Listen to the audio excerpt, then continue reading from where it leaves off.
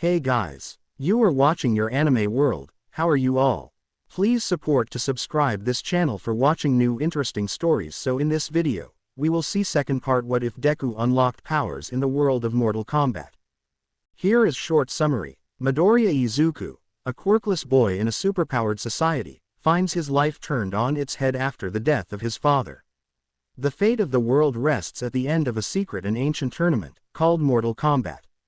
Izuku's dreams of being a hero catch up to him much faster than he ever expected, as he is dragged into a world of sorcery and gods beyond his wildest imagination. But before we start, if you want more stuff like this, then be sure to subscribe and like this video. And if possible, share this video with your friends. Now let's start the story. Sonia, how's your position? Cramped and smelling of fish. Well, you're the one who said you wanted the best seat in the house, right? Very funny, Jax. Hey now come on, serious time, do you see anything? Nothing yet. Visibility's good despite the fog, but the dock's completely empty. Alright, keep those eyes peeled. Intel said the wild villains were meeting some associates an hour before the tournament, and that's 3 minutes before now, actually. Who would have guessed villains don't know how to be punctual? Wait, I got movement. Is it the targets? No, I think it might. Oh crap. Sonia, what's wrong? Things just got messy. The sun had yet to rise over the horizon, the pier still dark and foggy. Until one by one, the street lamps turned on, just as the figure approached the designated location. They arrived in groups of 10, over 50 people soon filling up the area. Many still looked a bit groggy from waking up so early, while others were clearly intoxicated from spending the night partying in the clubs of Hong Kong while they waited for this moment. The crowd of men and women would sometimes converse amongst themselves, but the majority seemed to keep away from interactions. Some of the more famous martial artists or wrestlers still found themselves being surrounded by fans and appreciators of their work, requesting for autographs while they had the chance. All except, unbelievable, don't these people know the Johnny Cage is standing right here? ? Quote. Davey Matchbox grumbled as he tried to make his way past the crowd, carrying a large travel bag over his shoulder. I tell ya, I could see from a mile away these people ain't got no class, I can smell it too. That ain't no fi. Hey, I'm walkin' here, he shouted up at a large man with a shark mutation, who didn't seem to even hear the diminutive agent. Davey scoffed, straightening up his jacket. This is the oh-so-exclusive tournament old Bill wanted to send you. Johnny followed behind Davey, carrying even more of his luggage, with only a few drops of sweat dripping down his forehead. Come on Dave, you should know better than judge a book by its cover or odor. He paused for a moment, noticing a man walking around with a bright orange codpiece on full display and hair shaped like a drill. Questionable fashion choices. He placed down the 4 suitcases he carried in his hands on the floor, being very careful not to sound too relieved to finally get some rest on that front. I mean, look, that's Macho Guerrero. He pointed at a man surrounded by several women as he gave them his autograph, his blue and gold mask instantly signaling his identity as the famed former world champion. That's Macho Guerrero Jr., Davey quickly corrected, and he don't hold a candle to his old man. Ah, come on, nah, you haven't seen those tapes I lent ya, you'll know what I mean when you see a real pro wrestler in action. Davey said, placing the bag next to the rest of Johnny's luggage. I'm tellin' ya, Macho was the true king of pro wrestling, and I'll fight to the death on that. Johnny chuckled, knowing he wouldn't be able to win this argument. Alright, well, how about those two? He pointed at a man and woman, both incredibly beefy and shadowboxing near one of the warehouses dotted around the dock. They're just a pair of meatheads, so what? Well, I wouldn't let them hear you say that. Those meatheads are the Pancrase twins. The multi-time MMA champions. Yep, the undefeated multi-time MMA champions. Who literally vacate their own titles every 5 years because they get bored of winning so much. The same ones. Johnny, please, I'm too young to start preparing your funeral arrangements. Johnny quickly chuckled, placing a hand on his worried agent's shoulders. Dave, relax, I got this. He straightened up, putting on a confident smirk as he pulled out his sunglasses. By the time this tournament's over, All of these people will be trampling one another to get Johnny Cage's autograph. He slipped the sunglasses on his face, only to pause and look down at Davy again. You brought the photos, right? Red suitcase, as always. Davy confirmed, and don't go shortchanging them like last time. $50, and they can take 'em or leave 'em. He turned his head, looking around for, where's Jean? Johnny blinked, quickly turning his own head to look. Jean. Oh, over here. They heard the frazzled woman carrying a suitcase call out to them as she stumbled through the crowd with a string of, sorry, and, excuse me, letting out heavy breaths from all the rushing around she'd been doing trying to find them. Sorry, I lost track of you and heap. Jean saw the concrete floor approach her face much faster than she felt comfortable with. But she never actually fell down, a pair of arms quickly being placed beneath her to halt her fall. She let out a sigh of relief, lifting her head slightly with a nervous smile. Thank you, she said, but it was followed by a slight pause, spotting a messy two-tone mane of green hair which drooped slightly over a freckled face. Are you okay, miss? Izuku stammered out a bit awkwardly. His English was good, but he still needed some confidence with actually speaking it out loud. With a bit of help from Izuku, Jean managed to straighten back up. Wow, haha, yes, I'm perfectly fine. Jean laughed a bit at being called miss, and ended up nearly falling to the floor a second time with a squeak. Hey, whoa there. Johnny quickly took Jean by her left arm, while Izuku had already grabbed her just a split second before him. Damn, Jean, were you out partying without telling us? He chuckled. No, it's not. Jean looked down, letting out a slight whimper as she saw, my shoe. Sure enough, the heel on her left shoe had snapped, causing the tumble. Davy approached them, seeing the offending shoe and just shaking his head. I dunno why you bother with that stuff. Practical is key with everything. In life, even footwear. He stuck out his own foot to show the sensible and comfortable loafers he was wearing. Had these babies for over 10 years, and they still fit like a glove. But I love these shoes, Jean quietly whined, and Johnny helped her off Izuku. Okay, when I'm back, we'll all go on a shopping montage, how's that sound? Davy, a hand, give her one of my pairs for now. The agent stepped forward, helping to keep Jean on her feet as they walked back to Johnny's luggage. Johnny then turned to Izuku. Hey, thanks kid. Sorry about the clumsiness. Izuku just smiled and waved his hand. Oh, no, that's fine, it was no true. He then paused, and was left staring at the man in front of him for a few seconds. Why you're Johnny Cage? Johnny blinked, not expecting that, but he sure as hell wasn't going to complain about it. The one and only, kid. I can't believe this is happening. I'm talking to Johnny Cage right now. I'm such a huge fan of your work. I've watched all of your movies. Why didn't I bring my copy of the Seven Poisons novel? Sure, I had no way of knowing I'd meet Johnny Cage, but I should have been more prepared for. Hey, kid, take a breath. Johnny tried to snap Izuku out of his muttering spell, even if it seemed to completely remove any of the boy's awkwardness with English.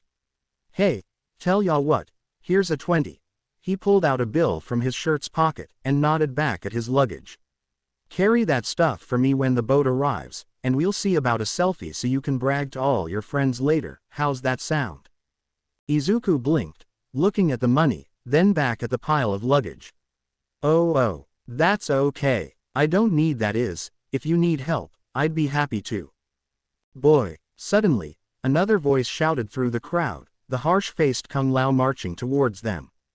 Kung-san, I told you to not get out of our sight. Lao harshly reminded him, getting Izuku to jolt from the icy glare being aimed at him. I'm sorry, Kung-san, there's just more people here than. Hey, go easy on the kid, will ya? Johnny stepped in, not really liking the attitude Lao was showing.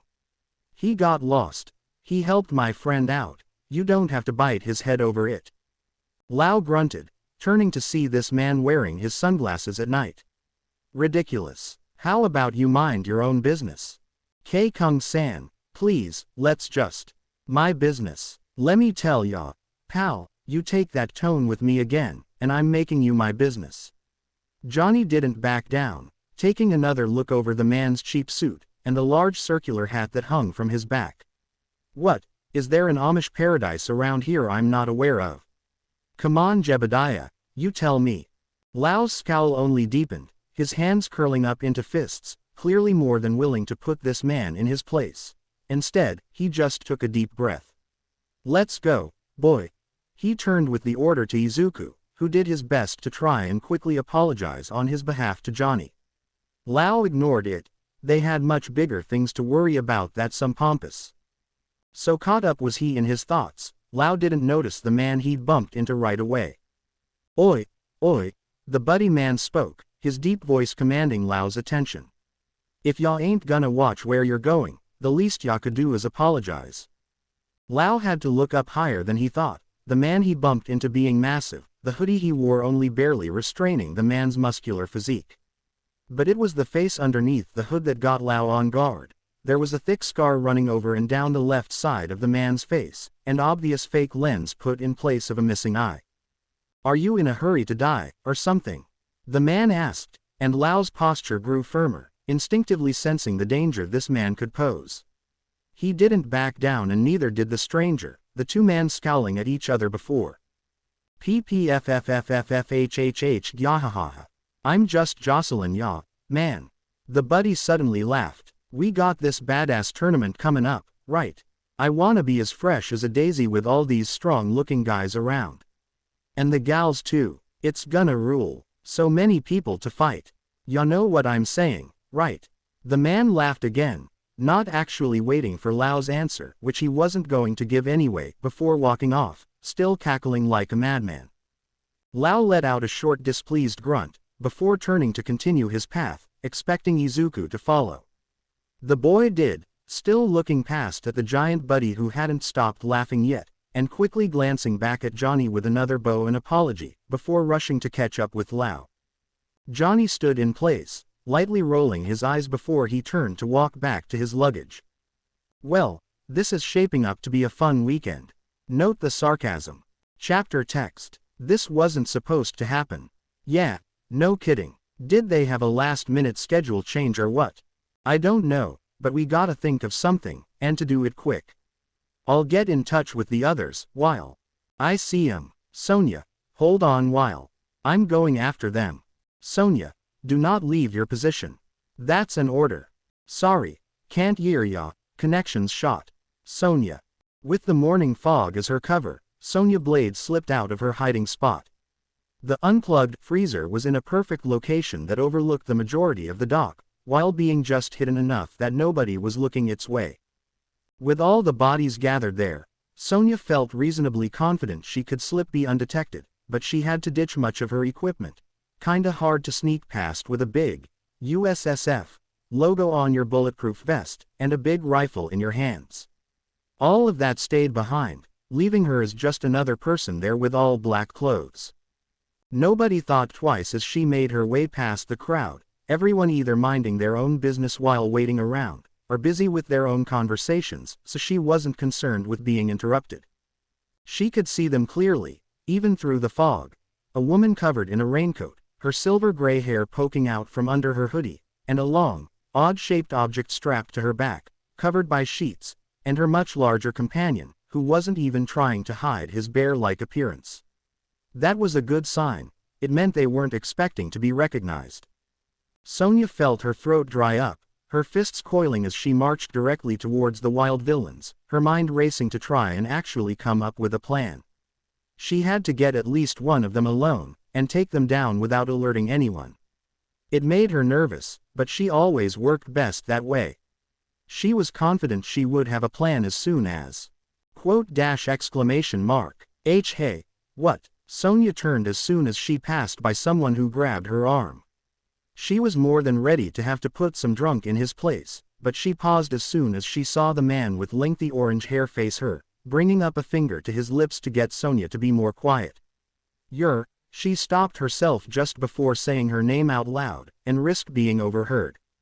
Without his signature wolf-shaped armor, the hero known as Neo-Wolf was hard to distinguish at first glance, especially with the orange dye over his usually gray hair, and the cheap brown suit had on right now.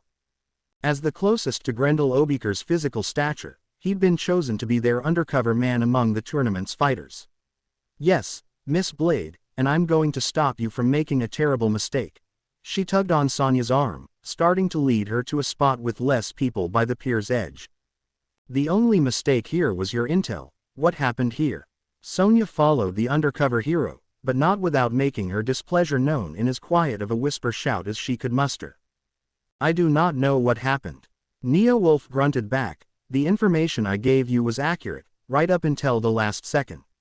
We suddenly got told to make our way here, no explanation given, but I suspect our activities here may have fallen on the wrong ears.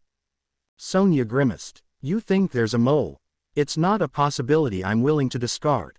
The hero sighed as he faced the ocean, barely visible as the morning mist grew thicker. He turned his head, looking over his shoulder at the wild villains. In any case, our best chance to capture them has passed. So we'll make a new one. Sonya didn't hesitate. All we have to do is draw them away from the crowd, and we can handle them both. And what if they recognize us the moment we get near? Then we'll lose them either way, won't we? She argued back. We either sit on our asses and watch them escape, or we at least try and make the best of a bad hand. Neo-Wolf didn't seem particularly happy with this situation, but sometimes you were just caught in tough situations like these. All right. Better to try and fail than regret. He looked over at their targets again, then around the area, even as it got harder thanks to the fog. Over there, by the crane. You wait there, while I lead them to you. Sonya couldn't help but get the thought that she was putting way too much trust on someone, right after finding out there could be a mole in their midst. However, Neo-Wolf was a veteran, respected not just in Hong Kong, but in several countries over the course of his career. If there was anyone she could trust, other than Jax, it would probably be him, but she was still going to keep her guard up. Sounds like a plan. They nodded, and Sonya parted ways, heading over to the secluded spot, while Neo-Wolf wandered the area to appear casual. He couldn't exactly make a direct line to the wild villains, she knew that, but it didn't make her feel any less impatient. They'd kept to one spot for now, Zookeeper sitting atop some boxes, but Beerhead was starting to pace back and forth, growing just as impatient as Sonya was. She tried to spot Neo-Wolf again, but the crowd and the fog were making it difficult. Why was there so much of it, anyway? The sky was clear all night, but now it felt like this damn fog was getting thicker by the minute. As she neared the crane, she barely even noticed the figure that crossed right past her. She glanced quickly, but the white-haired man didn't look at all familiar. He wasn't even in any of the photos of all the participants they'd gotten. He was wearing plain coveralls, not too dissimilar from the dock workers around here, but that only raised a few more questions than answers. She wasn't even sure where he came from, but with the fog only getting worse, she didn't think too hard about it. She took her place by the crane, and all she could do now was wait. She could barely even see the crowd from here, which was a good thing on one hand, since it meant they couldn't see her, but it made keeping track of the wild villains that much harder. She felt a chill run up her spine, but it wasn't out of nerves. She recognized nerves, and this wasn't it. She turned her head, trying her best to peer through the mist to see if anything seemed out of place. It was a gut feeling, but she tended to trust her gut more often than not. Illogical as it may be, she could have sworn she felt someone nearby. The feeling went away almost as quickly as it came, leaving Sonya alone again.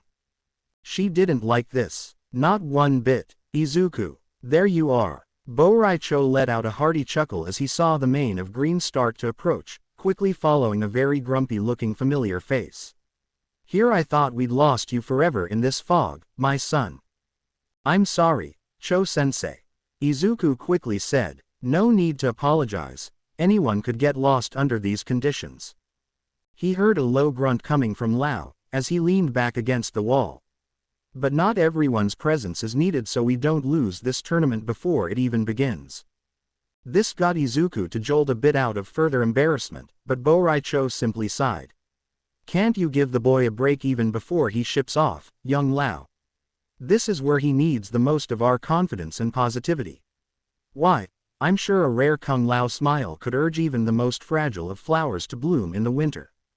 He chuckled again, only receiving a grunt from Lao in response. That's okay, Cho-sensei. I'm sure we're all nervous. In our own way, Izuku tried to mediate between the two, still not quite getting a grasp of how master and student could be this apart in their personalities. But that served to remind him, as Izuku looked around himself even with the fog growing thicker. Cho-sensei, Izuku lowered his voice a bit more, is Raiden-sama not coming?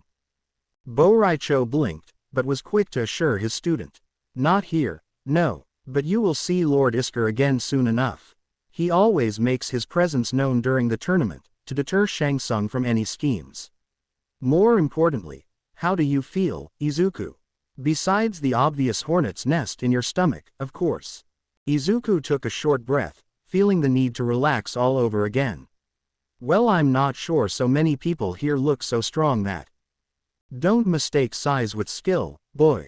Lao interrupted. Shang Tsung cares little for the quality of fighters. There's maybe only about a dozen that you need to worry yourself with. Strangely enough, that did help Izuku's nerves a little bit. Why, you really think so? Lao didn't respond, but Bo-Raicho chuckled. What young Lao is trying to say is, you've worked hard, my son. Place your confidence in your training, not on physical appearance. You will do just fine. Just don't go flying out of any windows again. Lao again butted in. You may not have someone to catch you next time. Izuku flinched, but he just laughed a bit shyly. He knew the comment came from a good place, but was he really going to keep holding that over his head? That was 2 years ago, and Izuku was pretty sure he'd be more careful about that now. Fairly sure, mostly sure, relatively confident, at least. Whatcha say? The loud yell commanded everyone's attention over to its source, a large and imposing bear-like man growling against a slightly short but still large man with lengthy red hair. Ya got fur in her ears too, Fleabag. The other man spat back. I said y'all look like a cheap rug, and smell like a dog washed in sewage, that's what I did. You lookin' to get yourself gutted right here, asshole. The bear man shouted, already bearing the sharp claws on his hand, holding them close to the other's face. 'Cause I'd be more than happy to oblige. Well, why won't ya step up and prove it, then? The other man barked back. Lao scoffed, turning his attention away from the fight brewing. I'm surprised it took this long for the scum to start fighting. Izuku glanced at him, then back at the men's shouting contest. His foot moved in front of the other, but he was quickly stopped by Bo-Raicho grabbing his shoulder. Izuku, it's okay. But, Cho-sensei. It's here. Both Izuku and Lao paused, realizing their master wasn't focusing on Izuku nor the fight. They followed his sight to the water's edge, and just like that, the fog began to twist and move unnaturally. The entire crowd stopped, even the arguing men, as the fog cleared. Or more accurately, it opened up into a perfect circle, keeping the fog thick so the outside world couldn't peer through, but allow the gathered fighters to see their arrival. A fleet of ships had approached the docks, each one made out of aging wood and metal, looking like something out of the distant past. Massive sails hung from their masts, emblazoned with the tournament's dragon symbol. They could see figures already on the ship, men dressed in black pants and robes, red masks wrapped around their heads to conceal their identities rushed to lower the ramps as soon as the boats came to a stop. Atop each of these ramps, 2 figures dressed in brown hakama, fox-like masks colored black and white on each side covered their head, and lengthy naginata being held in their hands. They crossed their blades, before standing at attention, uncrossing them to allow entry onto the ship. The time had finally come. Davy stared up at the ancient ships, the assembled crew, and finally, the men wielding sharp blades. We're leaving. He picked up one of Johnny's suitcases, already turning to get as far away from there as possible. Come on, Davy, they're just putting on a show. Johnny said with a chuckle, it's about time someone knew how to have fun with these tournaments. John, you cannot be serious, that blade's as tall as me. Dave, I've been working with fake swords for years, I think I can tell the difference.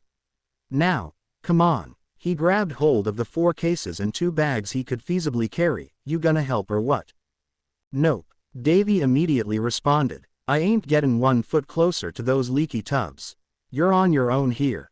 I'd help, Johnny, but she lightly waved her foot, which was now in one of Johnny's shoes, and wasn't nearly big enough to fill it. That fine. Thank you anyway, Jean. I'll just get one of those guys to grab the rest for me, he said, motioning to the men with the red masks, mainly just to get Davy to bristle at the thought. Yeah, I'll bet. The only thing those guys will grab for ya is your wallet in a dark alley, I'm sure, he commented, but Johnny was already making his way to the ship. Ah, geez, hey, John, he called out, getting the movie star to look back one last time. Give 'em hell, will ya? Gee, good luck, Johnny. Stay safe. Johnny smiled back at them, giving a brief nod before he made his way up one of the ramps, just before the other fighters started to board as well. The trek wasn't long, but boy was he working up a sweat with all the weight he was lugging around. Phew, he let out a sigh of relief as soon as he got on the ship, putting down his luggage just for a brief respite. You know, I love the whole aesthetic you guys got going here, but maybe invest in some better stairs next time. He chuckled as he talked to one of the men in fox masks, who remained completely silent. Okay, hey, I've got a few more bags down there. You think you or any of these other guys could get it for me? Again, no response. Hey, I'm a good tipper, you know, if that's the... You. A man with the red mask approached. Follow me to your cabin. Without waiting, the man quickly turned and started walking away. Okay. Johnny immediately picked up his luggage again with some effort, and started following the man.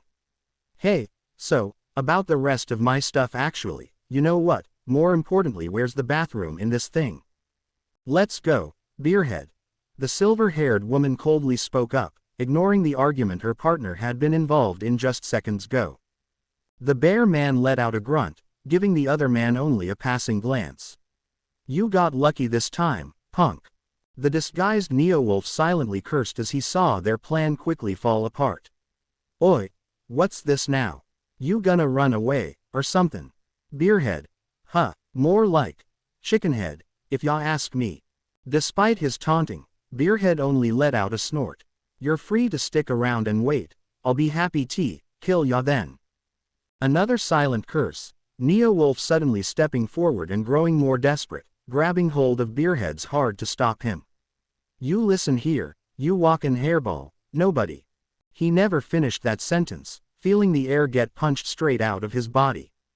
The woman, Zookeeper, had stepped in and swung the covered object straight into his gut, crashing into him with such force and weight, that it caught the veteran hero completely off guard. Neo-Wolf was thrown a good 5 or 6 feet backwards, and left coughing and wheezing for breath. He tried to move, but it was almost like that one blow had beeped out all the energy out of his body. Beerhead, let's go.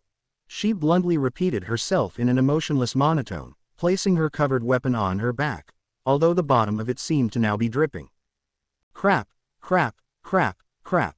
That was the only thought running through Sonya's mind as she saw Neo-Wolf repeatedly try and fail to get Beerhead to pay attention to him. When she saw the hero get thrown back by Zookeeper's weapon, she knew the time to play it safe was over. She grabbed her communicator, quickly shouting, "All units, we got a man down, and the targets are on the move. I repeat, targets on the move. Get down here or we lose 'em." She didn't wait for a response, making her way towards the wounded Neo-Wolf, and drawing out the hidden pistol underneath her jacket. Neo-Wolf wasn't getting up, she could see that. She could also see her one chance at getting closer to Kano's location quickly getting away. Damn it, she was well on her way to reaching Neo-Wolf before she suddenly turned directions.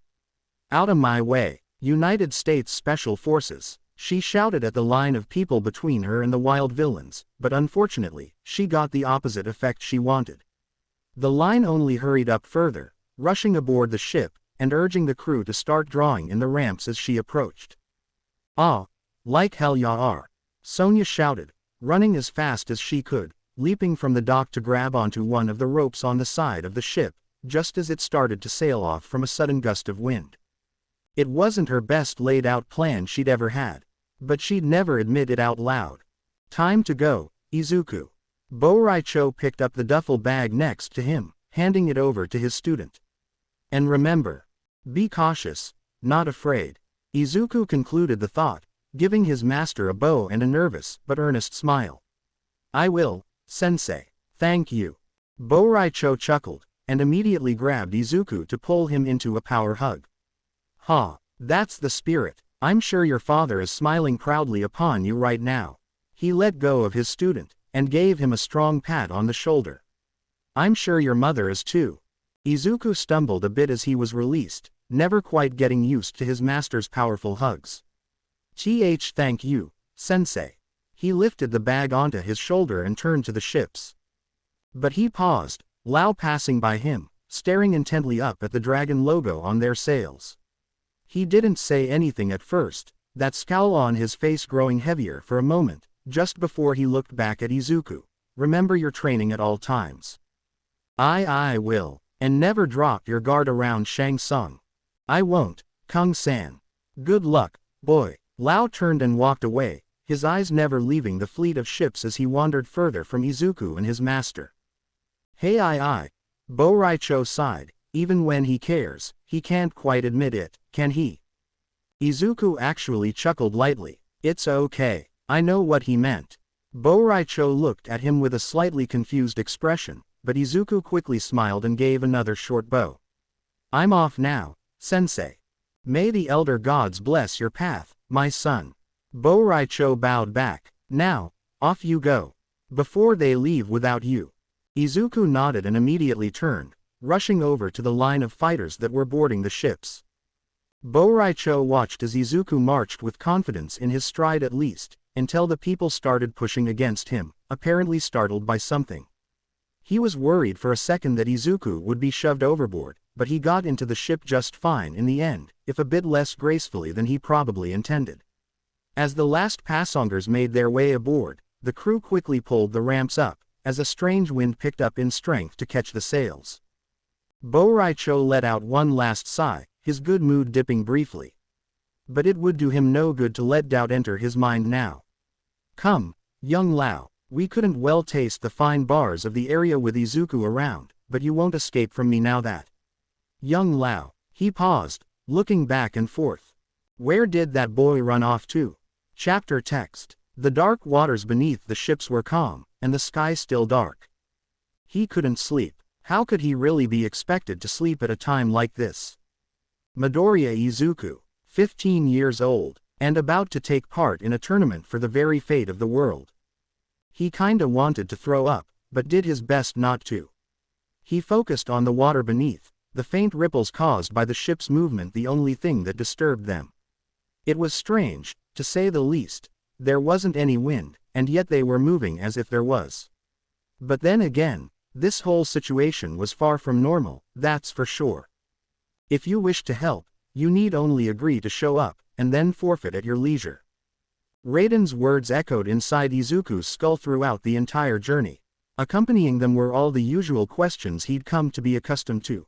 Can he do this? Is he only standing in the way? Is he strong enough? Can he really become? Quote. He turned his head, hearing someone step out onto the deck. He didn't know what time it was, but he hadn't even seen any crew members since exiting his cabin. He figured he was the only one still awake, but maybe someone else couldn't sleep either. One look at the man, and that possibility became less likely. Something about him just instantly told Izuku, stress and worry were the last thing on his mind. The man was of above average height, with striking snow-white hair and beard, a fair number of creases over his skin. They made him look older than he seemed to be, but Izuku didn't have much time to focus on it before the man covered his face with a dark blue mask, and a black hoodie being pulled above his head to leave only his eyes visible. It matched the rest of his getup, what resembled like a black bodysuit that left only his arms exposed, and a dark blue piece of cloth worn above it, draped over his shoulders like a poncho, but stretching down beneath his belt into a loincloth as well. The man adjusted the black elbow pads, and then the black fingerless gloves he wore, before discarding aside some plain dock worker coveralls. And then the man turned his head, meeting Izuku's eyes.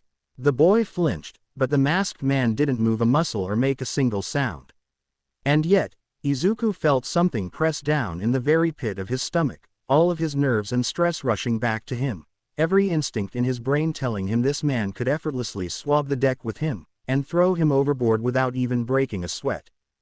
The man did none of those things, simply turning his attention away from Izuku, and continue his walk.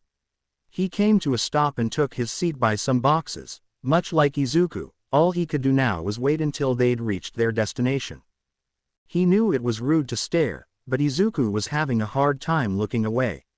Not because of the man himself, but because of what he was trying to convince his brain of. Technically speaking, everyone here was fighting for the sake of Earth. Whether they knew it or not, any one of the people gathered in these ships could go on to defeat the unbeaten Mortal Kombat champion, and give this planet another fighting chance. Despite everything he was warned of, Izuku couldn't imagine everyone here was on Shang Tsung's pocket. There had to be good people who were tricked into taking part in this, and there had to be strong fighters who would be horrified at the chance that Shang Tsung's victory would bring about such a fate to their home. So maybe if Izuku tried his best to explain, to convince even only a handful of people of what they're really fighting for, maybe they could come up with something. A game plan on how to proceed, or even have some kind of backup plan in case things go south. And maybe they can find someone more capable of being champion than. The man raised his head, seeing Izuku stare out into the ocean once more. He was certain he felt the boy's eyes on him, but maybe he was starting to grow a bit paranoid. As the thin mist started to clear, and the first few rays of sunlight crawled over the horizon, lighting up the fleet of ships above that dark ocean, Izuku closed his eyes and took in a deep but shaky breath. I can't think like that, not after all that training, not after everything I've learned. His fingers curled into a tight fist, Izuku raising his head as he saw, past the mist, an island come into view. I can't let anyone else become champion. Now this is more like it. Johnny Cage nodded as he saw the sight before him. A pristine tropical beach right there before him, as he and the other passengers left the ship. The whole island looked like some kind of paradise, the thing you'd see in a postcard without any exaggeration, and yet it was refreshingly cool despite how bright and sunny it was. He couldn't actually see the resort from here, but hopefully it wasn't too long of a distance from this beach. He glanced at the large man with a clam-like face that stood next to him. So, what do you think? Hawaii, New Zealand. I have got to know if they do reservations. He chuckled, while Clam Man simply ignored him. The area was decorated with various flags, all of them sporting that same dragon head symbol. A bit tacky in his opinion, but he knew the importance of branding. All of the tournament's participants were gathering in a large area surrounded by these flags, along with more of those guys in red masks that guided them there. There was a stage or podium set up, probably reserved for the head honcho himself to make his appearance.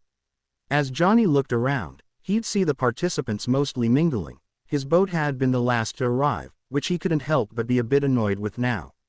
Some of them had even set up tables to play that old, test your sight, game. He was great at that. Oh well, he'd have plenty of time to network later, and especially to get to meet some of the ladies, preferably over a nice bottle of complimentary wine. He scanned the area, and honed in on a small group of 4 women whose eyes had been glued on him from the moment he stepped into the beach. Each one had a different animal or animal-like mutation, from one with multiple tentacle-like arms, another resembling a panda, and 2 shark ladies of imposing stature. Well, like Davey always says, get you a woman who can bench press you off your feet, and life's as gold as it gets. He slipped his sunglasses onto his face, putting on that patented Cage charm as he made his approach. Well, good morning, lad. Johnny flinched at the sudden sound of a gong being struck, just glad the noise had masked what he'd shouted in response. 2 more loud sounds echoed as the gong was struck again, and everyone who hadn't already, had turned their head towards the podium. 2 of the fox-masked men stood there, a red mask one being the one to strike the gong 3 times before he made his leave. The fox-masked men stomped their weapons on the stage, before they turned to face the crowd, each one on opposite ends of the small stage. And with the attention of everyone there, a figure emerged from some unknown location. There weren't many places to hide, so Johnny could only figure he must have missed the guy among all the bodies here. His clothes were sharp, if a bit old-fashioned for Johnny's liking. From where he stood, he felt confident in saying they were silk robes, colored a deep blue and vivid yellowish orange, overused in movie posters, but a rather bold-fashioned statement, if he were to say so. The man had shoulder-length hair, pitch black but noticeably graying, and the goatee he wore stretched a good 2 inches from his chin. He had to respect someone still trying to keep that look alive, he supposed. "Welcome." The man in sapphire and gold spoke with a sunny smile, his voice carrying through to the crowd of over 50 people.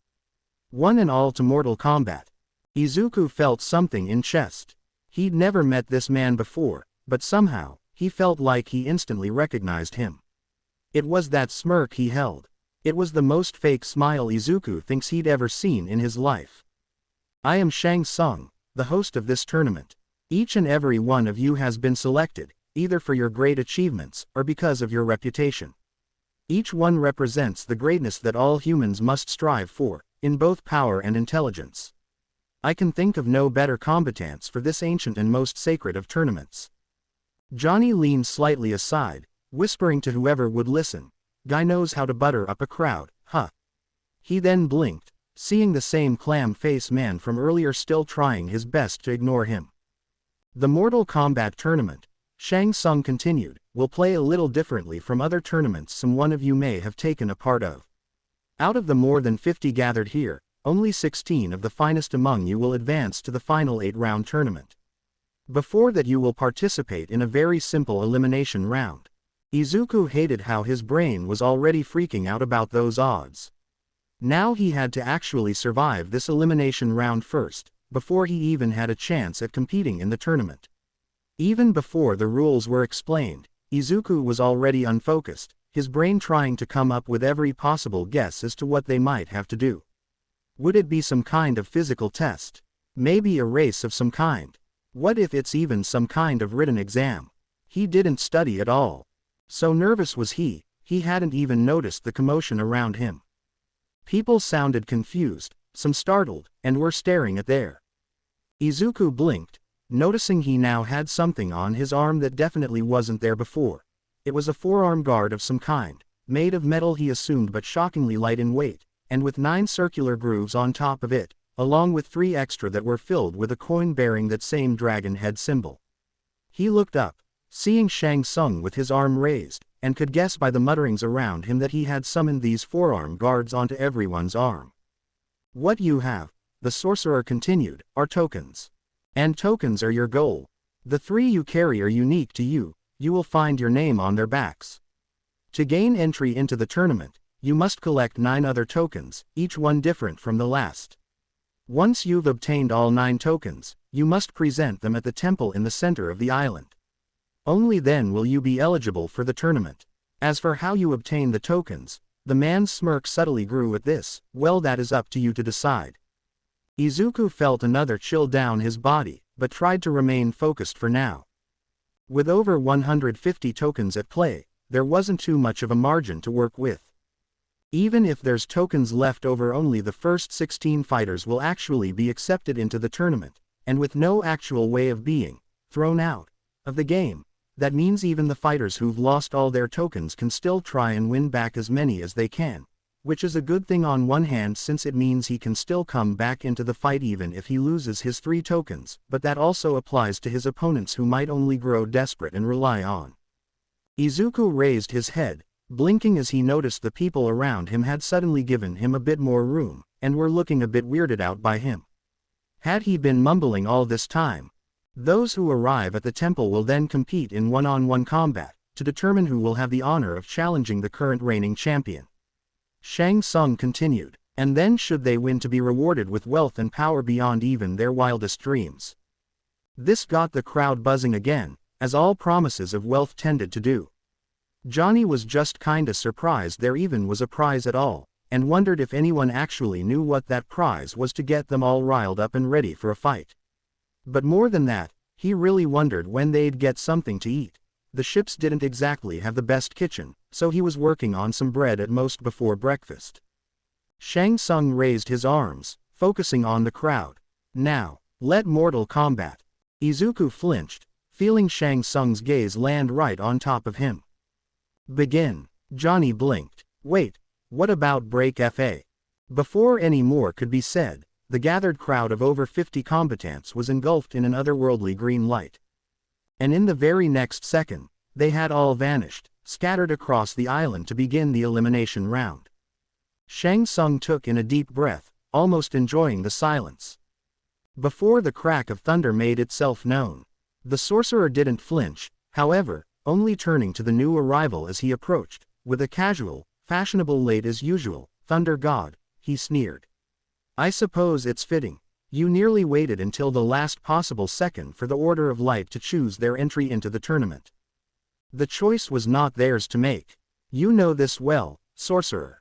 Lord Raiden came to a stop before the stage, looking up at the sorcerer. I am sure it breaks your heart that they even agreed to it, and you could not simply claim an effortless victory. A light chuckle left the sorcerer. Oh, hardly so. The more the merrier, I always say.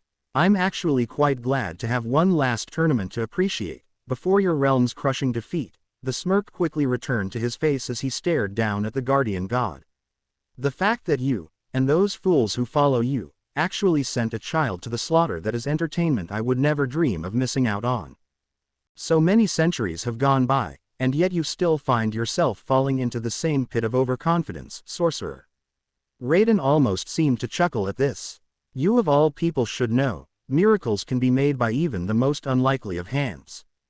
Shang Tsung's face contorted in anger, Raiden's words clearly striking a prideful nerve in him, but just as quickly as it came, it was replaced by an even more smug and calm grin. Your little act may fool the blind you surround yourself with, Thunder God, but it can't fool me. The venom in his voice wasn't hidden, however. You're scared. Even you have no faith in that child, so can you imagine the doubt eating away at him right now? The fear, the crushing weight of responsibility that you have willingly placed atop his shoulders. I do not need to imagine. I know these things, all of them, Raiden answered without hesitation, but I know more still, sorcerer, so spare me your theater. You gave up your heart far, far too long ago. Do not pretend to know what lies inside of those who still hold to theirs. This earned another chuckle from Shang Tsung, who held his hand behind his back, his feet leaving the stage beneath him. The sorcerer hovered inches above solid ground, as he lowered himself from the platform to look directly into the god's shadowed face. When this tournament ends, and Guro raises his arm in victory, you will get your wish. You will be spared this mockery you call a resistance, as our forces ravage this realm, and burn everything you fought to protect down to cinders. And then, once the Emperor has staked his claim, and Earth belongs to him, it will be I who will be there to see the life extinguish out of your eyes at long last, Thunder God. That is a promise. Master. A third voice made itself known, both sorcerer and god turning to the red-masked man, who swiftly bowed. I apologize for the interruption, but, he then motioned behind him as two fox-masked warriors approached, carrying with them. I said, let me go. A very angry-looking buddy woman, her hands tied behind her back to keep her from causing trouble. I can walk by myself, you Halloween rejects. She's a stowaway, master. The red-masked man explained. She must have jumped onto the boat as soon as we set sail. With a growl, the woman pried herself away from the fox-masked warrior's grip, but when she noticed the pair of eyes on her, she was quick to switch on professional mode, standing up straight to introduce herself. My name is Corporal Sonya Blade, of the United States Special Forces.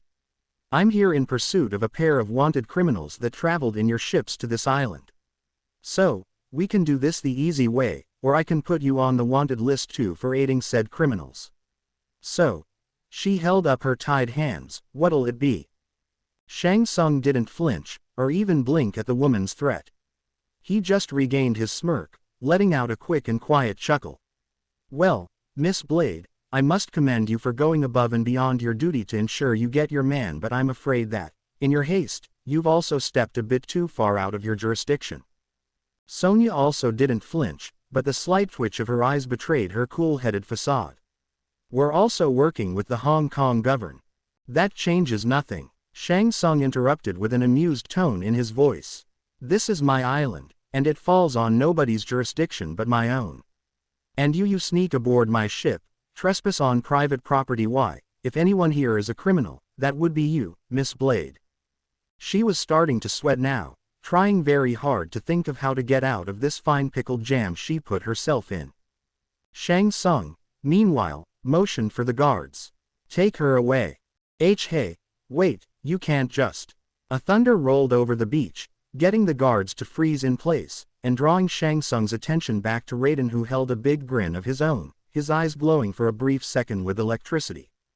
Now, let's not be too hasty. He stepped past Shang Tsung, getting the masked guards to cower slightly as he approached the prisoner. Sonya Blade is here because one of your invites was lost, let's call it. He turned back to Shang Tsung. That means there's an open slot in the tournament. Shang Tsung's grimace returned. So you expect me to what? Add her to the tournament, as a favor? Pretty much. Raiden chuckled, much to Shang Tsung's further annoyance. What is it you always say, sorcerer? The more the merrier. Sonya just blinked, staring between the two men. What, so, I fight in your little blood sport tournament? For your entertainment or something? Look pal, that's not how. Sonya Blade. The larger man turned to her, it's all right. She found herself staring at the man's shadowed face, and the smile he held to her. By all accounts, she should be just as furious with him as the other smug jerk, and yet, she just felt like she should believe him. It was like looking at her grandpa or something, it just immediately put her at ease. Oh okay. The sorcerer let out a gruff sigh. Very well. With a wave of his hand, the same forearm guard with 3 tokens appeared on Sonya's arm with a green light, and just as suddenly, she vanished from the beach. Crossing his hands behind his back, Shang Tsung turned to Raiden once more. What's one more lamb to feed the wolves? He taunted before he turned, walking away from the beach along with his guards. Raiden was left alone on the sand, as he looked out towards the island. Already he could feel it in the air, in the very ground beneath him. First blood had already been spilled. It has begun. Chapter text. Yes, this will do nicely. Bo-Rai-Cho nodded approvingly as he inspected his surroundings, but Izuku and Lao didn't seem to really share their master's positivity. Cho-sensei, this is a dump. Takoba Beach Park had certainly seen much better days, or maybe years, due to the currents dragging in plenty of trash onto its once golden sands. Many had taken to simply dump whatever they wanted onto the beach, leaving it riddled with mounds of junk, garbage bags, old appliances, and who knows what else. Bo-Rai-Cho looked around himself, then back at his students with an amused smirk on his face. That may be so, but as the old saying goes, one man's trash is another man's treasure. Well then, what does that make a dump, if not a little slice of heaven? Lao didn't seem at all convinced. Cho Shifu, you can't honestly be planning to train the boy here.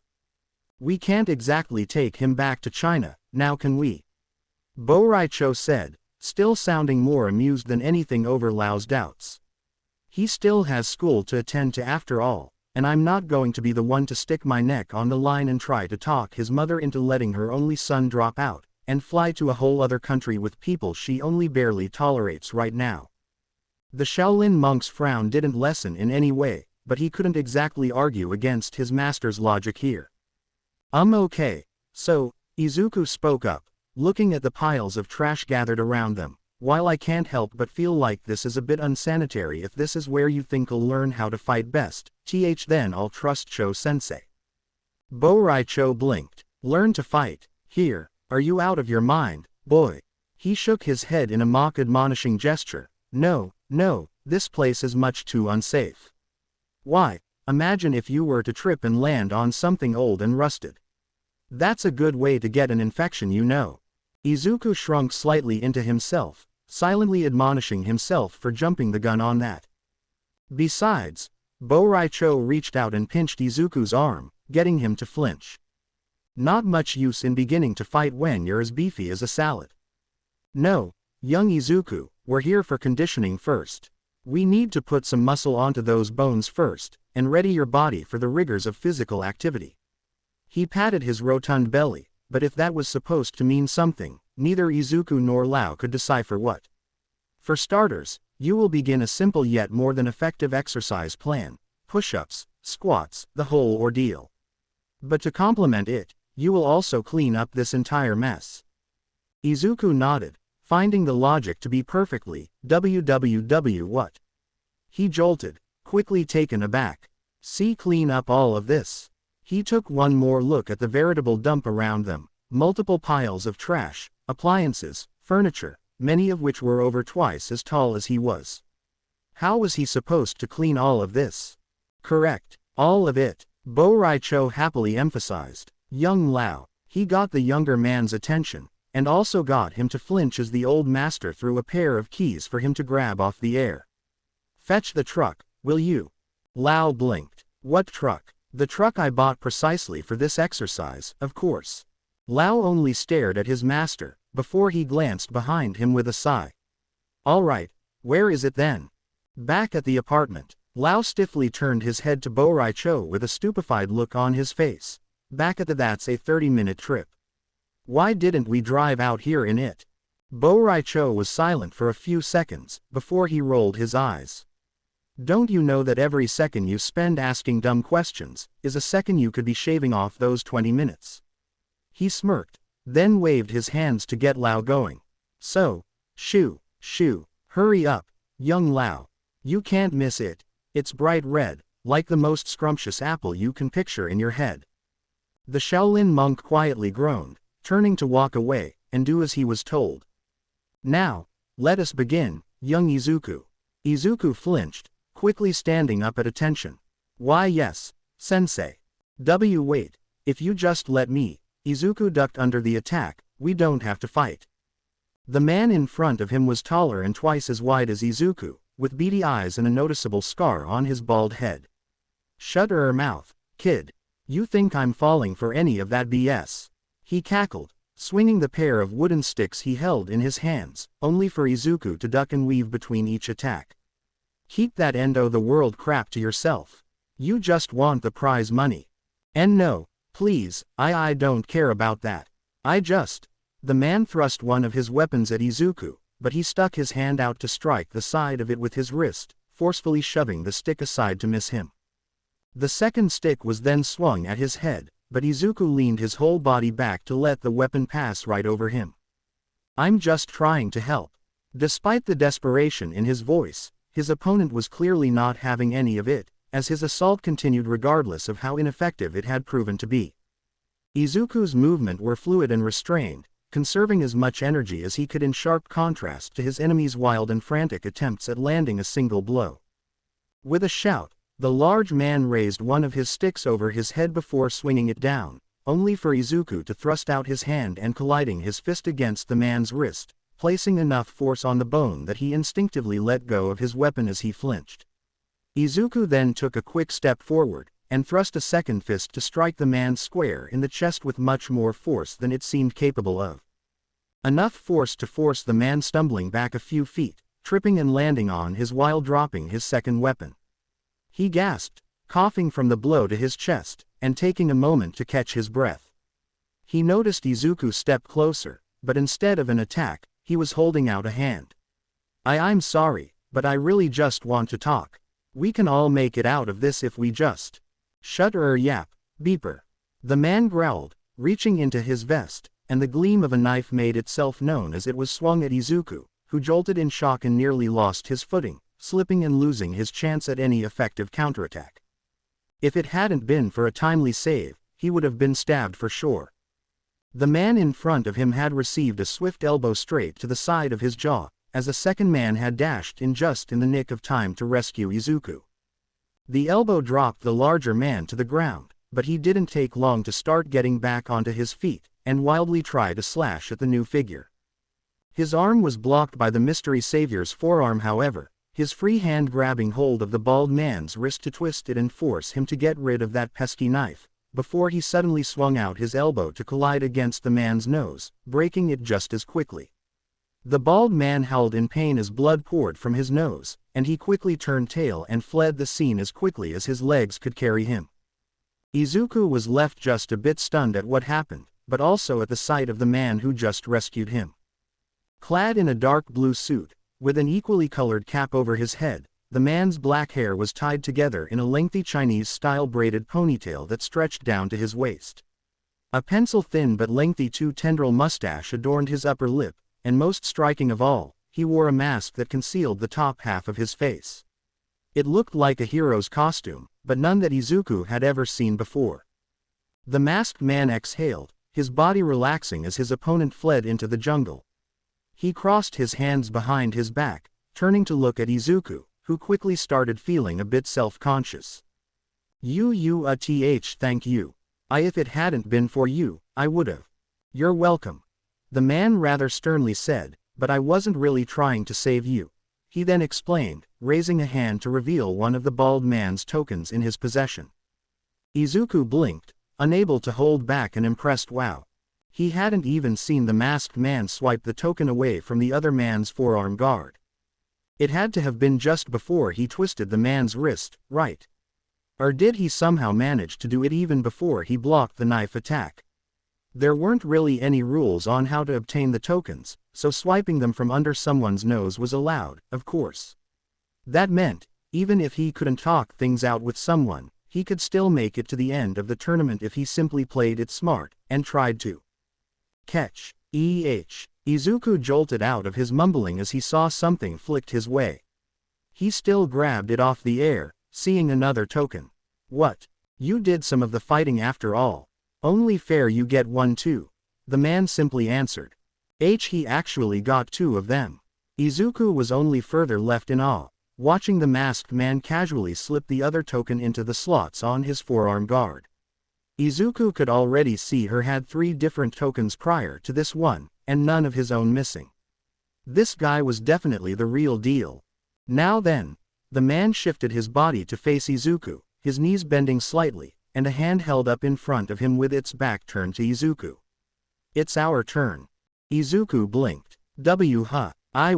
Wait. He quickly raised his hands as he realized what the man was getting at. We don't actually have to fight.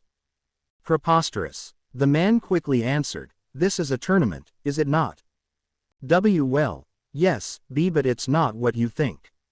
It's really complicated and it's going to sound a bit okay, a lot crazy, but I'm telling the truth. You don't want to win this tournament. A scoff left the man, as he patiently waited through Izuku's frantic explanations. Quit speaking nonsense. And no, please, just let me explain. This tournament isn't a normal tournament. It's going to decide the fate of the whole world, depending on. I don't care. Izuku flinched. What? Even if you speak the truth, it's no concern of mine. The masked man sternly explained. I came here to fight and win. It's as simple as that, so that's what I'll do until I'm crowned the champion. He could scarcely comprehend how someone could feel so indifferent to being told the fate of the whole world was at stake, but then again, he could maybe just not at all believe him. Even still, okay, but look, I'm being serious. You don't want to win this tournament. So, how about this? He raised his forearm guard, pointing at his tokens with a shaky and desperate smile on his face. What if we just help each other? I give you one of my tokens, and you give me yours. That way, we can at least both get closer to entering the tournament, and... First you speak nonsense, and now you dare mock me. ? The man raised his voice for the first time, his expression turning visibly angrier. Listen up, kid, the only reason I got involved was because you showed potential. I wasn't about to let that fat filth of a man take you out of the tournament before I had the chance to test your skill myself. Had I wanted to take your tokens without a fight, I would have done so long ago. If you won't give me a fight, then I'll simply have to force your hand to take it. Before Izuku could respond, the masked man lunged forward, his raised hand thrusting out to chop him on the throat. With a yelp, Izuku dodged the sudden blow by desperately leaning his body as far aside as he could, but the masked man seemed to expect it, as his other hand raised in a fist to catch Izuku's jaw. Izuku's foot gave way beneath him, his whole body twisting to dodge the fist and to land flat on his back, but the man didn't slow down in the slightest, raising his foot to stomp down on Izuku's head, only for the boy to roll away. The masked man then raised his other foot, again going for a crushing stomp, but Izuku swung his legs before he could, looking to trip the masked man while at the same time, spinning around so he was on his gut, and immediately pushing himself off the ground and onto one knee. His trip didn't succeed however, the man hopping on one leg to jump over Izuku's, and as soon as he landed, he swung out his raised foot to catch Izuku square in the face as he got to his knee. The beak of the masked man's shoe stung against Izuku's cheekbone, but it could have been a lot worse. That's what he had to tell himself to ignore the pain, and raise his arms to block the next kick swung at his head, a kick that was quickly repeated 3 other times. When the 4th kick launched itself, Izuku threw himself back, landing on his butt and both hands on the ground, using them to lift himself up slightly in order to send out his own kicks to the masked man's ankles. But the masked man swayed with his legs, stepping aside each of Izuku's kicks almost as if he were dancing just to show off.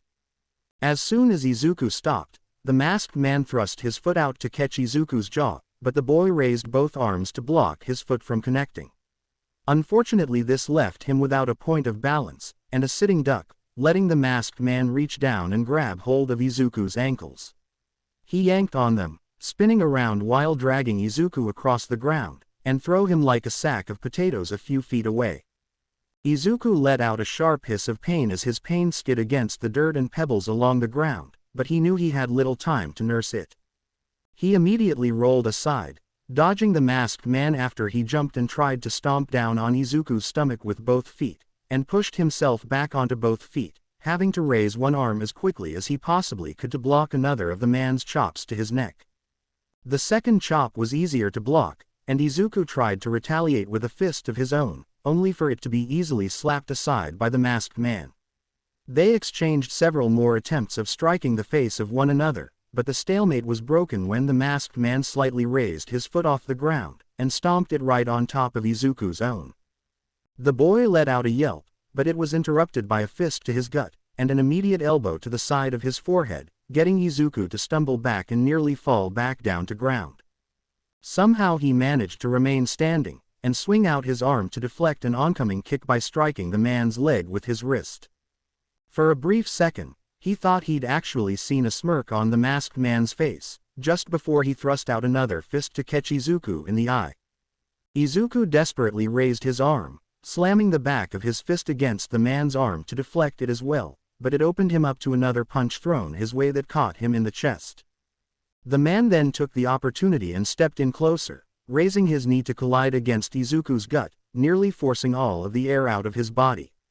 The masked man then grabbed Izuku by the arm, turning as he yanked on it, and flipped him cleanly over his shoulder with a throw, slamming Izuku right into the ground.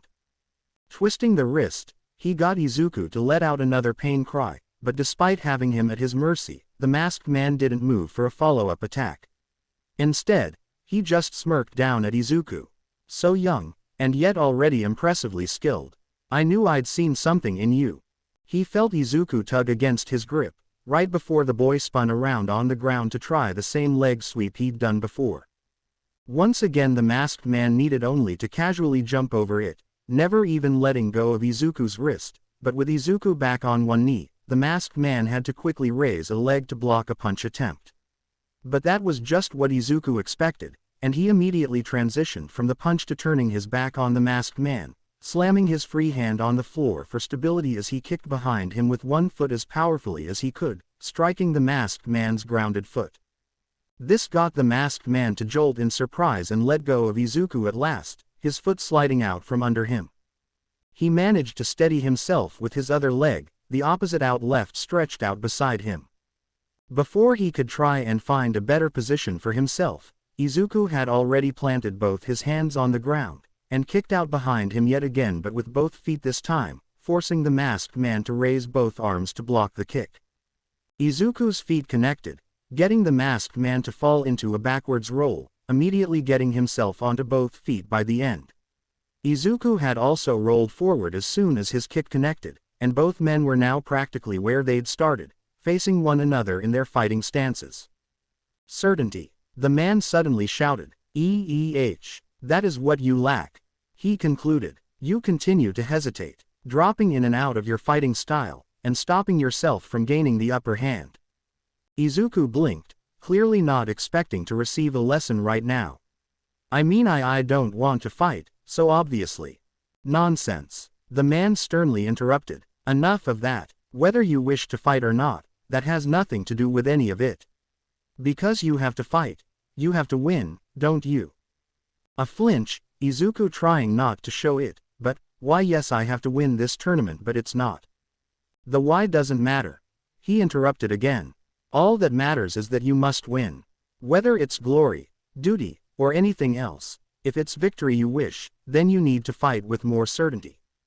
Izuku's stance slackened, a pensive frown crossing his face at the man's words. He couldn't exactly say he was wrong by any means, it was something Izuku had struggled with during his training. While he thought to himself he'd gotten over it, combat training and real combat were two very different things. He was still plagued with uncertainty, those questions of if he could actually do this, and what would happen if he couldn't. It was pressure, pure and simple, and his hands fell at his side as that weight grew increasingly more noticeable over his shoulders. The masked man let out a quiet sigh, relaxing into a more casual posture. This is a shame. A battle where your opponent only has half his heart into it is like non-alcoholic beverages. Regardless of the flavor, it's still an empty and flat experience for everyone involved. Izuku remained silent. Well, I got what I came for in the end, I suppose. The masked man raised the token he'd swiped off of Izuku, much to the boy's shock. When did you? Kid, the man interrupted. I expect you to find that certainty. You're the one who said as much. You have to win. And you won't get your victory with such a lousy flavor of combat. He slotted the token into his forearm guard, only 4 tokens left for him to earn his spot. Most people here aren't even worthy of getting my shoes dirty, so I hope to see you in the finale. He turned, already walking away, giving a brief wave. You've just taken your first steps towards there, after all. As the man left, Izuku didn't have any reason to follow him. If he didn't have to fight any more than he absolutely had to, then that was the path he'd rather take. But curiosity did overtake him for a brief moment, and he managed to call out, "Who are you?" The masked man stopped for a moment, looking over his shoulder. It's impolite to ask someone before introducing oneself. Izuku flinched slightly. All right, sorry, my name is Midoriya Izuku. Midoriya, then I see. He let a small smirk appear over his lips. Then, Midoriya, I am known in certain circles as Drunk Lee. He quietly chuckled, amused as he saw the dawning recognition in Izuku's widening eyes. I look forward to seeing what you're capable of. He turned and continued walking, soon vanishing into the jungle, and leaving Izuku to stew in his thoughts by himself. Drunk Lee. He recognized that name. While it may not have been the most well-known, it was a popular name among a certain level of criminal activities. For decades, Drunk Lee has been a staple of the illegal underground fighting arenas, a mysterious figure who shows up wherever a new fight pit emerges. His true name and identity a mystery, he's managed to evade the authorities for years, including one highly publicized incident over half a decade ago regarding the underground masquerade illegal fighting ring. Despite All Might's appearance there, and the arrest of dozens of its fighters, Drunk Lee was one who managed to escape, making him part of a very small list of names who've been able to duck under the symbol of peace's watchful eyes. Izuku felt a pit in his stomach, thinking about how he'd just been so close to a wanted and possibly very dangerous criminal. A criminal who was looking forward to the next time they fought. This didn't bode well at all, but there was little he could really do about it. So he took in a deep breath, before glancing down at his hand, and Drunk Lee's token that he'd swiped during their battle. That's 2 down, and 7 more to go. Chapter text. Well, what have we here? The large, rotund man with a nose shaped like a hammer gruffly chuckled, his pinky finger jammed halfway up his nostril. I think this is one of them heroes, I say. Hayayaya. One of his accomplices, a very skinny man with dirty orange hair and a leather vest, stepped forward, aiming his trusty knife. A young woman chuckled, surrounding their prey. Lookin' this ratty and filthy. You'd have to be a real lame-o hero to look this way. He's a hobo in pajamas, that's what he is. A very short man with a mouse mutation cackled. There were 8 of them in total, a group of lowlifes with poor fashion sense, but very deadly weapons. All of them surrounded a lone figure who stood silent. The large man, their boss, chuckled. See, these here morons, they don't got the brains like we do. They're gonna be out there killin' each other, doin' things mano a mano, right? But way I see it, the winnin' strategy is, group up, and beat the snot out of everybody with their mates. Hiya, the boss sure is clever. But see, we ain't bad guys. The boss continued, we'll gladly let ya go. All ya gotta do, is fork over those tokens of yours. Ain't that simple? No answer. Hey, the woman poked with her wooden bat right to the side of the prey's head. You talk when the boss talks to you. Ya hear? The man standing in the center didn't flinch, and still didn't say a word. But even they felt something shift in the air around them, as the man slowly curled up his fists. And the man in yellow and black slowly raised his head, glaring straight at the thuggish boss with pure white, empty eyes. Okay, situation assessment. She's on some remote private island, presumably outside of both US and Chinese jurisdiction, simple enough. She's also been forced to take part in some underground tournament being populated by some of the most wanted criminals from a multitude of countries. She knew that part. The pros. She could definitely use this opportunity to find Zookeeper and Slasher Beerhead, and get some information out of them. The cons. Hi-yi, she kind had to deal with people trying to kill her, as evidenced by the third person to jump out of the forest to try and either stab her, or bash her skull in. She'd kinda stopped keeping track of which. The man was sluggish as hell though, hardly a trained fighter, and he practically gift-wrapped that arm for her to grab and twist, and threatened to nearly rip the elbow out of its socket. Instead, she gave the man a quick tap read, punch to the jaw, followed by one to the nose. It was lights out for him right away. I'm sure if these guys' skills were as extensive as their felony list, they'd be some kinda trouble, she muttered to herself, an old habit she never truly let go. Even though she wasn't exactly involved in this by choice, Sonya Blade still played to win. She took her fourth token from the man's arm, and went along her way as normal. Frankly, if this whole thing had just gone through all the necessary legal means, it would actually make for a good reality TV show, or something. Throw 50 or so boxers, martial artists and wrestlers in an island, and just watch them duke it out. She'd tune it for that. Instead, they just had to waste this cool idea on some kind of sick blood sport. Disgusting. She'd definitely have to bring this up when she got back to Jax. They would need all the manpower to be able to bring down this Shang Tsung character. Much as the thought that there could be people dying right now bothered her, she had to keep her priorities straight. The best way to ensure this doesn't happen again is for her to survive and make it to the end.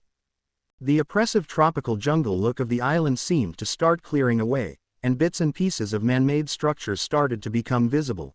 Mainly ancient walls and ruined ruins, but it was something at least.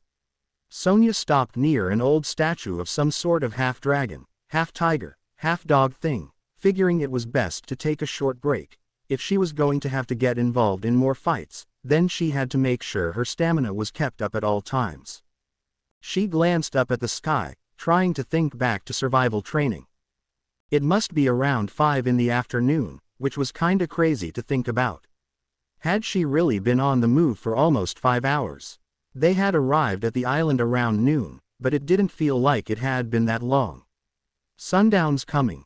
She looked around herself, and figured this was as good of a place as any to camp out for the night.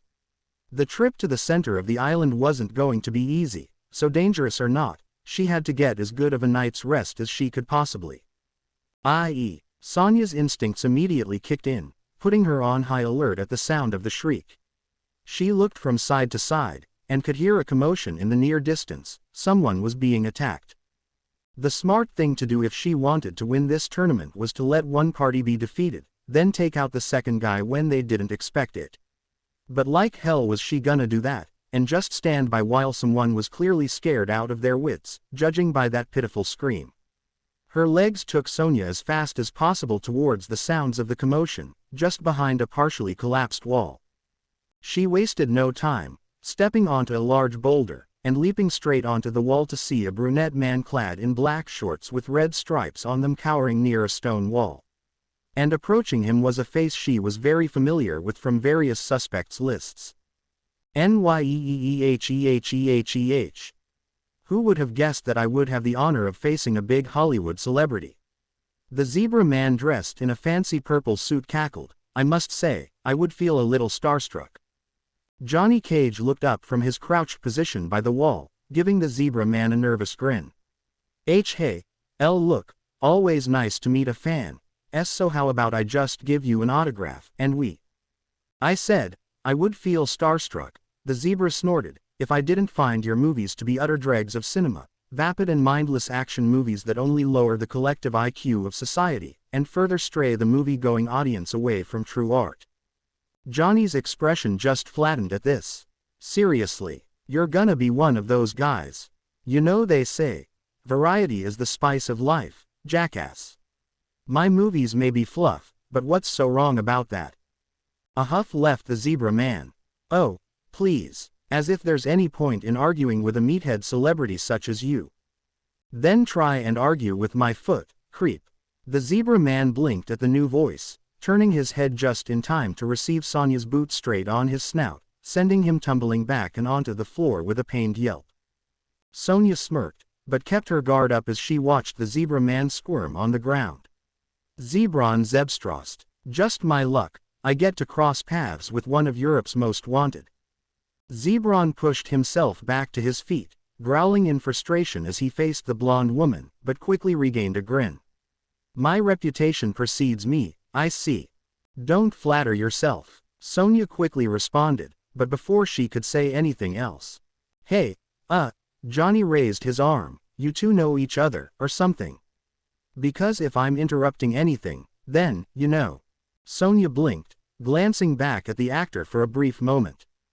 Get yourself somewhere safe, sir. I'll keep you safe, don't worry. Safe. Johnny blinked. Whoa, hold the phone here. Johnny Cage doesn't need to be kept safe. I had this guy right where I wanted him. Sonya, again, glanced back at Johnny with a flat look on her face, clearly not buying it.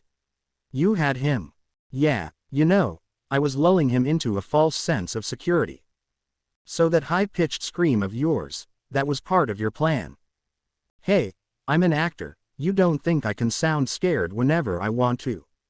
Excuse me, Zebron quickly interrupted the conversation, already losing his patience over being ignored.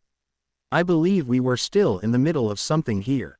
You peasants can have your brainless chatter however long you wish, but only after I take those tokens away from you. Sonya narrowed her eyes before scoffing. Fat chance. Yeah, Johnny added as he got back to his feet.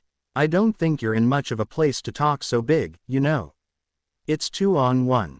Wait, what? Sonya blinked. No, you're gonna back off. This is a dangerous criminal, not one of your stuntmen. I can't have a civilian getting involved. Johnny faltered in his footing slightly. Stunt, hey, I can handle myself in a real fight. All he got in return was a flat look from Sonya. See, come on, don't you know who I am?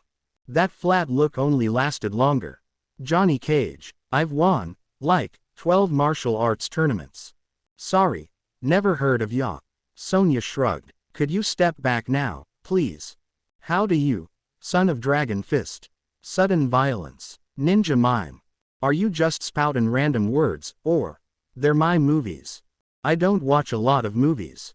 There's still such a thing as pop culture osmosis, you had to have heard of at least. Excuse me. Zebron's shrill cry made itself heard again, his patience visibly wearing extra thin as he continued to be ignored.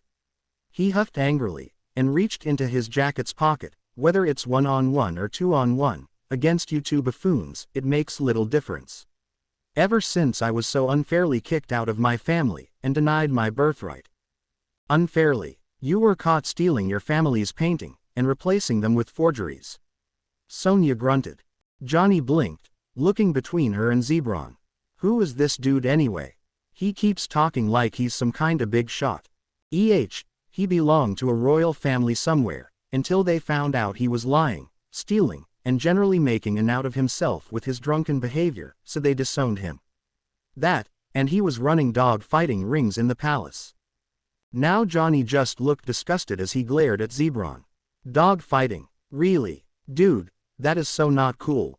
As I was saying, Zebron tried to continue while ignoring them. Ever since that day, I have had to fend for myself. For years I have eluded capture with only my wits as my weapon. Handling the two of you, and the rest of this tournament will be a walk in the park compared to the life I have led." From his pocket, Zebron took out 2 pairs of brass knuckles, slipping them onto his fingers as he grinned. "This tournament shall be the first step in my journey back, to regain my birthright. To return home a rich man once again, and hear the peasantry shout my name in reverence. Ah, I hear them now. Viva, viva, Zebron." Sonia just kept a flat stare on the zebra man the entire time. "You talk too much, anyone ever tell you that?" And without waiting an extra second, she dashed forward to meet Zebron head-on. She threw a quick jab with her fist forward, which was blocked by Zebron raising his forearms. But this opened him up for when Sonia raised her leg, and kicked him right on the side of his torso, forcing him to stumble backward from the blow. Zebron let out a pained gasp but quickly regained his balance, just in time to see Sonia charge towards him again. As she got close, she suddenly spun around, going for a spinning kick straight to Zebron's chest. Oof, what the? Instead, the foot connected behind her, striking Johnny's chest as opposed to her target. It took a second for her to realize the glowing ring that stood between her and Zebron, and how her leg had sunk into it to come out of thin air in front of Johnny. It was a stupid mistake not to consider Zebron might have more tricks up his sleeve, including a useful quirk. Sonia quickly pulled her foot out of the portal, not wanting to know what could happen if he decided to close it right there, but she'd taken too long. Opening another ring portal, Zebron shoved his own elbow inside to make it appear next to Sonia, striking her right in the ribs. Zebron followed this by trying to strike her with his brass knuckles, shoving his fist into a portal, but Sonia quickly stumbled aside to dodge at that time. This didn't slow down Zebron, however, as he continued to swing his fists as he opened more and more portals, keeping Sonia well on her toes, and trying her best to dodge each blow. Johnny, meanwhile, pushed himself to one knee after Sonia's kick, and needed a minute to really catch his breath. That girl hit harder than she looked. He glanced in time to spot Zebron's barrage of fists, and Sonia struggling to keep up with her dodges. Just what they needed, a braggart with a quirk that could actually back it up. Launching himself forward, Johnny tried to get as close to Zebron as he could before the villain spotted him. Johnny managed to catch a portal opening up right next to him, letting him dodge the fist sent towards him.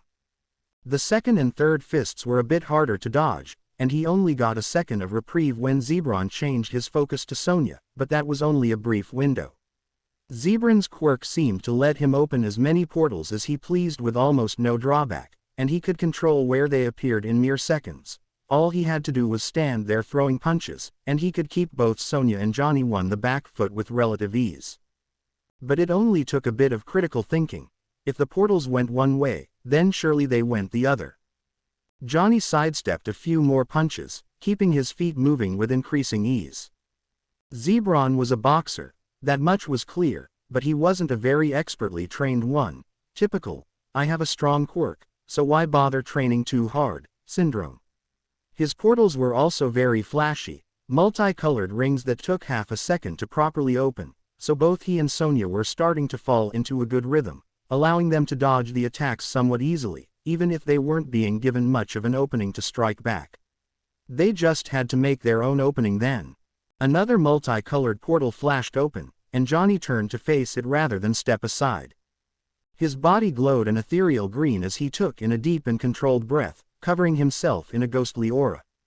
He raised his arms, and blocked Zebron's punch straight ahead this time, the energy serving to strengthen his muscles and protect him against the brass knuckles. But that was only part one of the plan, and it was high time Johnny Cage pulled out the big guns. His Hado quirk glowed brightly as it gathered around one of his fists.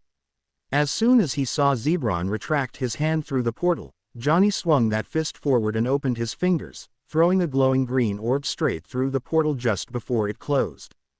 Zebron didn't have any time to react, only seeing the green energy ball for a brief second before, youch.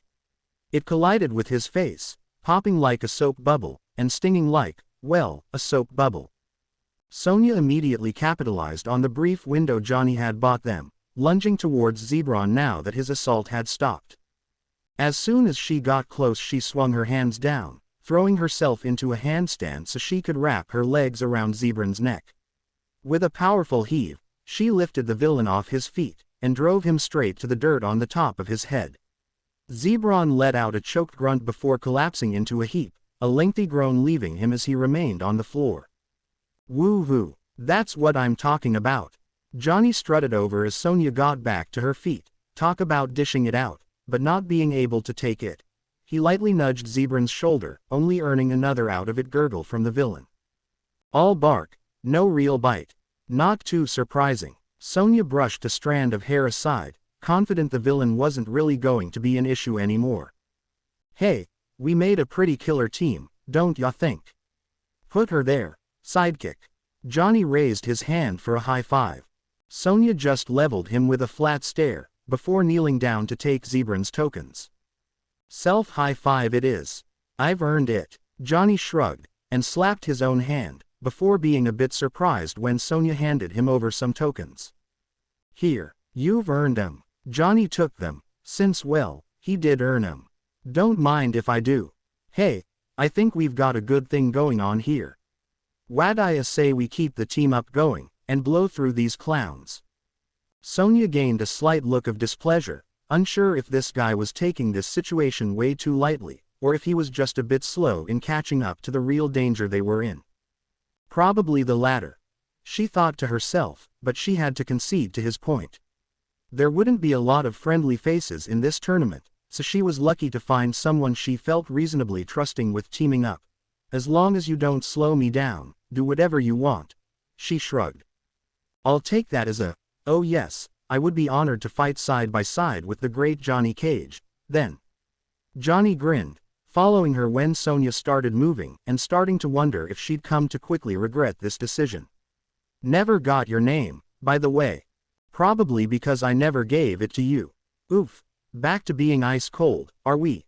Sonya Blade. I'm a member of the U.S. Special Forces. Johnny gave a whistle at that. Sweet. So is this, like, some secret sting operation? Is the cavalry gonna arrive soon with all the big guns? Sonya's expression grew a bit more uncertain.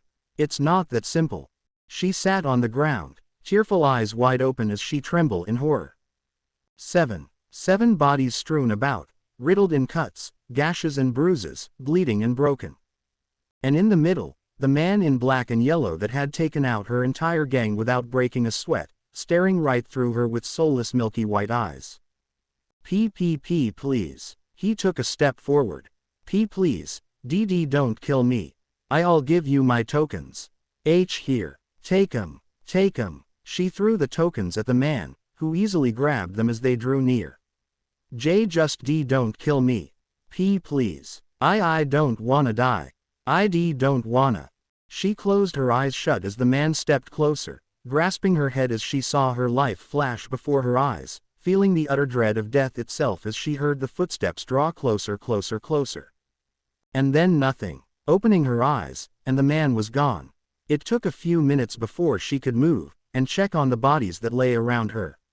To her shock and relief, they would all live. Just not without the marks left behind by that man. As the sun began setting over the horizon, the bloodied and ragged shadow traveled through the encroaching darkness. He'd wasted too much time on such scum, but it had earned him 8 tokens. It was a ridiculous game, one he had no interest in taking a part of. He was here with only one goal in mind, but something about this place, this strange island, was preventing him from finding his target. It was only because of this that he had to play along. The Spectre knew that he would make it to the finals. They were surrounded by pitiful worms, that would stand no chance against either of them. Sooner or later, they would have to meet, and there would be no escape this time. And he would either have his revenge, at long last, or fade away trying. Chapter text. A lone figure traveled through the darkened forest, silent, his vibrant robes gliding just above the soil he hovered over. The drops of blood glistened to him like flames, shaping into a path that guided him closer. There were gruesome sounds, bone breaking, blood pouring, flesh colliding with flesh, and worst of all, the maniacal laughter of sheer sadism echoing through the shadows. Ha ha ha, come on man, don't go dying, on me. Not now. This was great. The massive blonde man howled, his shape gruesomely twisted by the exposed musculature surrounding his arms. Come on, man, Just a few more minutes. He swung his fist, colliding against the bloodied body in front of him. Come on, you can still fight. Another punch on the prone body, and he reared his fist back for one last bone-shattering blow. Before suddenly turning around, throwing his fist wildly, but coming to an abrupt stop just before it collided against the newcomer. The buddy's scarred, one-eyed face stared at the older man, quickly recognizing him. Ooh, hey, you're that guy from the beach. He casually let go of the neck of the corpse he'd been pummeling, turning to fully face the man. What was it again? Shang something. The sorcerer didn't flinch, his small yet pleasant smirk remaining rooted on his face. Shang Tsung, at your service. He gently bowed. Dare I assume you've been finding my tournament to your liking, Amasuji Goto-san? Goto blinked. Whoa, you know my name. I mean, oh hell yeah. This is great. I've been fighting all sorts of people. Some are kinda small fry, but hey, that's cool too, right? Because others are the real deal. He turned slightly, motioning over to the bloodied bodies that lay on the ground behind him, like these two.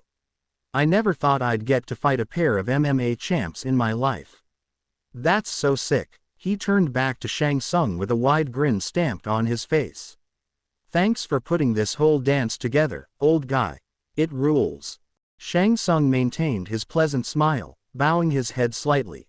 It pleases me to hear such praise, but I couldn't help but notice that, in your excitement, you seem to have misplaced something crucial for the tournament. Quote? Goto blinked.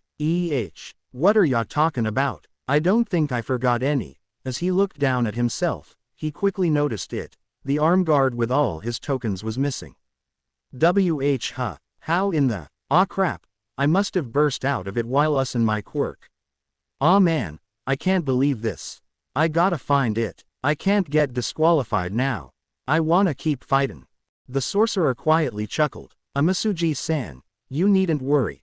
He waved his hand, and in a flash of green light, the arm guard had returned to its place around Goto's arm. It was an honest mistake. Why let it affect your chances at entering the final round? Aw sweet. Thanks a lot, man. Another quiet chuckle. No need to mention it. You seem have plenty of tokens as it is. Perhaps now would be a good time to make your way to the temple. I am sure you will find several worthwhile battles on your way there as well. Aw man, but I'm having so much fun. Goto complained. That may be so, but you are bound to miss out on many worthy combatants if all you do is wander around. Shang Tsung argued, but those who make it to the final, you will definitely have the pleasure of facing them head on and perhaps, even challenge the champion himself. Goto hummed in thought. Guess you're right. Can't waste too much time around here, right? The guys who make it to the final are gonna be even stronger than these. Yeah, you're right. I should go to that temple. Right now. He blinked, looking around himself. Wait, where was it again? Shang Tsung quietly chuckled, and motioned behind him. Follow this trail, and carry on straight ahead to the center of the island. You will know when you have arrived. Awesome. Thanks again, old guy. Goto excitedly said, before he started jogging down the indicated path. The sorcerer watched him until the muscle-bound man vanished in the forest. But before he could make his leave, Shang Tsung felt someone tug at his robes, urging him to look down.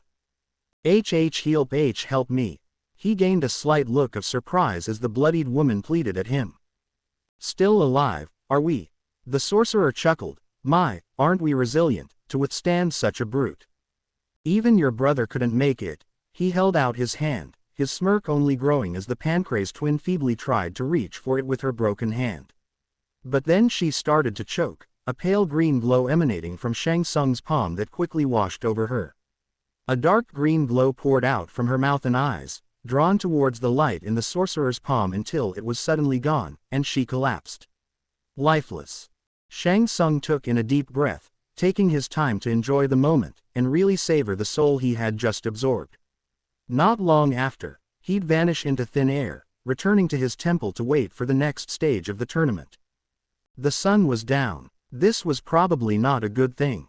I need to find a shelter. Should I build a fire too? But that would draw a lot of attention and it's not like it's that cold. This place has a very tropical-like climate, so keeping warm shouldn't be an issue. But what about food? Will I have to hunt for something? That wasn't exactly part of my training, but, mutter. Izuku muttered his way along the trail he'd found, taking advantage of the lull in the action to start considering options. He had a decent number of tokens right now, 7 to be exact, but not enough to actually enter the final stage. His best bet to come across more opponents would be to just start making his way towards the temple. That's where everyone should be heading towards anyway. The downside is that, if he came across more people, then he couldn't exactly know for how long he could continue relying on his swipe a token during the fight, and then run like hell until they lose sight of you strategy. But he'd made it further than he ever thought already without getting into a serious fight, so maybe luck was smiling down on him, for once. He looked up from his navel, and actually took in the area around him. There were lots of ruins, vestiges of once great walls and statues, worn down and long abandoned homes. He couldn't help but wonder just what happened to this place. Master Cho had told him this island was located in the borders between the realms, but it was also once a part of Earth. Were these ruins from a time when the Order of Light still controlled the Mortal Kombat tournament? Did people actually used to live here long ago, and did Shang Tsung's rise to power force them out? Or worse, this was probably not the best thing to be thinking about. If push came to shove, Izuku could probably just slip inside one of these ancient homes, and use that as a shelter for the night. The air was very quiet. Under any other circumstances, this place would almost feel magical. But Izuku didn't really have the time for that. Especially as he realized he was being followed. Mentally kicking himself for not noticing it sooner, Izuku was both panicking and trying to remain calm. He had to remember his lessons. He had to remember what brought him here. Izuku sat cross-legged, gently breathing in and exhaling in meditation, until... Whip! He squeaked with a small jolt, being pelted on the side of his head with an acorn. He grumbled but carried on, closing his eyes again to fall back into meditation. Only to get hit with another acorn just a minute or so later, reaching up to rub at his head. They may not be that heavy, but after being pelted by those things for what felt like an hour, his head was feeling rather sore. Cho-sensei, I'm sorry, but is this really supposed to help me? He asked, looking around himself to try and find his master. Shouldn't we be training something more I don't know fighting related? For a moment, Izuku wouldn't receive an answer, until, there will be plenty of time for that. Izuku jolted as Bo-Rai-Cho seemed to simply appear behind him. You haven't even cleaned up the beach yet, and I already said, I will not be training you until that task is complete. Then why can't I just keep cleaning? Izuku glanced around himself.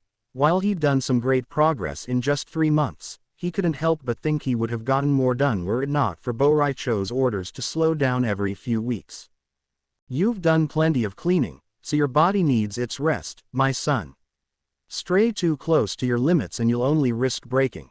Izuku gained a slight frown, looking down towards the sand beneath him. But I don't feel like I'm anywhere near my limit. He raised his head, looking at his teacher. Cho-sensei, please, tell me the truth, is this what my dad had to go through? Or are you going easy on me? Bo-Rai-Cho didn't answer right away, rubbing his beard as he considered his answer. No, this is not what Liu Kang had to go through. But Izuku, no matter how much you wish for it, you simply cannot follow in your father's training. Young Kong had nearly 2 decades to prepare for Mortal Kombat. Condensing it down to 2 years is impossible. You ask me if I am going easy on you. I cannot answer that question because your training was always going to be wildly different from your father's. He too had to start small, but he also had more time to stay that way until he was ready to advance. You do not have that luxury, but I will still insist that you take full advantage of the time you do have, and not try to rush through your training. He could see through his student's expression that Izuku still wasn't entirely satisfied with the rate his training was going. It's exactly because I don't have that time, he argued, that I think I should be doing more. Izuku, please, Cho-sensei, I understand what you're trying to do, I really do, I just don't think it's what we need right now. Izuku continued, his expression uncertain. I have to try. He looked back down, clenching his hands into fists. I have to try harder than others, if I want to get where I want to be. Bo-Raicho blinked, but remained quiet. That's something I've had to come to terms with my whole life. Even if I'll never be the fastest, or the strongest, if I want to even be considered, then I have to work 3 times harder at everything I do. Even if I risk breaking. He looked back up at his teacher with a more resolute look in his eyes. I'm willing to take that risk. I want to take that risk. So please, Cho-sensei. Let me do it. The old master kept his silence, again taking the time to think through his answer. It is sad to say, but not strictly untrue. Without a quirk to call his own, the boy would always be at a disadvantage in his chosen path to become a hero. It's no different here, is it? He thought to himself, running his hand through his beard. He glanced at the acorns in his hand. Well, I still strongly believe in the importance of teaching you how to be aware of your surroundings, even without looking. He turned around to look at Kung Lao, who was doing his own meditating a fair distance away. Bo-Raicho reared his hand back, and threw the acorn as fast as he could. Only for Lao to effortlessly grab it out of the air, only opening his eyes afterwards to spot the acorn now in his hand, and look over at his teacher with a clear look of confusion. A look Bo-Raicho completely ignored, turning to Izuku again with a smile on his face. You wish to test your limits then, young Izuku. I am more than able to grant that wish, but be well aware that in order to do this, then your breaking point must be but a mere suggestion. Do you understand? Izuku couldn't really hide the nervousness on his face, but the steely resolve in his eyes hadn't diminished in the slightest. I understand. Good. Then we can properly begin. He remembered enough about his childhood in America to know the phrase, like taking candy from a baby, and in some respects, he almost felt like that's what he'd been doing. This tournament was severely lacking in threats to his mission, which wasn't a bad thing by any means. Sub-Zero's mission was to assassinate Shang Tsung, so the faster he could get this charade over with, the better. And speaking of babies, the target he'd just come across nearly fit that category. A small part of Sub-Zero couldn't help but wonder what a kid, definitely no older than 16, was doing in a place like this. But he had to push it aside, and focus on his mission. The honor of the Lin Kuei was all that mattered. If the kid was a competitor in the tournament, he would be treated like any other combatant. Dashing from shadow to shadow, hiding spot to hiding spot, Sub-Zero found himself actually surprised. Though he tried to hide it, the kid knew he was being followed, and that alone told the Lin Kuei he should exercise more caution than he had with the others. The result would be all the same, however, and he'd get the last token he needed. Hiding behind a torn wall, Sub-Zero readied himself, the temperature in the warm air drastically dropping. He held his hands close to one another, palm facing palm, as he continued to force the air to turn colder and colder, ice crystals forming between both hands as the freezing temperatures turned the moisture in the air solid. He stepped out from his hiding spot, thrusting both hands forward, and launching a glowing ball of deeply frozen ice through the air, towards the boy's back. As he expected, the boy dodged without even looking, letting the ice ball collide against a statue and instantly freeze it over. Sub-Zero quickly charged forward to strike before his target had even finished turning around, thrusting an open palm towards the boy. It got blocked, however, the boy twisting his upper body in a desperate attempt to prevent Sub-Zero's attack, but he'd fallen straight into the Lin Kuei's trap. Instantly he'd grab hold of the boy's forearm and the temperature would dip, a thick layer of ice growing to surround the boy's arm. It would take only a few seconds for it to completely engulf it, but the boy didn't give it that time, immediately swatting away Sub-Zero's arm off of him by lifting his leg as he rotated the lower half of his body. Sub-Zero had to step back to prevent being kicked in the jaw at the same time, but wasted no time in lunging forward to continue the pressure, and throw out more open-handed strikes to encase the boy in ice. To his shock, this was proving more easily said than done. He couldn't help himself with being just a bit impressed, as the boy had shifted from blocking his moves to deflecting them. In a single attack, he'd realized Sub-Zero could only freeze with the palms of his hands, and not the rest of his arms. Whenever the Lin Kuei struck, the boy targeted his wrists, forearms, even the back of his hands, constantly redirecting the Lin Kuei's blows. Sub-Zero tried to change his approach to catch the boy off guard, thrusting out one hand, only to then sweep with his other hand at the boy's legs, but the kid quickly sidestepped his repeated blows. Sub-Zero continued to swing his hands in claw-slash-like motions, but the kid only stepped backwards with each one, gaining himself a bit of distance. Now he was definitely impressed. To be so young, and yet already be able to so easily counter around his tiger palm kung fu, there was definitely something about this kid. He knew what he was doing. He had absolutely no idea what he was doing. Izuku frantically tried to assess the situation right in front of him, but his opponent, the same guy he saw on the boat, and who Izuku was pretty sure was a ninja, wasn't giving him much room to breathe. Each swipe of his blue-clad opponent's claws forced Izuku to immediately move or deflect it, or else risk become an icicle. Speaking of ice, a chunk of his forearm was still encased in it, and that wasn't good at all. The last thing he needed for this chances at the tournament was suffering from frostbite. Strangely, however, the ice didn't seem to feel nearly as cold as it should have, but again, Izuku wasn't being given enough time to think about why that was. Izuku ducked behind a statue, but his opponent cut out the need to go around the statue himself by simply freezing it, and smashing through the ice with a heavy swing of his arm. Izuku got pelted by some icy and rocky debris, but they were easy enough to ignore as he backed up again to make some distance, still ducking and weaving past the ninja's blows. He was feeling very confident about his assumptions on his opponent's quirk. He could freeze things by touching them with his hands, but he couldn't shoot out ice without some wind-up time, otherwise he would have used that technique a second time by now. Unfortunately, he was facing someone very skilled who hadn't given him even the slightest of opening to counterattack. Izuku leaned his body to the left then the right, dodging two sweeping attacks by the ninja, then saw his opponent raise his leg. He expected a forward kick to his stomach, and figured this was his best chance to block and counter. He didn't expect to be wrong in his assumptions on a few levels. The man stomped his foot down, and the air immediately dipped in temperature, a sheet of ice crawling out from under the ninja's foot and right towards Izuku. In a slight panic, all Izuku could think of doing was to jump, which helped prevent him from behind frozen to the ground, but it didn't give him that graceful of a landing, his feet slipping out from beneath him, and getting him to land flat on his back above the ice. The blue ninja lunged at his fallen prey, finally seeing an opportunity to put an end to this cat-and-mouse game, only for the boy to surprise him yet again. Izuku kicked his foot down on the ice, sending him into a spin over the very slippery surface, and managed to keep the blue ninja at bay by continuing to swing his legs as he spun.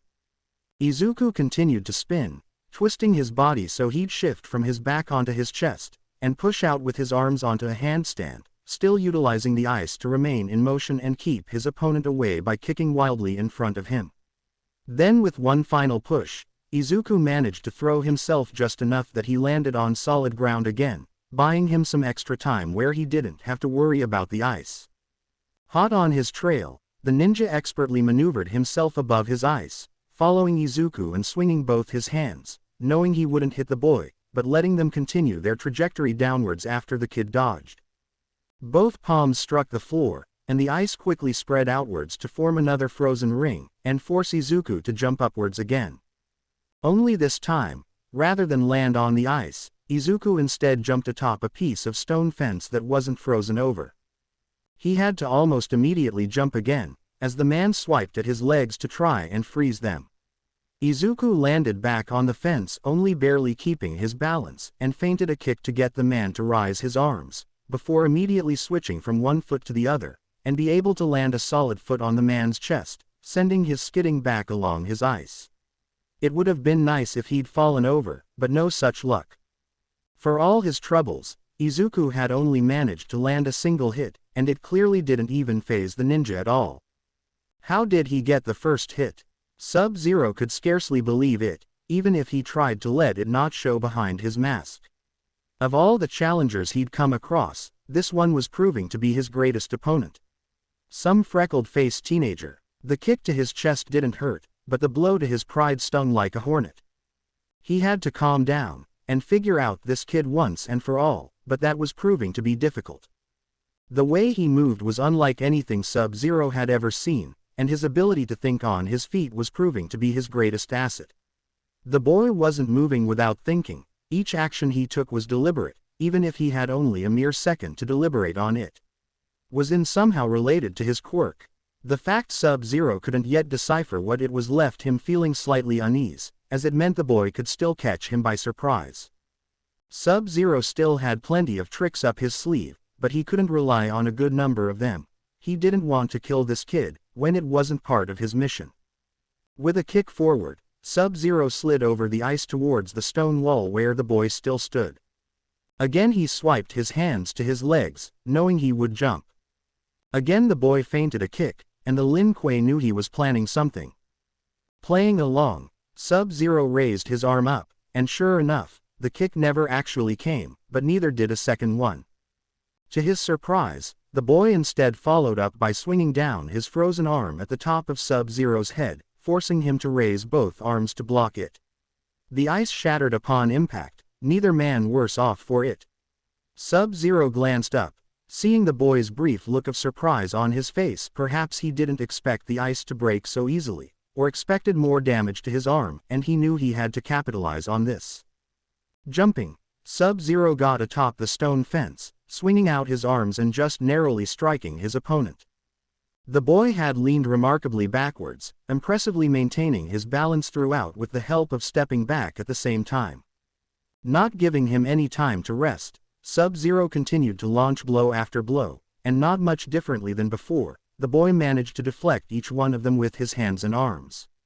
This would only leave them in a stalemate, a constant cycle of attacking and defending, but in this limited space where they could move, Sub-Zero had a small advantage. The boy couldn't rely so much on his swaying and weaving around to dodge anymore. After a few more unsuccessful attacks, Sub-Zero changed up his strategy. He closed his open-handed palms, throwing a fist in the boy's direction, which he deflected just as the Lin Kuei predicted. The second fist came, and again, it was deflected. Then a third attempt at a punch, and the boy had gotten the pattern, this time blocking the punch without any fear of being frozen, and no doubt preparing a counterattack. Unfortunately for him, Sub-Zero could use more than just his hands to fight, and he showed that by immediately taking advantage of the situation, lifting his leg up to collide against the side of the boy's torso, and throw him off the stone fence and onto the unfrozen dirt and grass on the other side. Normally, this would be where Sub-Zero would have lunged down and tried to trap him in ice. But he didn't. He watched the boy land, and immediately roll onto one knee, instantly prepared for a follow-up attack that never came. Instead, Sub-Zero simply jumped off the fence, facing the kid, facing his opponent. Was he enjoying this? Maybe a little. He actively tried not to think about stuff like this, about having fun during a mission, that only got in the way of his work. But something about this fight was reminding him of the times in between missions, when he did allow himself to relax. More importantly, it reminded him of training his brother. Would he feel differently if his opponent was older? Possibly. But as it stood, they were now even. A kick for a kick. For whatever reason, his opponent wasn't using his quirk. Perhaps it simply wasn't suitable for combat. Regardless, Sub-Zero was more than willing to show his respect. He straightened himself up, brought a fist in front of him to meet the palm of his other hand, and gave his opponent a bow before dropping into a fighting stance. No more tricks. May the best man win. Izuku had really hoped the lull in action meant the ninja was about to walk away. Of course he wouldn't be so lucky, but the show of respect did surprise him. It was almost automatic at this point, from all of his training with Bo Raicho and Kung Lao, and Izuku was quick to show the same respect with his own bow, before taking on his own fighting stance. It was completely different from the one he carried before, as he had to keep the man guess, otherwise Izuku didn't feel too confident he'd have a chance against him. We don't have to fight. Izuku somewhat nervously spoke up. This hadn't worked at all so far, but he hadn't yet lost his optimism. The ninja's eyes narrowed, but he didn't move from his position. What makes you say that? Look, I know this isn't going to be easy to believe, but we're all fighting for a common goal. This tournament isn't what it seems. It's not just a fight to see who gets to call themselves champion, or about a prize money, or anything like that. We're actually fighting for the sake of the world. Izuku blinked. The man eyed him suspiciously, clearly trying to look for any signs of lies. It's an old story, from where I come from. The man continued, an ancient mystical tournament, the only thing standing in the way of a great evil, preventing it from invading our world. Admittedly, it's a story that had been on my mind ever since we boarded those ships. Another blink, Izuku a bit shocked that someone actually listened and believed in him for once. He straightened himself from his fighting stance, now just trying and praying that he could actually get through to someone. That's right. We're all fighting for the chance to fight against the current Mortal Kombat champion, and if we don't defeat him, then that evil will finally be able to attack us and conquer our world. So we're not enemies. We should be working together, if anything. The man in blue still didn't drop his fighting stance, still unsure if he fully believed in what Izuku was saying, but not fully discarding the possibility just yet. And how would I know you aren't trying to deceive me? How will I know you speak the truth? Because he does speak the truth. The sudden voice got both men to suddenly turn their heads, eyes quickly widening in recognition as they saw the figure sitting on the nearby stone steps. Raiden-sama, you. The Thunder God looked towards them with a subtle smirk on his face, but focused on the blue-clad man. The stories you speak of, they are sadly quite real. Our realm sits on the precipice of doom, and this is our last chance to turn it back. You may not trust the boy, but you know you can believe me, Kue Bihan. Izuku blinked, looking between Raiden and Sub-Zero. He could see from the man's eyes there was something here, some kind of recognition. Did he and Raiden know each other? Regardless, the man seemed a bit annoyed more than anything now, narrowing his eyes towards the Thunder God. On missions, I am Sub-Zero. Nothing else. My mistake. Raiden chuckled. But the point remains. This world is in danger, and I believe that only the four of you have a chance to save it. Wait. Izuku blinked. The four of us. Raiden didn't answer directly, only looking aside towards another path. And after a few seconds, Izuku and Sub-Zero started hearing.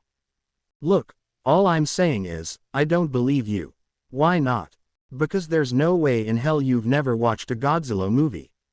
Johnny said. Sonya just shrugged. Well, it's the truth, what do y'all want me to say?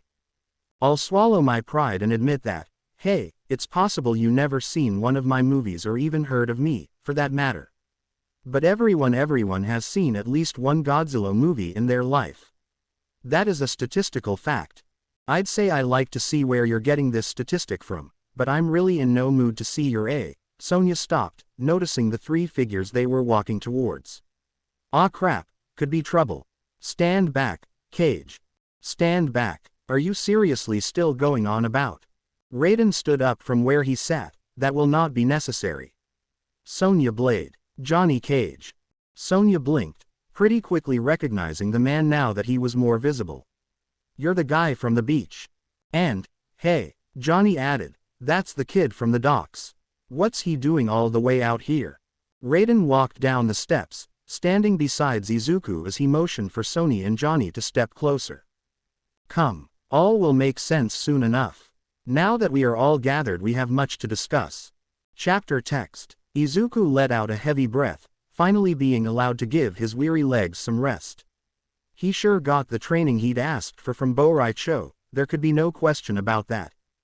The old master chuckled, bringing him some tea.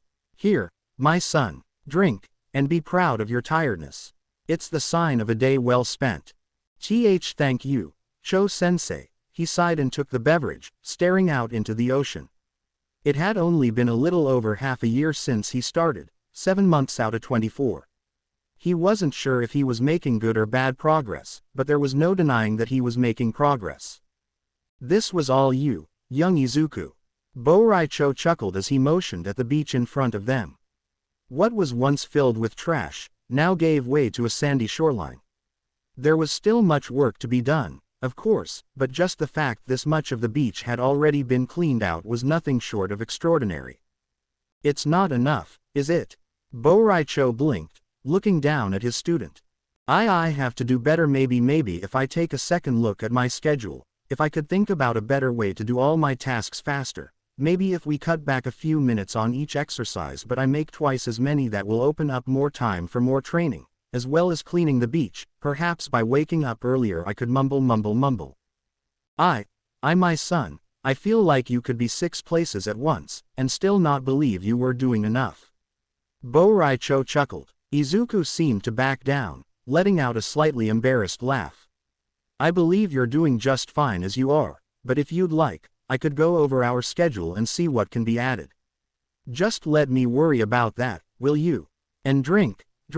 This is the time to rest, remember. Thank you, Cho-sensei. Izuku quickly did as he was told, taking a few sips from his tea. Good. All that muttering of yours only gets me on edge, you know.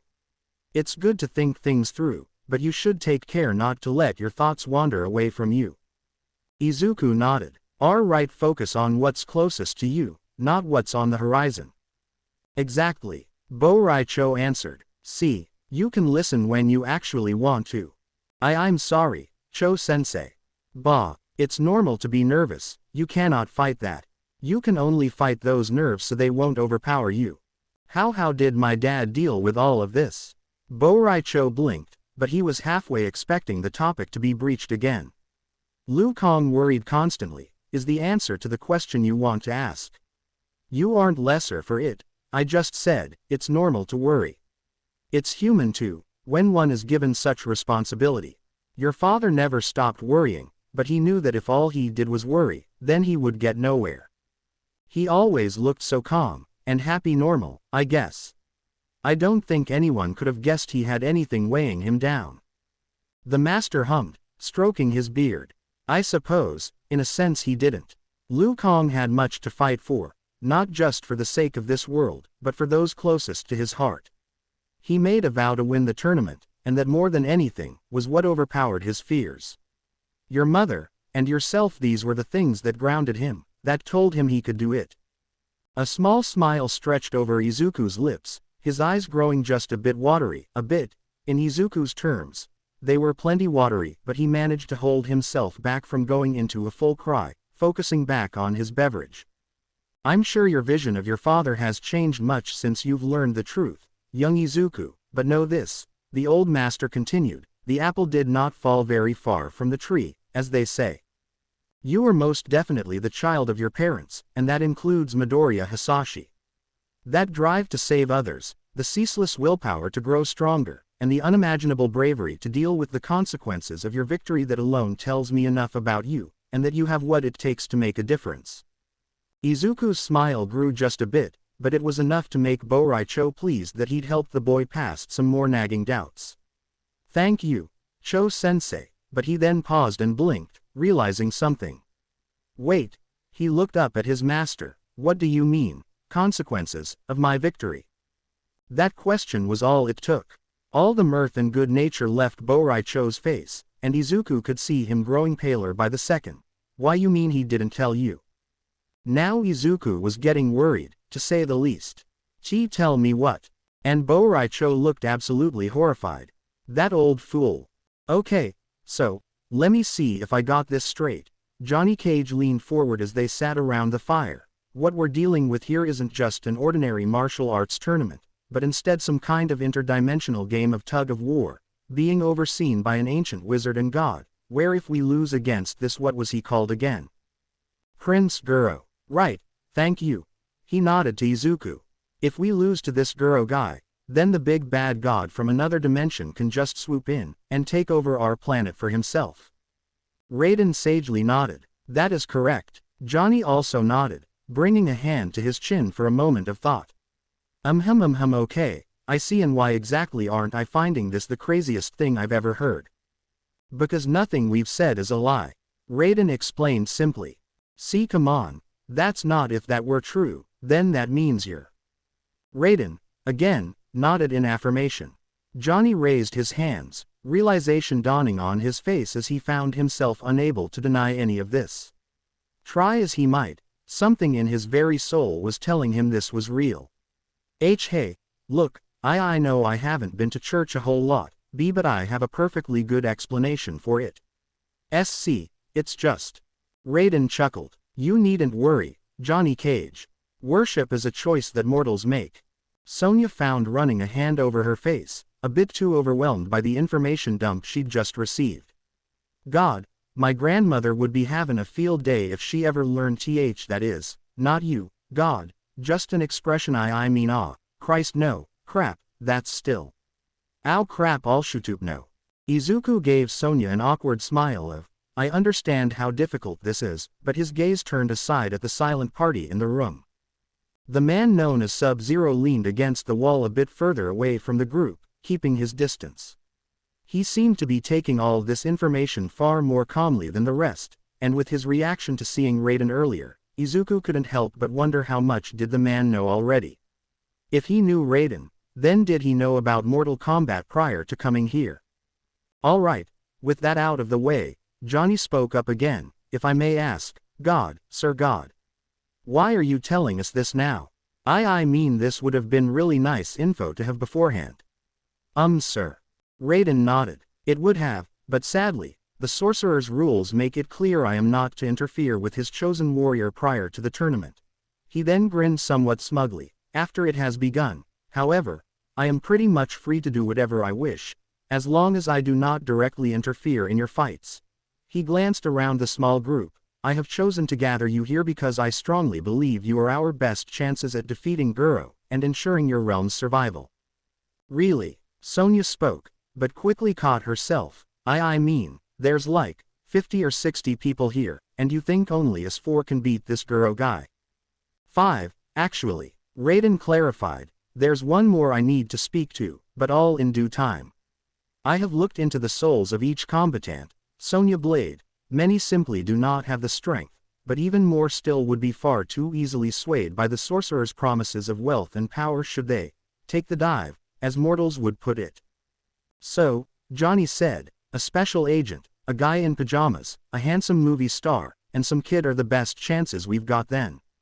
Izuku flinched slightly at being described as some kid. Yeah, can we talk about this? Sonya raised her hand as if in class, turning to Izuku. You look way too young to be wrapped up in any of this. Izuku flinched again, the look on his face showing he knew she wasn't wrong, but, it's complicated. Believe me, we didn't really have much of a choice either way. Sonya didn't look at all pleased by that answer, and he couldn't really blame her. Luckily Johnny spoke back up so they wouldn't have to focus on that much longer. So, alright, what's the plan then? I take it we can't just jump this Guro dude backstage, and give us an edge. Raiden shook his head. Unfortunately, it is not that simple. Unfortunately, you mean you'd actually go through with it, if we could? Johnny, Sonya and Izuku all thought simultaneously. There isn't much in the way of planning we can do. Raiden continued, all we can hope for is to get all 5 of you to the elimination rounds. You should find little opposition on your way to the finals there. But there is no telling what could still happen during this challenge. Stick together and watch out for each other, and you may yet survive. So we cheat. Precisely, he answered Sonya without missing a beat, a grin on his face. Johnny shrugged. Sounds good to me. I guess I wasn't even supposed to be here, so I'm not gonna say no in bettering the odds, Sonya mused. Of course she wasn't going to say no to God either, but one thing at a time. How about Blueberry over here? Johnny asked the blue-clad elephant in the room. You haven't said a word all conversation. Sub-Zero shot an icy glare at Johnny, which then moved towards Raiden. You say you looked into the souls of all of us, correct? Raiden nodded. And yet you still chose me to fight for you. Has the corruption in my soul lessened since last we met? He answered with a shake of his head. No, not at all, in fact. But your regret has grown. That is enough to change things around. Sub-Zero's eyes narrowed, but he kept his thoughts firmly to himself. I have a mission to complete. I couldn't care less about this tournament, but since our end goals overlap, I will lend my assistance until I fulfill that goal. A smile stretched over Raiden's lips. That is all I ask. He stood up from his seat. Now, you 4 should get some rest. Wake up early tomorrow. You will travel in groups of 2. And I will tell you all the safest route to the temple. Some of you still require tokens, but as long as you work together, you should find little that you cannot overcome. With a short bow, the Thunder God turned and began walking away, leaving the makeshift alliance to themselves. It was a bit difficult to be in a very talkative mood for Izuku, despite Johnny Cage's The Johnny Cage. That was still so weird to think about best efforts to keep the spirits lively. They only stayed up for a little under an hour before they all tried their best to get a good night's sleep. Sub-Zero, despite speaking nothing at all, had offered to remain on watch for the first shift, as they were still surrounded by fighters, many willing to kill in order to obtain the tokens on their arms. The night stretched on, and Izuku took the second shift, despite Sonya's insistence she do it. He had to convince her he was struggling to sleep anyway, which was true. Now he only had more to think about, even if technically, his goal hadn't changed. He'd be fighting side by side with these people, but when the final tournament came, he couldn't falter. He'd have to defeat them, no different from anyone else. No one else should have to become champion but himself. Izuku stared out into the ocean, stone in hand, before he chucked it at a low angle. The stone skipped twice, 3, 4, 5, 6 times, and he heard the quiet roll of thunder in the distance. He could feel the presence standing behind him, but Izuku didn't turn around. For a moment, he wasn't sure if he wanted to, if he was too angry to do it. Ultimately, he decided, no, he wasn't. He turned around, facing the thunder god with a tired look in his eyes. Cho-sensei told me. I know, Raiden said. He has told me all about it. It is not often I get a stern talking to, but if anyone can do it, it is definitely your master. Izuku kept that same look on his face as he watched Raiden. Why didn't you tell me? Silence, followed by a short sigh. In a moment of weak desperation I convinced myself I did not have to. I wish I could give you a better answer than that, but it's the truth. Izuku's shoulders sagged as he let out a sigh of his own, turning towards the ocean again. I guess I should have asked more questions. If the tournament can be postponed for up to 100 years, I should have wondered how the champion is able to defend his title for that long. It was the best solution the elder gods could think of to turn the Mortal Kombat champion Unaging, allowing them to remain at their peak, both physically and mentally for each title defense, even centuries apart from one another. It was considered fair, back then. Back when innocence had no role to play in the tournament. Izuku picked up another stone, and chucked it just like before, getting 6 more skips. Did you tell my father? Of course. He nodded. Liu Kang was well aware of his fate, as were the warriors who came before him. They all accepted it. I was wrong to assume you would too. Picking up another stone, Izuku paused for a moment, staring at it. He then turned to Raiden again. Probably, but you weren't wrong, really. While I can't say for sure, I don't think I would have turned you down even if I had known. Even now, I'm not really angry or anything. I just wish you'd been honest with me, that's all. It makes me wonder what else you might be hiding. I assure you, whatever that is worth now, that I have not lied to you, and this is all I have omitted. Another moment of silence, Izuku staring at the thunder god's shadowed face. I believe you. He sighed. Just promise me it won't happen again. You have my word, Midoriya Izuku. Turning to the ocean again, Izuku had much more to think about. Not just that he had to win the tournament, but the ramifications of what that would entail. He'd stop growing old, as the world around him continued to change. It was a daunting thought to have, but one he couldn't risk clinging to. He made his choice, and he had no intention of backing out of it. He'd be the one to win the tournament, and spare others that same fate. He threw the stone. 9 skips. That furthest he'd ever gotten it.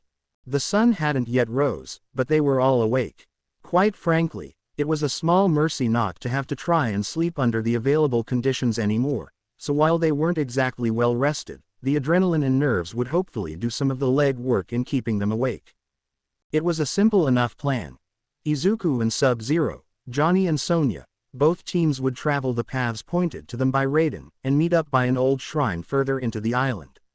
Splitting up their tokens amongst themselves, Sub-Zero had all 10 of his tokens, while Johnny and Sonya had only 1 left. Only Izuku still needed 2, which was troublesome to think about for him.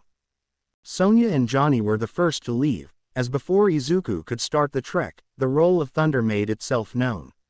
Raiden-sama, is something wrong? He looked behind him as the thunder god approached, Sub-Zero also turning but keeping silent. No, I simply have a request. Raiden said. Along the way, you will meet with the fifth warrior I talked about yesterday. You must convince him to hear our plead, Midoriya Izuku. Izuku blinked. Well, I'll try, of course, but why me, specifically? Because he will not listen to me. Sub-Zero spoke up, his eyes narrowed and pointedly looking at Raiden. We have history. The Thunder God looked impressed for a moment. So, you figured it out. Indeed, and if your wish is to get us killed, then sending us into Scorpion's path is a good way to do so. Sub-Zero said with noticeable frustration in his voice. He won't hear a word of what we're saying. That specter knows nothing more than wrath. No, not yet, Raiden answered. The man you know as Scorpion is an honorable warrior. That is why I am sending Midoriya Izuku with you. He will think twice about engaging in battle if an innocent is caught in its way. Izuku slowly nodded, then quickly realized, wait, am I being used as a meat shield? Basically, yes, Raiden chuckled, then caught himself when he noticed the slightly offended look Izuku was giving him. Sorry. With an uncertain groan, Izuku tried to focus on the task at hand. Oh okay, then, but who is this Scorpion anyway? Do you really think he'll help us? Yes, no. Izuku looked between Raiden and Sub-Zero, not quite finding the reassurance he was hoping for. Scorpion was once a thief, belonging to the Shirai Ryu clan. Raiden explained, in most respects, he was what you would call a ninja. Izuku slowly nodded, following along easily enough. Wait, the Shirai Ryu. That's you mean they're real? ? Quote. It was a strong topic of contention among those who focused on true crime stories. For many, the Shirai Ryu were little more than a conspiracy theory, a phony organization with no basis on reality, historical or otherwise, with some saying the Shirai Ryu were the first ever clan of ninja in Japan, and others claiming they still existed to this day as a criminal organization. For someone who loved to study heroes and the villains they faced, this was quite the bombshell to be thrown towards him, if only all the posters in the forums he frequented could hear about this. But okay, he had to focus, one thing at a time. So you keep saying he was, does that mean he left them, or something? It means he died, Sub-Zero tactfully explained, and I was the one who killed him. Without offering any further explanation, he turned and began walking down the path they were to take. Izuku was left looking between Sub-Zero's back and Raiden, unsure if he should take the man's words at face value, and looking for some guidance in that respect from the Thunder God. You heard the man, Raiden shrugged, that is what happened. Oh. Was all he said. Okay, they just had to get help from a ghost. A vengeful one, from the sound of it. Easy, easy, easy, easy. You're shaking. Izuku flinched. Oh, of course I am. How else am I supposed to react to this? And not only do you want me to talk to a ghost, he looked back as Sub-Zero continued to walk away, but Izuku still felt the need to lower his voice considerably. But you're sending me out there alone with his killer. The Shirai Ryu and Sub-Zero's clan, the Lin Kuei, have a long and troubled history. It is true that Sub-Zero killed him, but if he hadn't, then Scorpion would have killed him. I don't think that's as helpful as you think it is. Remember what I told him yesterday. Izuku blinked, the look on his face a confused one. Though he chooses to hide it, Sub-Zero's true fear is his own shame. The action he took on that day 3 years ago still weigh heavily on his shoulders, just as Scorpion's desire for vengeance weigh on his. Raiden continued, it does not have to be this way. If we play our cards right, we may yet save 2 souls, helping one to change its sinful ways, and the other to let go of their anger. I believe you to be capable of this, Midoriya Izuku. The boy in question closed his mouth, holding in a groan. Raiden was playing him like a fiddle. He could tell that much, but damn it, it was working. He had no idea how he could do it, but if there was even a chance that he could help someone, alright, but I really wish you would have told me all of this earlier. This is a lot to take, you know. I figured you would be used to it by now. Raiden gave him a friendly pat on the shoulder, then motioned with his staff, you should get going. Don't want to lose your partner out of sight. Izuku jumped slightly, noticing just how far Sub-Zero had gotten without him, and with a quick bow, he immediately turned around to rush after the Lin Kuei. Raiden watched as he left, lowering his head as he remembered the words Shang Tsung spoke to him. Your little act may fool the blind you surround yourself with, Thunder God, but it can't fool me. You're scared. You could not be more wrong, sorcerer. He grinned. I have nothing but faith in him to set everything right. Chapter text. He'd known this for a while. You're also going for Ua, aren't you, Midoriya? Longer than he'd care to admit. Come on, Deku. Forget the crappy quirks. You're totally quirkless. Much longer. Try what? The entrance exam. You're taking the entrance exam just to try. What can you even do? He knew that at the end of the day, he was alone. Even as a third year, he still can't face reality. If he was to accomplish anything, he'd have to do it by himself. You wanna be a hero so bad? Well, here's a time-saving idea for ya. It was his responsibility, and his alone. Things were quiet, a very awkward quiet, but how could you not be just a little awkward when you're accompanying someone who, just an hour or so ago, so coldly admitted to having killed a man? What did Raiden expect of him, anyway? Was he supposed to be talking to Sub-Zero? Ask him questions. What kind of questions does one even pose in this scenario? Hey, how about that guy you killed, and is now apparently a ghost seeking revenge? That's wild, right? Seems just a bit too forward, he thought. But at the same, he had to get some information, right? He was supposed to help bring this scorpion guy to their side, which still sounded utterly insane to him, but surely Raiden knew what he was doing right. So he needed to know more about him. But that just went back to the question of how to even approach any of this with the man who murdered him. What if he asked the wrong question, or worded something poorly, and got him mad at? You're muttering again. Izuku flinch. Sorry, I didn't mean to. I take it that happens a lot. Sub-Zero asked, despite keeping his tone distant and, well, cold. More than I care to admit.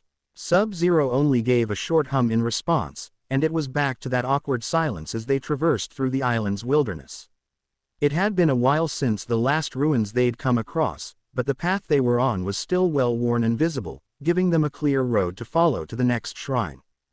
If you have anything to say, then do it. Another flinch, Izuku not expecting the man to be so forward in his place.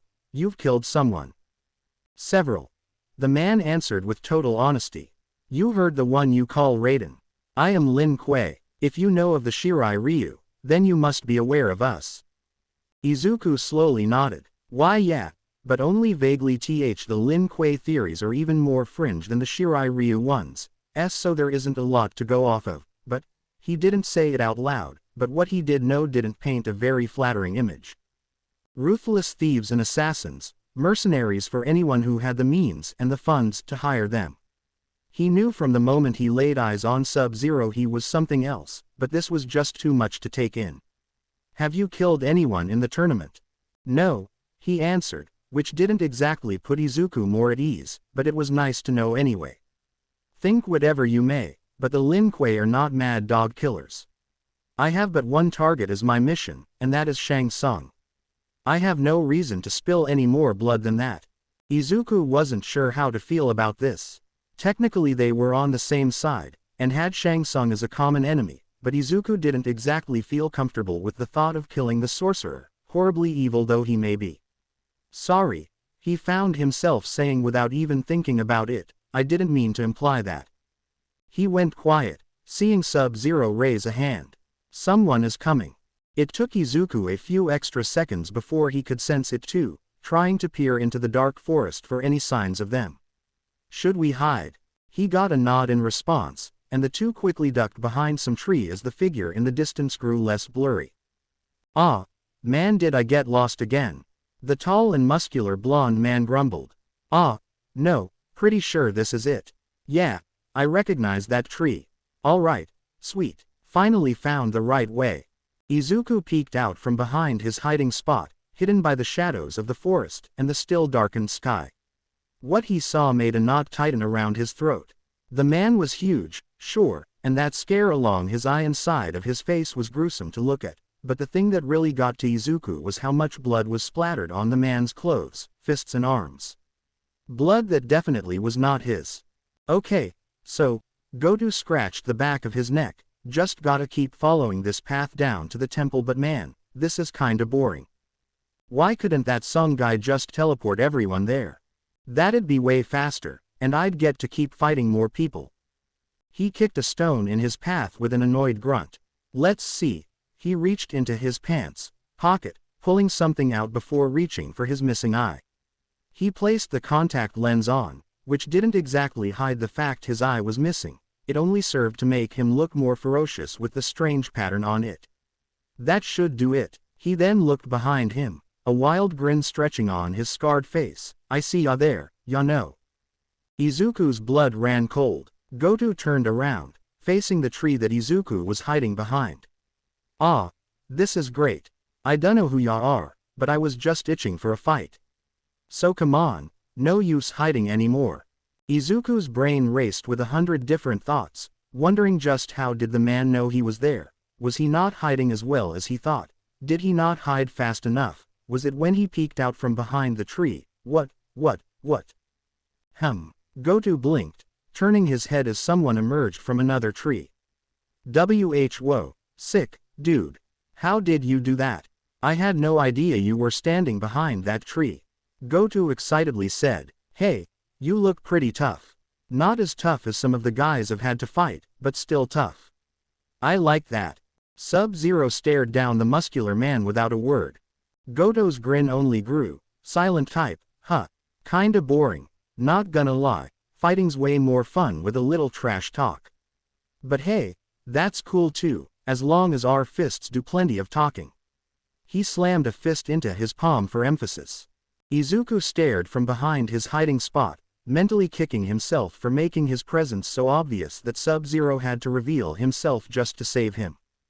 And whoever behind that other tree, you're free to come out too. Goto chuckled. Come on, I'll fight both of ya. I don't mind. Taking in a deep but shaky breath, Izuku figured there was no use hiding, as the man had said. He stepped out from behind the tree, much to the visible look of surprise on Goto's face. Huh, hey, I recognize you. You were at the docks with that other guy. The one with the hat. He grinned widely again. Aw man, is he here too? He looked like he knew how to fight. If he'd getting somewhere, tell him to come out. This'll be so see. Before he could finish his sentence, a very cold air blew across the area.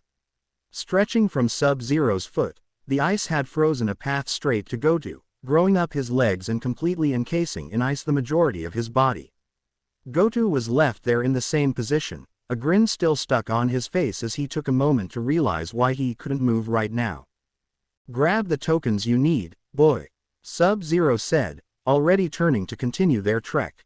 We don't have time to spend on mongrels like this. Izuku was taken aback, silently wondering just how much Sub-Zero had been holding back against him. When he noticed the Lin Kuei had left Goto's right arm and the arm guard filled with tokens free, Izuku quickly moved to it to swipe the 2 tokens he needed, then immediately follow Sub-Zero out of there. Here, Sub-Zero, take this one, and give me one of yours. Sub-Zero blinked, but didn't waste time in doing so. Why did you bring 2 of the same token? Well, he had 9 tokens already, and was on his way to the temple.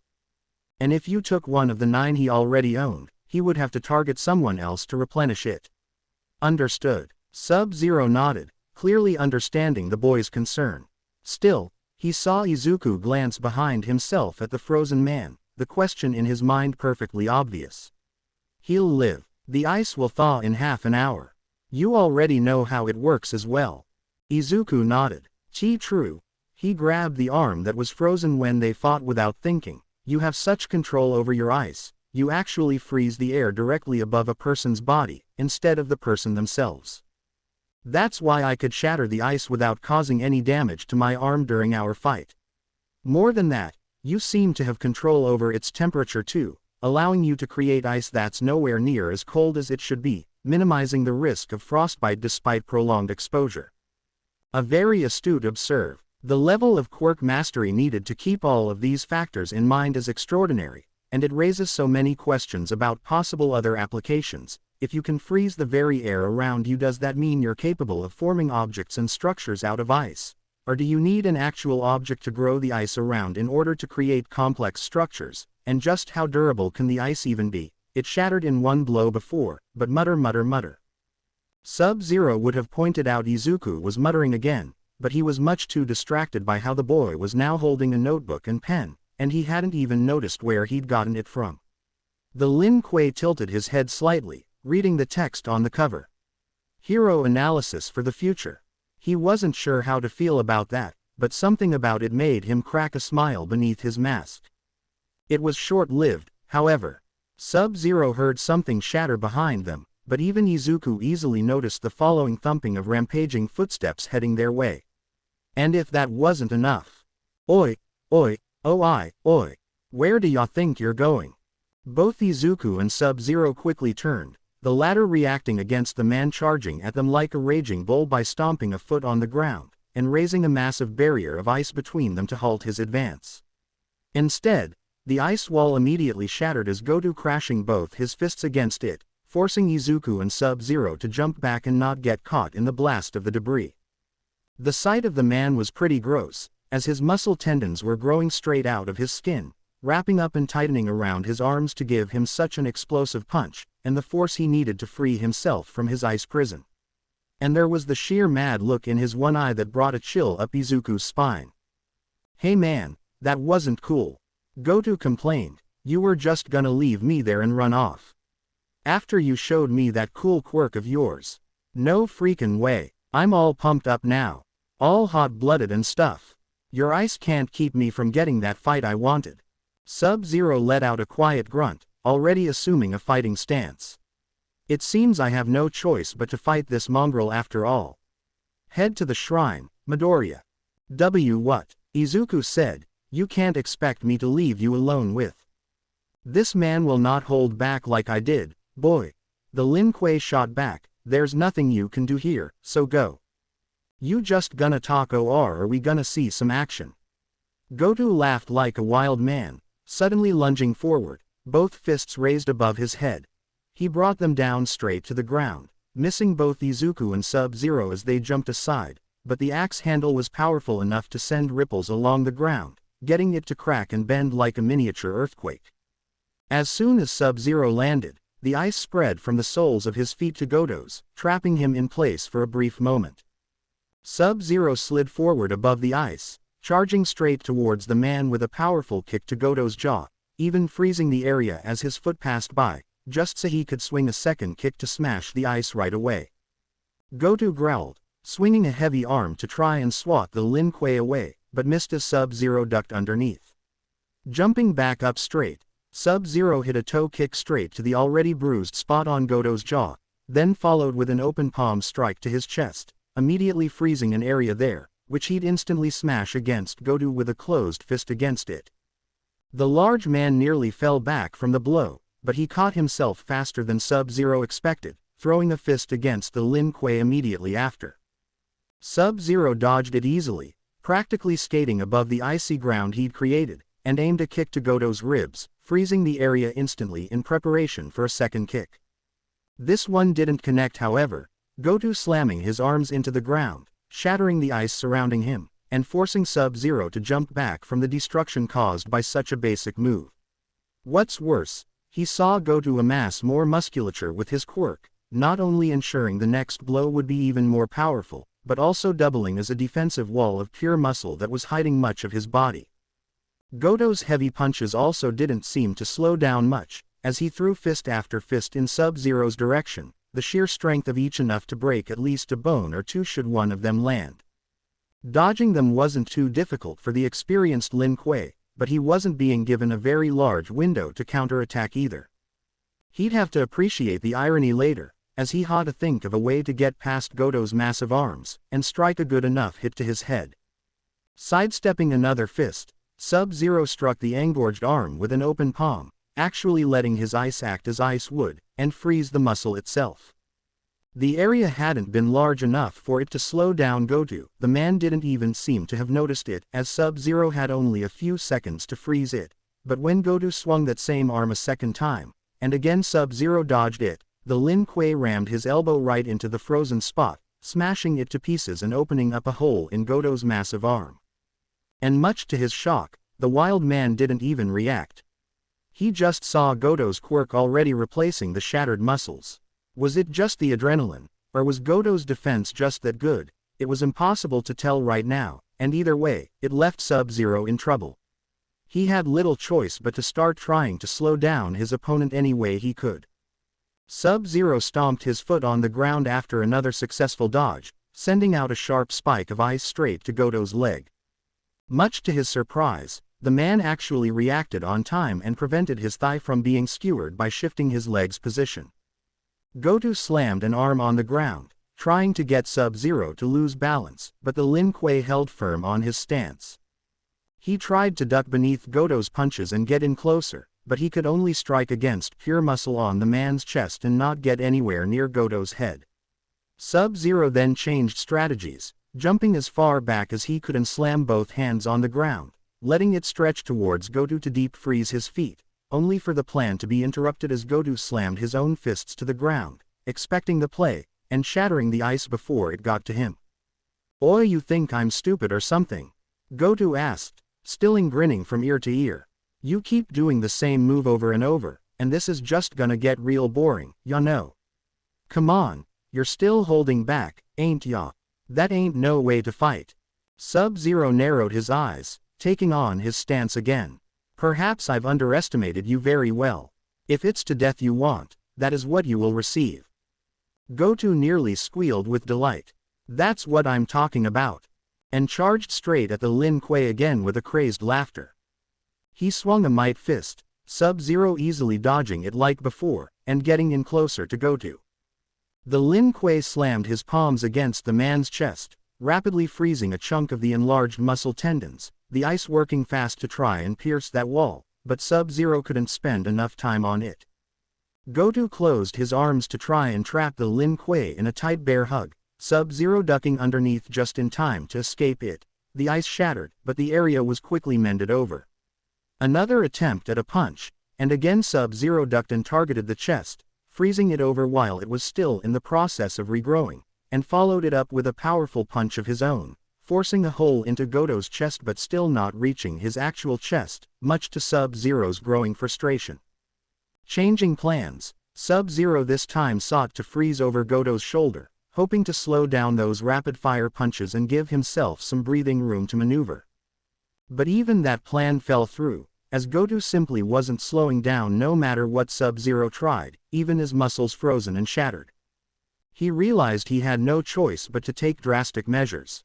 He had to encase Goto in ice too thick for him to break through, and finish this in one blow. It wasn't something he liked using. Relying too much on his ice only made his own body succumb to the cold, and risked causing permanent internal damage the lower his body temperature got, but with little else to fall back on, his options were slim. Goto swung both arms aside, missing Sub-Zero by a considerable amount, getting him to wonder if his enemy was starting to grow sloppy due to tiredness. Whatever the case, Sub-Zero prepared himself for an all-out flash freeze attack. But Goto proved to be thinking further ahead than he'd thought. The muscular man swung both his hands together in a thunderous clap, sending powerful enough shockwaves that actually succeeded in getting the Lin Kuei to stumble and waste the precious few seconds he'd needed. And that small moment of distraction was all Goto needed to get the upper hand, as he lunged at Sub-Zero while swinging his arm, catching the blue-clad man with a powerful lariat that not only knocked Sub-Zero off the ground, but threw him cleanly several feet back until he crashed back first into a tree that didn't escape unharmed, as it gained a small but noticeable bend where Sub-Zero collided against it. As the Lin Kuei slumped to the ground, Goto just let out a howling laughter. "Aw man, that wasn't bad at all. Still feeling like you were holding out, but man, that was quite a workout. You made me work for just that one hit." He watched as Sub-Zero clearly struggled to crawl to his hands and knees, but looks like that was plenty, huh? "That's a damn shame, man. I would have loved to see what else you could do. But that was a nasty bump. You break your back or something?" "No worries, it'll be over soon." He approached his prey, that sick grin on his face only growing wider. Despite the horrible pain shooting through his back, Sub-Zero dragged himself to his feet, refusing to remain down on the face of this mad dog. The fight with a Lin Kuei warrior wasn't over until the last breath left their lungs. If this was to be his last stand, then it would be one where he'd take his enemy down with him. Time to die, blue guy. Goku howled as he charged at Sub-Zero, completely disregarding the ice starting to form around the Lin Kuei. Ice he wouldn't be given the opportunity to use, as Sub-Zero's eyes widened. He'd shot out from seemingly out of nowhere, foot outstretched, and colliding right against Goto's bruised jaw. The kick hadn't been enough to send the muscular down or anything, but it did distract him from his charge, getting him to stumble and slide to a halt. Goto shook his head, rubbing his jaw as he glanced at Izuku as the boy landed, and his grin just grew again. I like the guts, kid. I'll kill ya once I'm done with the blue guy, alright. That's a promi. Izuku immediately rushed towards Goto, who was taken a bit by surprise. The muscular man swung a powerful arm, and Izuku was out of his sight. Pesky little bug, ain't what the. Goto quickly realized he hadn't actually hit Izuku. In fact, the kid was grabbing on to his arm, digging his fingers into the muscle tendons as he ran on all fours on top of Goto's arm. Before the muscular man could react, Izuku landed another foot directly to his mouth. Son of a. Goto reached out with his other hand to try and grab Izuku, but he simply climbed onto Goto's back, rapidly moving onto the opposite shoulder, and throwing out 3 fists to strike the bruised jaw again. Ow, come on man, I just said, I'll fight you lat hoof. He was interrupted as Izuku crawled right over his head, slamming a knee straight to his cheek as he passed by.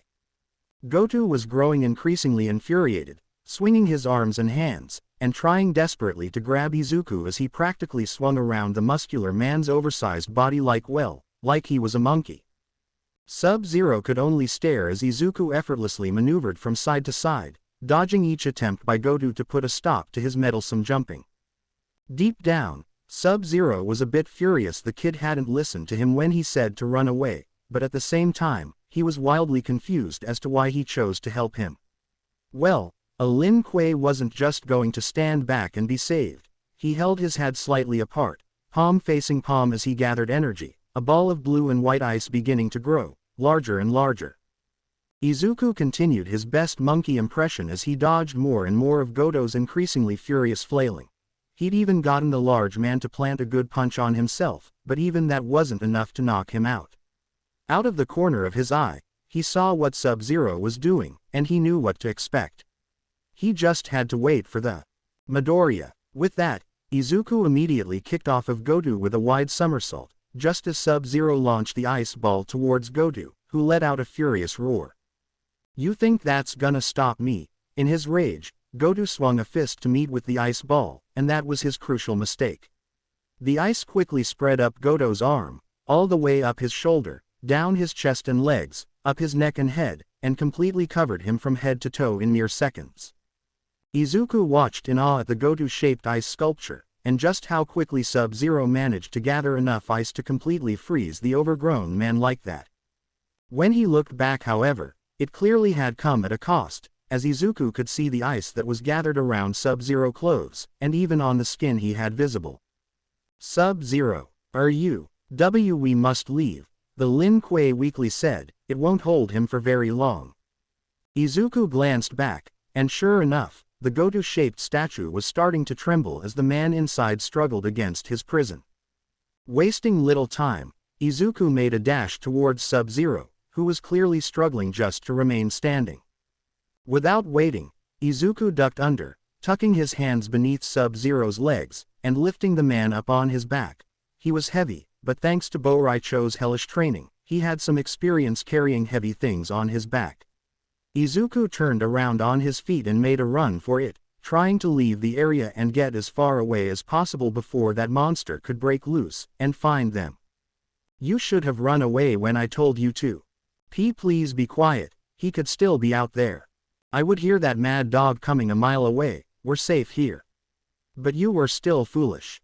Izuku sighed, figuring he wasn't going to win that argument anytime soon. He wasn't really sure where they were, just a nondescript section of the forest, and way outside of the path they had to follow. Are you alright? Is there anything I can do to help? Sub-Zero shook his head.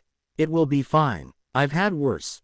He inspected his arms, clearly having trouble moving his hands from all the frost built up on them. Even if his back was feeling better, he still had to wait for the side effects of his quirk to wear off. You should have run. I couldn't have just left you there alone. He could have killed you.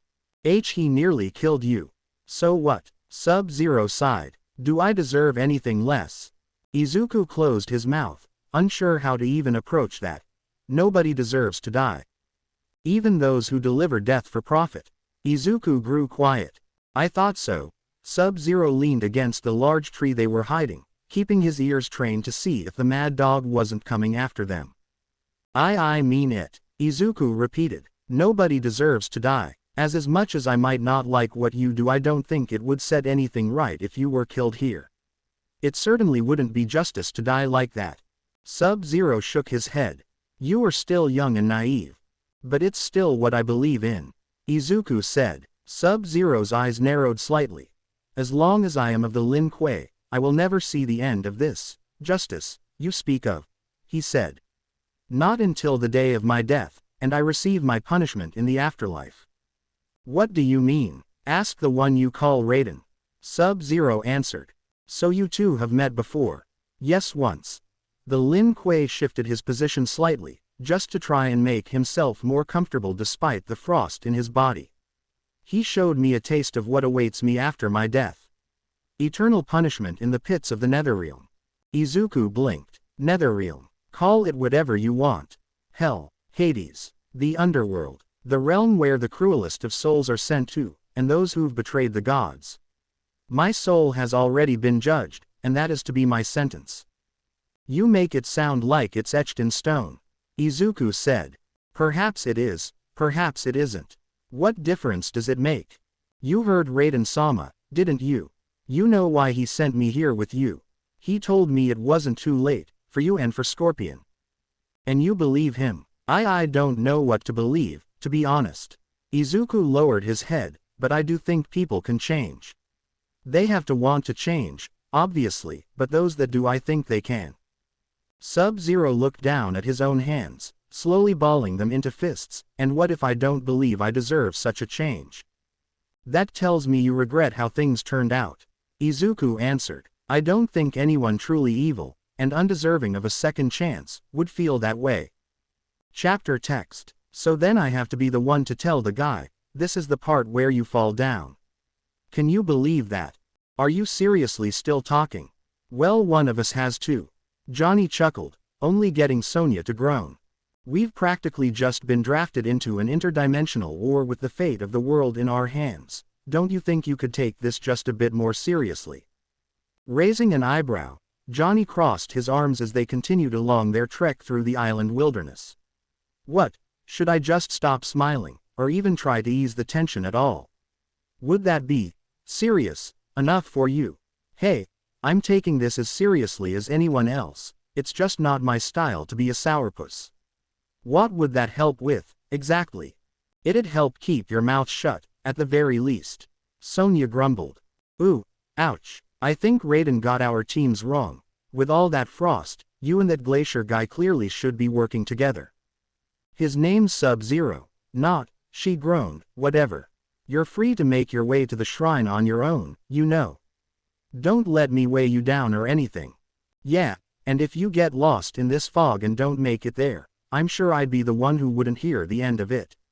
So no thanks, I'll continue being the sunshine in this partnership for now. Sonya rolled her eyes, but when he mentioned the fog, it got stuck in her head. It wasn't exactly unusual for fog to be found this early in the morning in most places, but there wasn't any fog when they first set out. It had only shown up a few minutes earlier, and rolled in remarkably quickly, and it was still getting thicker. But that wasn't all that was strange, as Sonya was starting to feel a slight resistance whenever she moved, a subtle drag that pulled against her arms and legs when she tried to move them, making walking more of a chore than normal. It didn't take a genius to realize it. Something's wrong. Huh, Johnny blinked. What do you? He shut up when Sonya raised her hand to keep him quiet, and then waited. As the fog drew thicker, Sonya waited and listened. She knew something was going on, but now it was a matter of figuring out what. HHN. Watch out. Sonya immediately turned around, shoving Johnny out of the way and throwing a fist in the path of. Heap. She stopped just in time as she heard the squeak, her fist left inches away from the face of Izuku. There was no mistaking that messy green hair for anything else.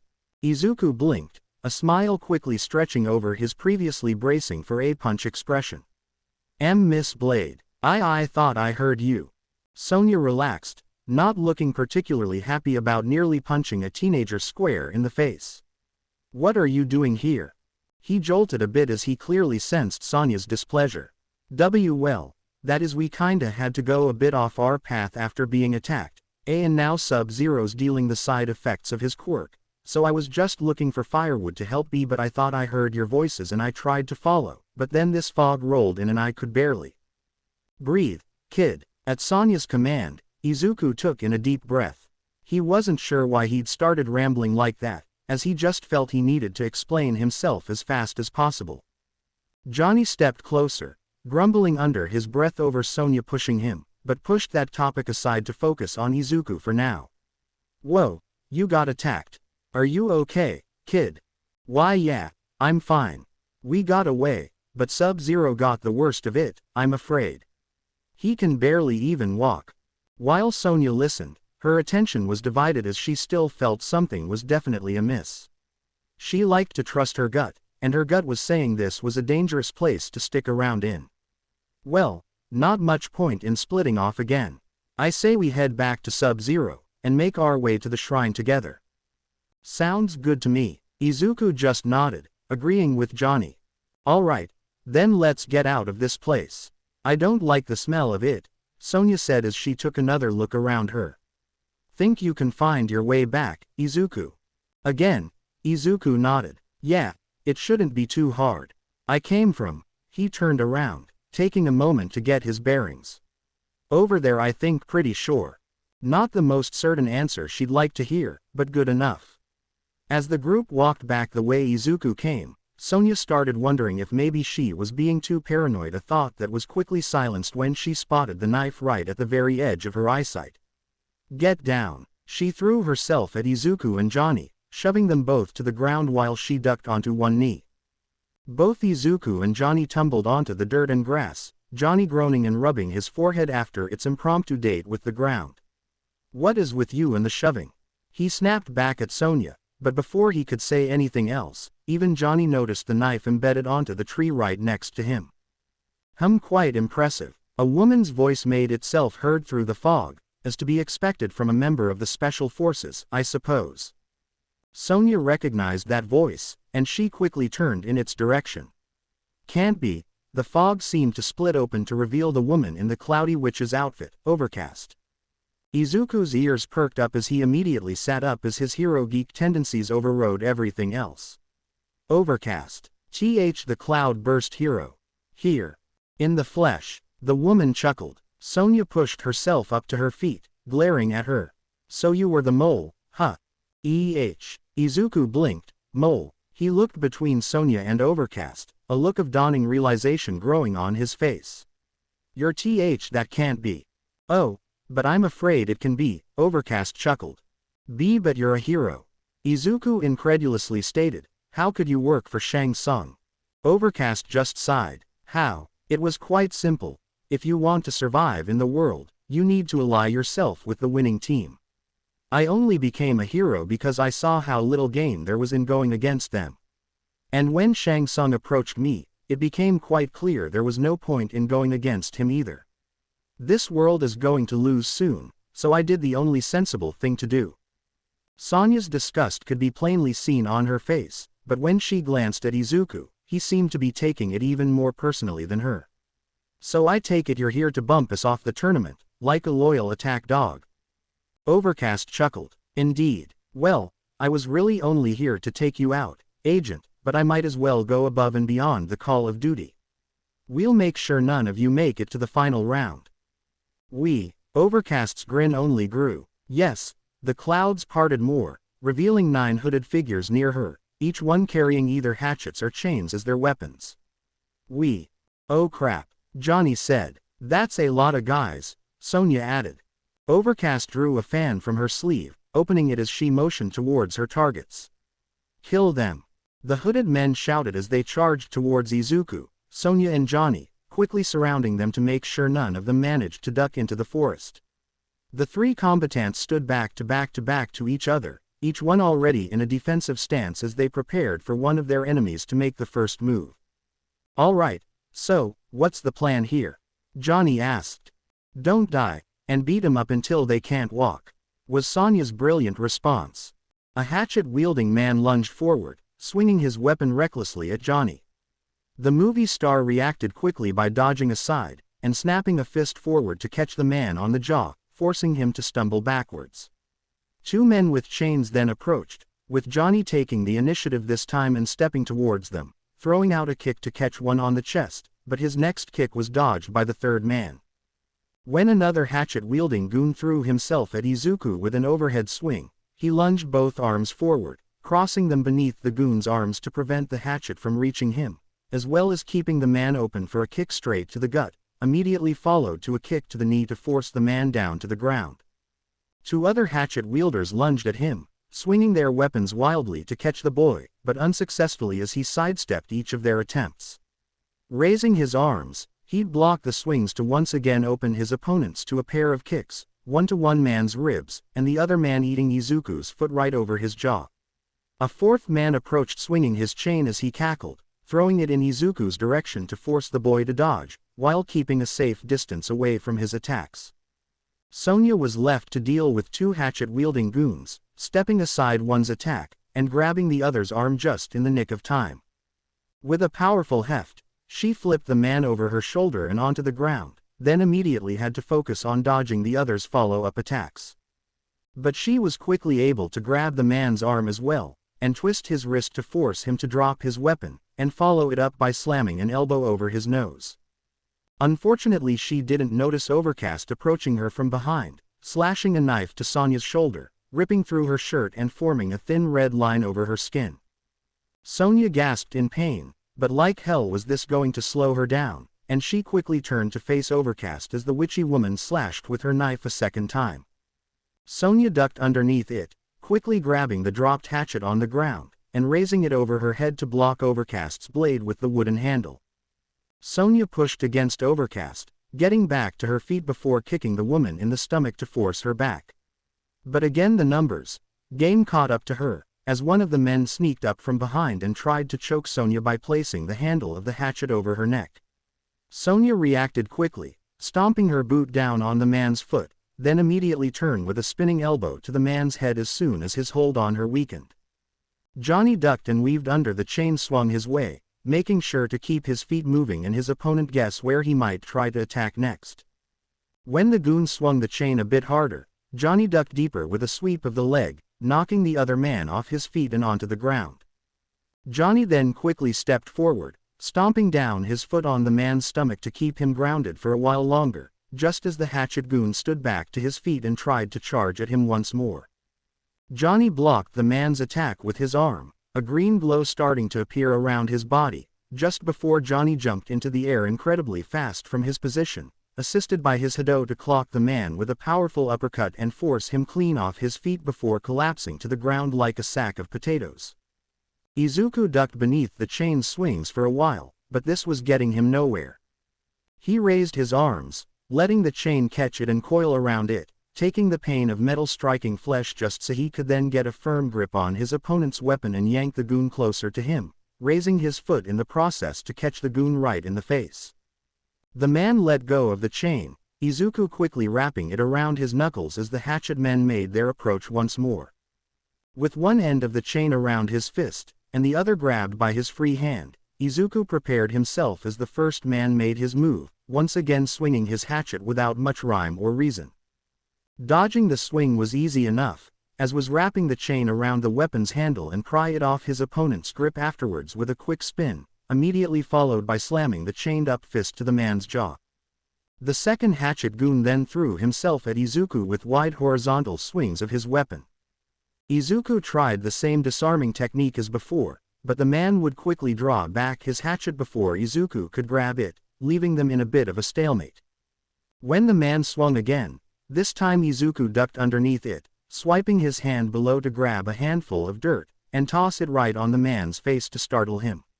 The distraction gave Izuku a big enough window for him to slam the chain on the man's stomach, then slam him on the side of the head with a quick spinning back kick, dropping the man to the ground. This let Izuku take a short moment to breathe before. "Kid, duck." Johnny's voice urged Izuku to do just that, as he saw the green ball of energy thrown his way. It flew right over his head, and slammed against the chest of the first goon that had tried to attack Izuku earlier, sending him stumbling back. Izuku wasted no time to capitalize, stepping forward and sending a kick to the man's stomach, immediately followed up by another kick to the side of his head to knock him to the floor. Izuku took in another breath, his eyes quickly widening as he couldn't help but be a bit starstruck. That was Hado, Johnny Cage's quirk. Incredible. I always thought it simply worked as a propulsion technique. I never knew he could throw out his energy as projectiles. I thought those were just movie special effects. That's all Cage, kid. But we should probably focus right now, don't ya think? Johnny motioned to Sonya as she continued to fight off 3 opponents. Oh, right, yes, sorry. Izuku immediately rushed in along with Johnny, each one jumping in to handle the goons. Meanwhile, Sonya still had her hands full with Overcast. The woman stabbed her knife forward but missed, retracting her arms too fast for Sonya to be able to grab them. Instead of immediately going for another attack, Overcast instead unfurled her fan and swung it in front of her, forcing a wall of clouds to almost completely hide her form as it covered her, making her next attack that much more difficult to tell. It was probably sheer luck that Sonya managed to dodge it, but she didn't see Overcast's kick coming that caught the side of her thigh, nearly sending Sonya tumbling to the ground. Overcast emerged from the cloud with a triumphant grin, stabbing the knife straight to Sonya's face, only for the Special Forces agent to almost instinctively grab it and yank the hero off her feet, slamming her to the dirt with a basic but very effective armbar. Dealin' with knives is the first thing they teach us at boot camp, honey. She twisted Overcast's wrist, getting her to cry out and drop the knife. This isn't over yet, agent. Overcast spat out before raising her free arm, swirling the fan around to command the fog around them to begin spinning rapidly. What started as a slight push almost felt like a tornado in mere seconds, forcing Sonya to let go of the grip on Overcast and letting the woman slip out from under her. She drew another knife from her costume, just narrowly missing Sonya's face by mere inches as she leaned backwards. With a furious growl, Overcast tried to lunge for her a second time, only for her to rear back in pain as Sonya breathed something at her.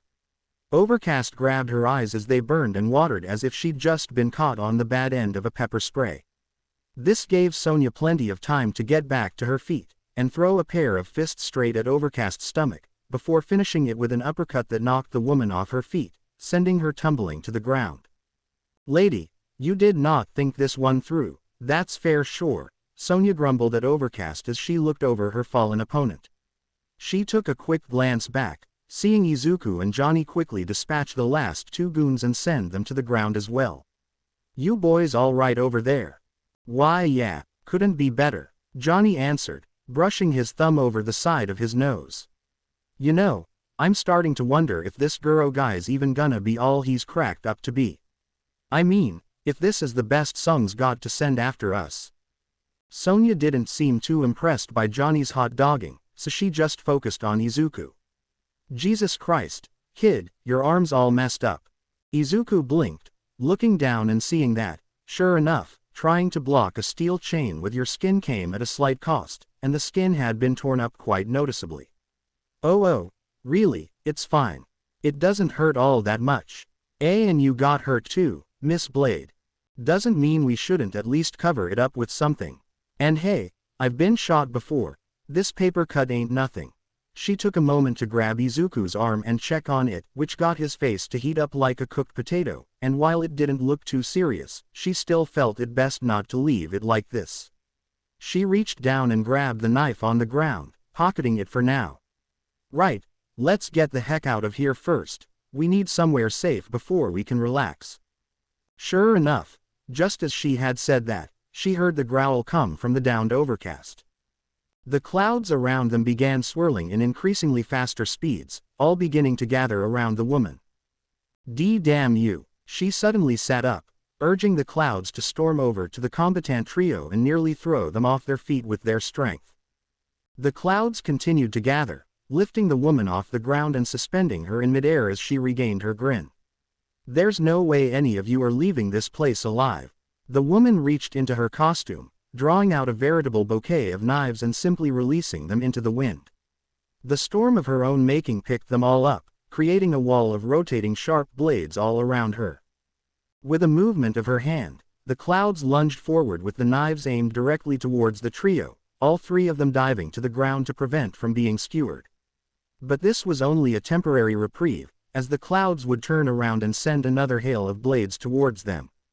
They had no choice but to try and dodge as best they could with each of Overcast's attacks, which wasn't always effective as the blades drew more sharp cuts on the bodies of all three combatants.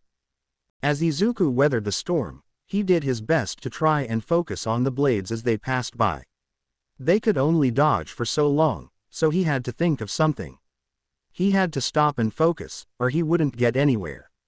Be aware of his surroundings. He couldn't keep his eyes open for very long. The wind was much too strong, so he had to follow the wind. He could sense it change directions, change it to focus its attacks on him.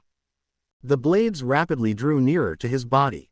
He heard them cut through the air, and sidestepped at the last possible second. Also he could swipe at the knives with his hand, grabbing two of them off the air and quickly stabbing them to the ground. The wind shifted a second time. He'd only have a few seconds to react, ducking underneath the next volley of flying blades, and grabbing three of them off the air this time, quickly digging them back into the dirt to prevent them from being used. Overcast could tell what he was doing, seeing her ammo get whittled down with each attempt, and it only infuriated her. Picking up more speed with her clouds, she threw herself this time around, something Izuku wasn't at all expecting, giving her a clean hit with her dropkick to his head, forcing the boy down to the ground with a shout. Overcast shifted the trajectory of her wind, forcing it to rise upwards before looping straight down, hurling herself downwards and stomping both her feet right on Izuku's stomach. Bothersome little whelp, she spat as she raised her foot to stomp on his throat, but she felt the change in the air behind her and jumped out of the way from Sonia and Johnny trying to grab a hold of her. Another gust of wind picked up, nearly sending them both off their feet as they knelt down to protect Izuku. Overcast only grinned, gathering more and more clouds around them in a small area, letting her create a more and more powerful tornado. Instead of wasting her time trying to skewer them, she had them in the perfect spot to lift them high into the air and let them drop to the ground. End of the line for you, Agent. The wind was too powerful. They couldn't even keep their eyes opened, and they were forced to try and grab onto the very grass beneath them to prevent themselves from flying away as the tornado only picked up more and more speed until, suddenly, it started to slow down, and in just a few seconds, the cloud tornado was all but gone. The trio blinked, obviously confused as to what happened, right until they saw Overcast. Or rather, the frozen statue she'd become. Sub-Zero. Izuku cried out, and sure enough, the blue-clad assassin limped into view. You were taking too long with the firewood, Sub-Zero grunted, clearly struggling to remain on his feet. Sonia and Johnny helped Izuku back to his feet, and as soon as he was, the boy immediately ignored his own pain to rush over to Sub-Zero and wrap his arm over his shoulders to help him stand. Why your Frost, it got worse when you. A simple, thank you for saving us will suffice. Sub-Zero interrupted. This is a fearsome opponent we must leave to somewhere safe, before she breaks free. Sonia nodded, seeing no reason to argue. Cage, hurry up and carry him. Let's Howluta here. The movie star seemed to frown a bit at the order, but he quickly did as told and joined Izuku in helping Sub-Zero off his feet. Youch. It's like trying to carry a giant ice cream bar on your back, he complained over how cold the assassin's body was, but with his help, they managed to carry the man much faster away from there. They'd gotten quite a ways off their original path, and they couldn't even be sure how long it would take them to reach the shrine Raiden had indicated anymore, but at least they had gotten quite a lot of distance away from Overcast, giving them a much-needed break to breathe. That looks so nasty. Johnny helpfully commented as he could hardly keep his eyes off of the ice gathered around Sub-Zero's skin, much to the assassin's annoyance. Does it hurt? Like 1,000 needles moving around inside of my flesh. Sub-Zero grunted out an answer. Johnny snapped his fingers as he remembered something. Oh, wait, isn't body heat supposed to be really useful in this kind of stuff? He sat up, scooting closer to Sub-Zero and motioning at his own abs. Go ahead, man. It's least I could do after you saved our butts back there. Sub-Zero only stared at the other man with a disgruntled and tired look in his eyes. I believe you Americans like to say thanks, but no thanks. Izuku and Sonya finished up building a small campfire, with Sonya assuring him she could start a fire in no time at all. As soon as they'd gathered all the wood, Sonya knelt down next to it and carefully blew into the campfire. While this was a bit odd at first, Izuku could see that Sonya was blowing small particles onto the wood from her mouth. There was no doubt that this was part of Sonya's quirk, especially as he started seeing those same particles begin to crackle like firework just before whoosh, they erupted into a true flame. Easy as pie, Sonya proudly stated, as Izuku looked on in amazement. That's amazing. This is your quirk then, Miss Blade. Izuku was already clinging to his notebook and pen, starting to write down his note. The ability to blow a flammable mist or sorts. Sonya just shrugged. It ain't that great, but it comes in handy. It ain't flashy either, but it's saved me plenty of times in the past because few people expect it. If I just use a bit of it, it's like getting hit with pepper spray, but the more mist I blow out, the more it starts reacting to itself, until it turns into fire. I think it's impressive, Miss Blade, Izuku said, and definitely useful in different occasions. Being practical is more important than being flashy, and having a quirk that is useful for both incapacitating as well as attacking is extremely practical, especially if you can catch someone by surprise like you did back there. Sonya wasn't really expecting to have her quirk be gushed over like this, but she wasn't going to be the one to tell him to stop either.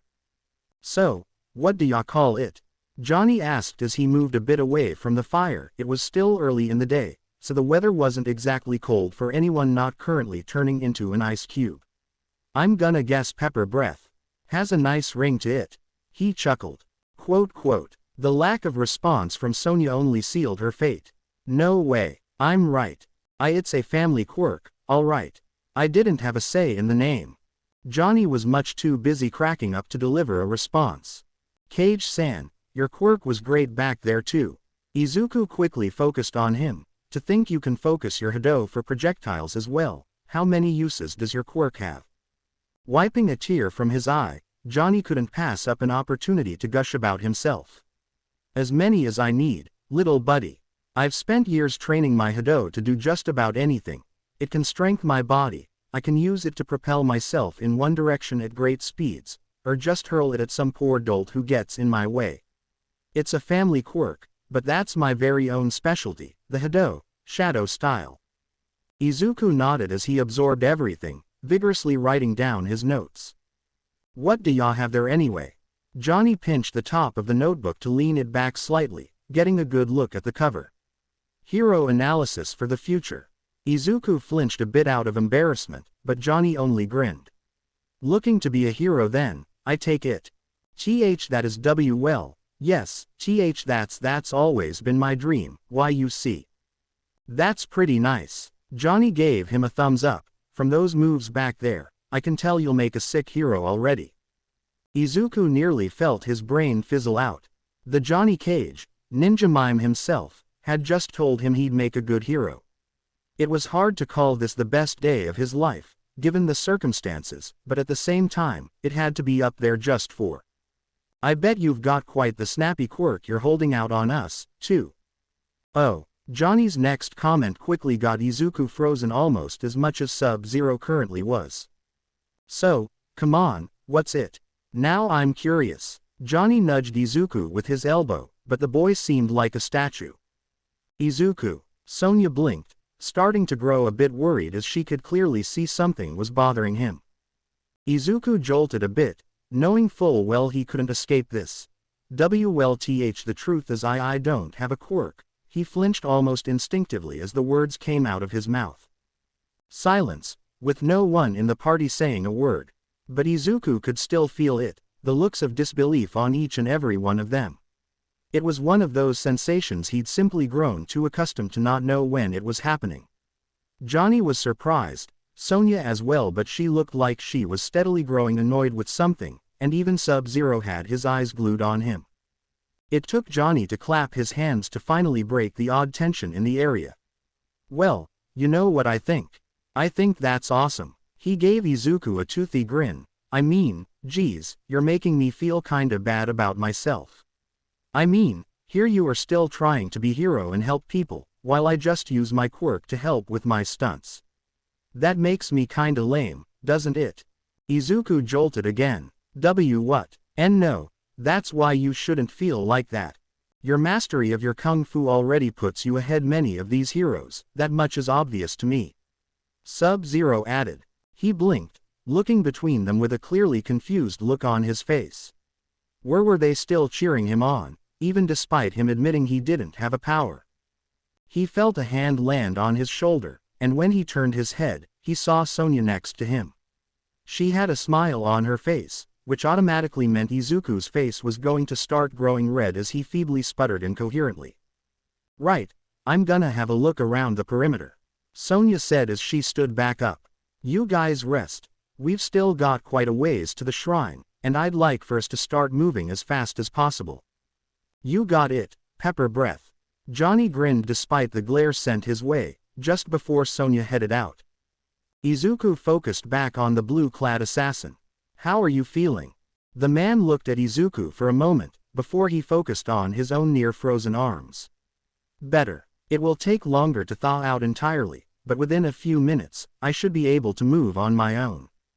"That's good to hear." Izuku sighed in relief, an act that confused the Lin Kuei even though he wouldn't say it out loud.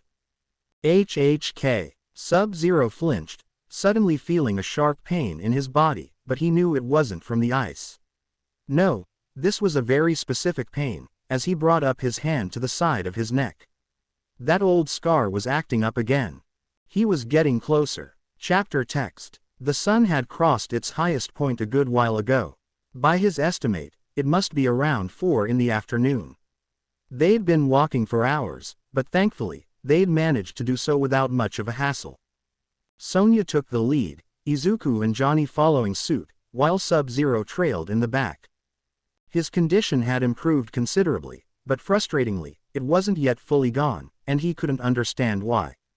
He was accustomed to using his powers, and rarely did he ever find himself this affected by his own frost, so why was today proving to be so difficult? Moving was still a painful chore on his upper body, like his joints had frozen down to the bone, and stubbornly clung to it. He wondered if something was wrong, and his quirk was preventing him from recovering any faster, but he had no real way of testing that. But it had never acted this way before, so if that was the case, then the problem was with him. It reminded him too much of his youth, and the trials he went through to master his power. His body was never the most suited to handle this quirk, and it took him years to get to the point he was at now. Of course, right now, in this instant, he felt no different than when he was just starting his training. And just like before, he'd have to struggle against his own limitations, and fight through the freezing pain. But things were very different now. He didn't have his grandfather there to whip him back to his feet, and tell him to push beyond those limits. Instead, the group he was with were, somewhat frustratingly, insistent that he take it easy. Primarily thanks to the joined efforts of Sonya Blade and Midoriya Izuku, he could give Johnny Cage this much. He was pretty sure the cocky movie star would have been willing to leave him to his own devices should he simply insist it. Sonya's reasoning wasn't exactly sentimental. She was a special forces operative, and her focus was on keeping her unit in the best shape possible for the mission. The routine stops were just there to ensure his condition didn't worsen and drag the group down even further, or as she put it, the Bronco doesn't move very fast with one hurt leg. Izuku, on the other hand, was entirely sentimental. Even now, as he clung to every word falling out of Johnny Cage's mouth over another pointless story about his movies, he'd still catch the boy glancing back at him. At first, Sub-Zero was willing to assume it was distrust, but that possibility was quickly discarded. Izuku was concerned for his well-being, that much was obvious, and just making sure he wasn't falling behind or his condition worsening. It was a bit infuriating. He never liked it when Hydro, his partner in the Lin Kuei, worried and fret over him, so he certainly wasn't going to like it when some random kid he'd only met last night did the same. It made him feel weak. He was supposed to be relied upon, not have to rely on others. But the question of why is what kept bothering him. Even before his admitting of his ambitions to become a hero, Izuku was so easy to read that it was obvious. By all metrics, he should despise everything that Sub-Zero is and stands for. By his views, he was a villain. So why did he keep expressing any kind of concern for his well-being, or relief when he was safe? He was young and naive without a doubt, but even that had to have its limits. "There's the shrine, just up ahead," Sonia said as the rest of the group caught up to her. "Raiden-sama should be waiting for us there. Hopefully with some soft drinks or something, I am parched," Johnny added as he took in a breath, all the walking really starting to get to him. "I haven't even had anything to eat since we left the boat." "None of us have, so beep it up," Sonia told him, but she really just didn't want to be reminded of food right now and risk having her stomach betray how hungry she really was. "Let's get moving. We'll rest when we get there." It took them another 10 to 15 minutes before they arrived. The shrine itself was no longer much to look at. Just the remains of long erected stones and statues worn down due to time and lack of maintenance. There was a small building nearby, too small to be a proper temple, but not built too dissimilar. It was showing its age, the wood rotten and crumbling, and not making for a very safe shelter anymore. The group finally allowed themselves to relax, even if only a bit. Johnny immediately took a seat by the stones to rest his weary legs, and while Izuku tried his best to not show it initially, he too would soon sit down over his own exhaustion. Sonia quickly insisted on checking the area for any possible threats, not willing to let her guard down just yet. Sub-Zero couldn't let his guard down even if he wanted to. That scar on his neck was still acting up, that scar made on that fateful day 3 years ago. He had to be close by, and Sub-Zero had a good feeling as to where. His feel on the ruined home near the shrine, and he flinched from the stinging sensation that ran through his neck. It felt like a needle digging underneath his skin as he stared at the dilapidated structure, eyes narrowing as he tried to pierce through the shadows beneath its crumbled roof. Sub-Zero. Izuku had stood up and walked closer, seeing the Lin Kuei staring so intently at seemingly nothing. "What's wrong?" Time seemed to move in slow motion for a while as Sub-Zero suddenly shoved him away, just in time for Izuku to notice the lengthy skeletal thing that had cut its way in between him and the assassin. He wasn't sure how to describe it. It looked like a snake with a kunai-shaped head, yellow eyes that glanced right at Izuku as it snapped its jaws when it missed its target. The snake then instantly retreated, its lengthy rope-like body recoiling back into the ruined structure several feet away from them. They heard a shout, and then a roaring fire erupted from within the building, blowing out the doorway clean off as the entire structure caught fire. And from the blaze a lone figure emerged. Clad in tattered black and yellow clothes, the man bore a striking resemblance to Sub-Zero in their getup, with their masks being the biggest difference. While Sub-Zero wore a simple dark blue cloth mask, this man wore a metal mask with a fearsome fanged mouth etched onto it. The man stepped through the fire like it was nothing, his pure white eyes focused exclusively on the blue-clad assassin. "At last, you approach me," the man spoke in a deep growl as he walked down the steps of the structure. "Have you decided to finally stop running away from your fate, Lin Kuei?" Both Izuku and Sub-Zero were immediately on guard, with Johnny quickly jumping to his feet as well, confused as he could be. "Whoa whoa whoa, who started the barbecue?" Sonia also rushed in after hearing the explosion, quickly getting on the defensive around this new threat. Something about him, his mere presence, it just felt off. "Sub-Zero, stay behind me," Izuku called as he stepped forward, much to the Lin Kuei's own confusion, and the other masked man's displeasure. "You're hiding behind children now, are you? Such useful shields they must make for the likes of the Lin Kuei." The man growled. Sub-Zero let out a grunt as he grabbed Izuku firmly by the shoulder, pulling him back. "This is none of your concern. It is my fight." He stepped forward, ignoring Izuku's protests. It is me you want to fight, Scorpion. I suggest we take this elsewhere, where we won't be interrupted. Izuku blinked, quickly recognizing Scorpion. He quickly looked between Sub-Zero and the ninja. The time he'd been dreading had just arrived. Scorpion seemed pleased with Sub-Zero's suggestion, as he reached for the skeletal beast that seemed to emerge from his own body. If you wish to start pretending you have any honor in your body, that's fine by me. He then threw the spear-headed serpent straight towards the Lin Kuei, before. Wait. The serpent stopped with a loud hiss, its knife-shaped head mere inches away from striking Izuku in the face when the boy jumped in front of Sub-Zero. Scorpion's eyes narrowed in frustration, before his weapon retracted back towards his hand. Out of the way, you idiot. Sub-Zero mirrored Scorpion's frustration. What do you think you're doing? Izuku, get the hell back. Sonya also shouted. Izuku was quickly growing nervous, feeling like he was trying to get between a very angry lion and an even angrier bear. That's look, we don't have to fight. That combination of words hadn't exactly been very successful for him lately, but damn it, it was the truth. Please, Scorpion, just hear me out, alright. There was actually a few good seconds of silence from Scorpion, if only because of how astonished he was, both at what he was seeing, and what he was being asked of. Why should I listen to you? Are you working with the Lin Kuei? And no, I'm not, please believe me. Izuku frantically tried to explain himself, I'm just trying to help. If you wish to help me, then you will step aside so I can finish this once and for all. No, Izuku desperately cried out, although seeing the mounting anger in the man's eyes made him start to regret it.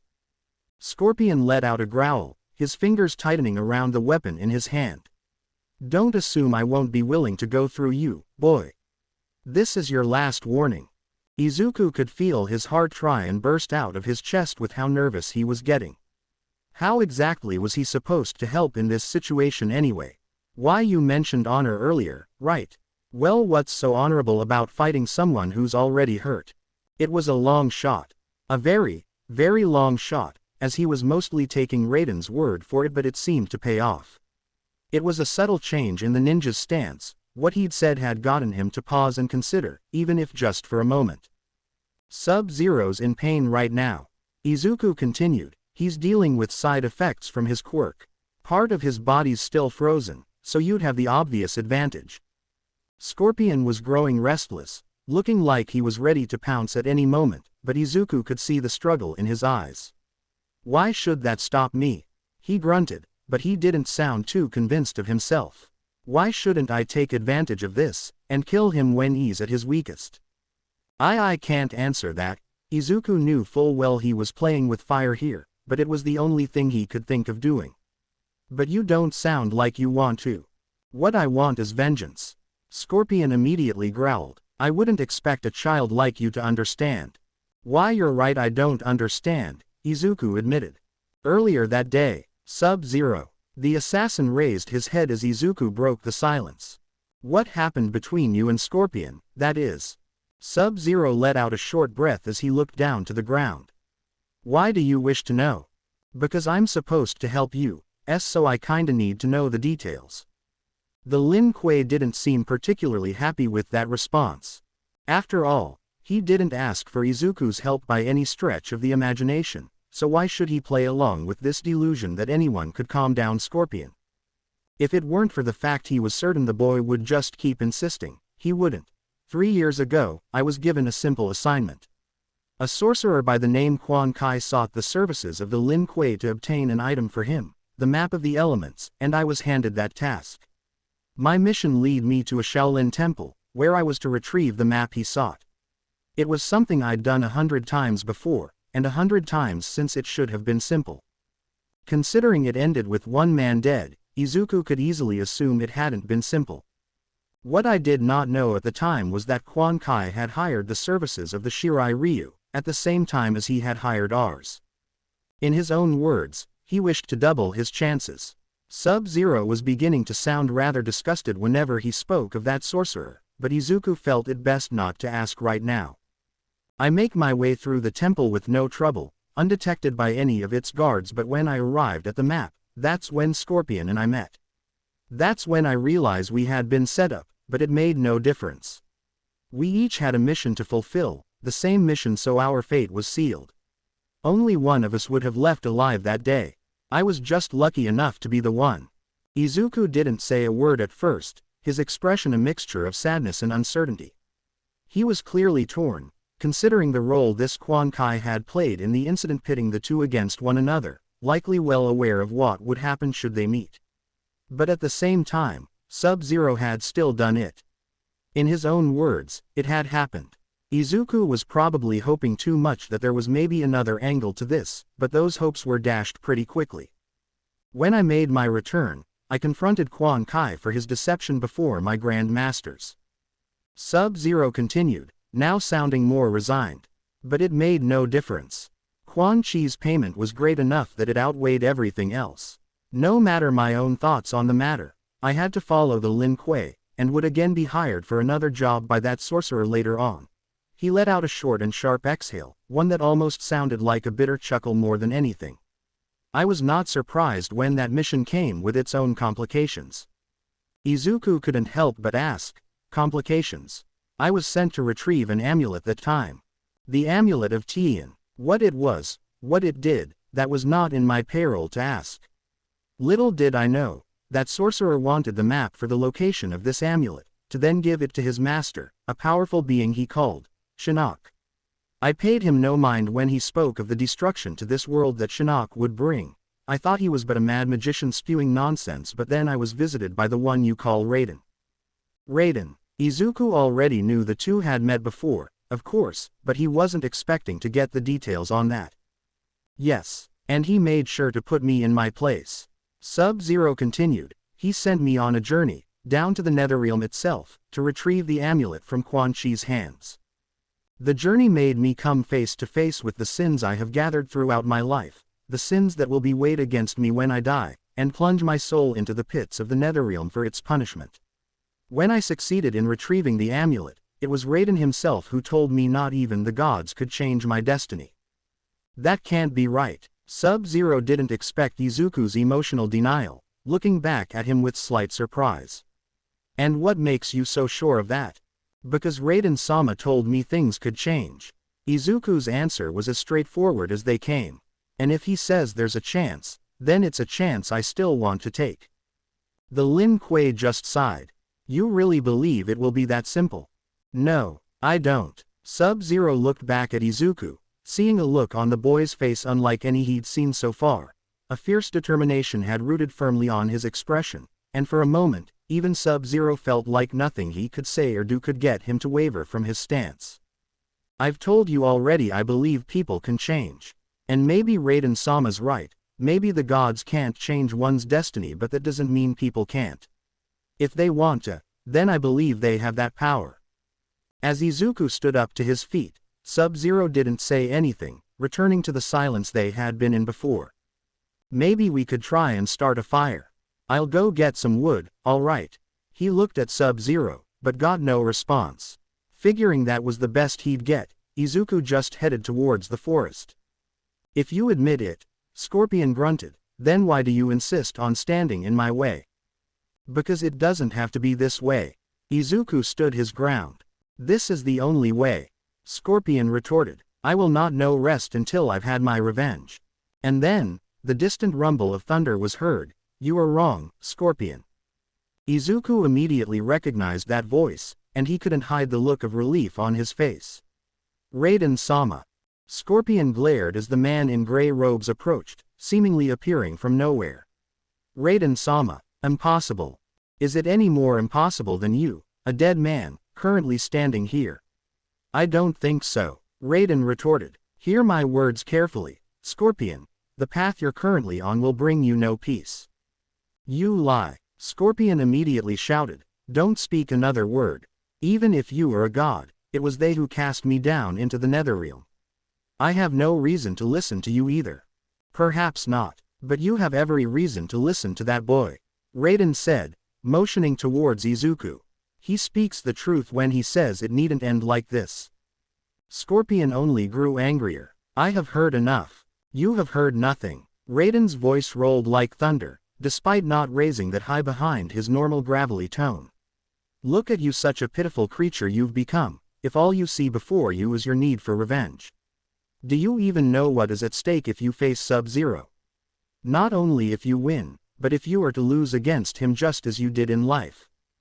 The ninja didn't respond, keeping his eyes focused on Raiden the entire time. You are a specter, a soul that has fled his place in the Netherrealm, to walk among the living. This is not a blessing upon you, Scorpion, but a curse. If you are to lose what shred of life you still cling to, then that is it. There will be no second chances. Your soul will vanish into nothingness, and in due time, every trace of your memory will vanish from this world. You think I don't know this? Scorpion growled. I have felt it ever since I escaped from that wretched place. I know full well the price I may yet pay, and it's more than acceptable. Raiden let out a sigh, slowly growing frustrated. Do not let a good man throw his very essence away like this, Scorpion. The price to pay even if you do succeed in your vendetta is far steeper than you could possibly imagine. You will know no rest, you will only wither away without an object of rage to keep guiding you, until you lose all shred of your humanity. You will become a creature, no longer a man, of pure rage that will strike out at everything and everyone it comes across. Is that what you want, Scorpion? Do not try to act as if you care, Raiden. Scorpion shouted back, you dare call me a good man, when I was sentenced to burn in hell. At this, Raiden seemed to take pause. That was not my decision to make. The Elder Gods sentenced you the moment you set foot in that temple, and aided Quan Kai with the retrieval of the Amulet of Tien. Judgment is immediate. To go against the Elder Gods like that is unforgivable. But he didn't know that. Raiden looked over at Izuku, not expecting his outburst. All right. Izuku looked back at Scorpion, who looked a bit confused. Granted, maybe he was assuming too much, but, I mean look, Sub-Zero told me everything. This Quan Kai guy, he's the one who sent the both of you to retrieve that map. If he lied about that, then he didn't tell either of you what it was for, right? Both Scorpion and Sub-Zero exchanged odd looks as Izuku looked between them. The Lin Kuei do not ask questions regarding a client's request. I was given no information regarding the mission, only what I was to retrieve. Scorpion answered, although he seemed to strain himself as if he had trouble remembering. With that, Izuku turned to Raiden again. That has to count for something, right? Raiden-sama, is there really nothing you can do about this? The Thunder God remained quiet, slowly looking between Izuku, Sub-Zero and Scorpion before adopting a deeply thoughtful look. This could change things. Izuku's face quickly lit up with a smile. Raiden then focused on Scorpion again. I can convene with the Elder Gods about your sentence, Scorpion. There is yet hope your soul can receive proper judgment, and take into account Quan Chi's deception in your crime. That's great, Izuku said, maybe a bit too quickly. Isn't it? He cowered a bit before the glare fixed on him by Scorpion. The ninja's focus shifted quickly, from Izuku, to Raiden, then settled Sub-Zero, his hands tightening around his weapon. You still expect me to rest in peace knowing my killer is still alive? Raiden let out a sigh. Have you learned nothing, Scorpion? I can only offer you this chance if you willingly take it. I can only offer it to you as you are now. The moment you kill someone, I'm sorry. But you will be too far gone for even the Elder Gods to bring you back. Scorpion's gaze remained fixed on Sub-Zero, and his stance hadn't changed. Worse, it was clearly getting more and more eager to strike, all of that rage bubbling under the surface. He was right there. He could end this right now. He could leap and take him out for good. Why should he have to listen to any of them? Why should he let go his one shot at retribution for a chance at being free? You still don't believe me when I say you will only be further consumed by your anger. Raiden stated. Then answer me this, if you will. He took a few steps forward, closer to Scorpion. What is your name? The ninja immediately pried his eyes from Sub-Zero, turning to face Raiden. There was rage in those eyes, pure fury, but there was also shock. Shock that turned into realization. Realization that turned into a creeping understanding. Slowly, Scorpion lowered his weapon and head, staring down at the ground as he took deep breaths. Raiden stepped closer, placing a hand on Scorpion's shoulder. You will know peace, and you will receive justice. I promise you. Scorpion didn't look up, simply turning his back and starting to walk away. For a few long moments, everything was silent as the ninja vanished into the forest, leaving everyone uncertain of how to break the silence, or even who should do so first. Naturally, Johnny Cage stepped up to that plate. So anyone mind explaining what that was all about? Izuku immediately released a lengthy exhale of sheer relief, slumping forward as all his nervousness came rushing to his head. Sonya quickly stepped to his side just to make sure the boy wouldn't puke his guts out, or pass out, or both. Raiden walked over to them as well. That, Johnny Cage, he stepped over to Izuku, giving him a hefty pat on the back, was a soul being saved. He cackled as Izuku groaned. I knew you had it in you, lad. Izuku just whimpered in response. He wasn't even sure how much he actually did, he was just endlessly glad they somehow made it out of that situation. He raised his eye, and looked past Raiden and the other to see Sub-Zero, his eyes still locked on the path Scorpion had taken. He still didn't know why Izuku cared so much. Enough to put himself in harm's way, between two people he didn't even know. It was stupid and naive, undoubtedly so. And yet, it worked, didn't it? As much as Sub-Zero didn't understand it, maybe he didn't have to. Maybe he just had to start believing. Chapter text. The old phrase, "Be careful what you wish for," ran through Izuku's mind a few times over the last several weeks. He was getting the training he had so desperately wanted, but after eating sand for about the 100th time in 1 week alone, he was wondering if maybe the slow and steady approach Cho-sensei had originally wanted wasn't such a bad call after all. Get up, boy, Lao ordered, watching with a displeased look on his face as Izuku crawled back to his feet. While he'd practice hand-to-hand karate with Bo-Rai Cho for most of the week, the weekends were reserved for weapon training with Kung Lao. Never let go of your weapon. Even while your opponent pummels you with blows, you must hang on to it at all times. Izuku scrambled to pick up his staff as well as get back on his feet and onto the right stance again. Why yes, Kung-san. Guard. Lao immediately swung his staff forward, clashing against Izuku's as he successfully blocked the move. Low. Lao then swung to Izuku's feet, only for the boy to catch it as well. High. Another swing, and this time Izuku wasn't fast enough, getting struck right on the side of his neck. Low. And then effortlessly swept off his feet to meet the ground once more. Lao just sighed. You're much too slow. Do not think.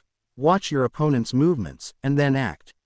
On your feet. He took in a deep gasp for air, but used the staff to quickly help himself get back onto his feet. Why yes, Kung-san. Izuku could feel his body screaming from how much beatings it had gotten, but he still pushed himself into a defensive stance. Guard. He blocked it. High. He blocked it again. High. Going great. Low. Too slow. Guard. Izuku coughed as Lao jabbed the staff straight into his gut, then swung it across his face to force Izuku back to the ground. Lao just sighed as he shook his head. At least the boy wasn't letting go of his weapon anymore. He stopped himself as Izuku was already pushing himself to his feet. High. An overhead block. Low. Izuku jumped over the sweep. Guard. Blocked. Guard. Again. Low. Another jump over the staff. As soon as Izuku's feet touched the floor, he swung his staff forward towards Lao's chest, the monk blocking it, as well as the following second and third strikes. A fourth try, and Lao simply sidestepped it before. Guard. The staff struck Izuku right on the ribs, getting him to flinch. Guard. Then a heavy swing straight to the arm. Low. And finish off with another sweep of the legs to send Izuku down yet again.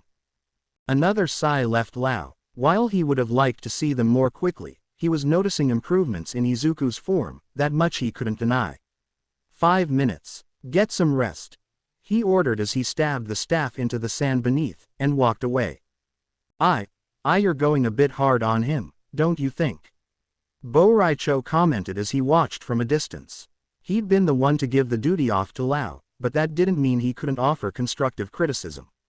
Maybe consider slowing down, my son, he'll get there eventually. We don't have time for eventually. Lao responded. The clock won't stop moving just because we need it to. The boy needs to start learning faster if he wants to be ready. Boraicho slowly nodded his head with a sigh. I suppose you are right, but look for a second. He pointed past Lao, getting him to look over his shoulder at Izuku.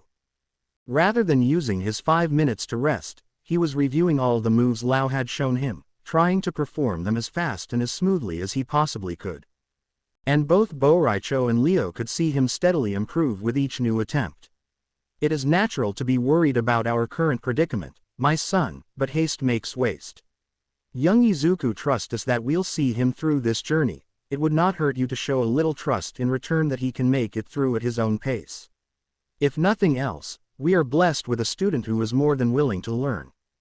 Lao didn't respond at first, keeping his eyes focused on Izuku for a few moments longer.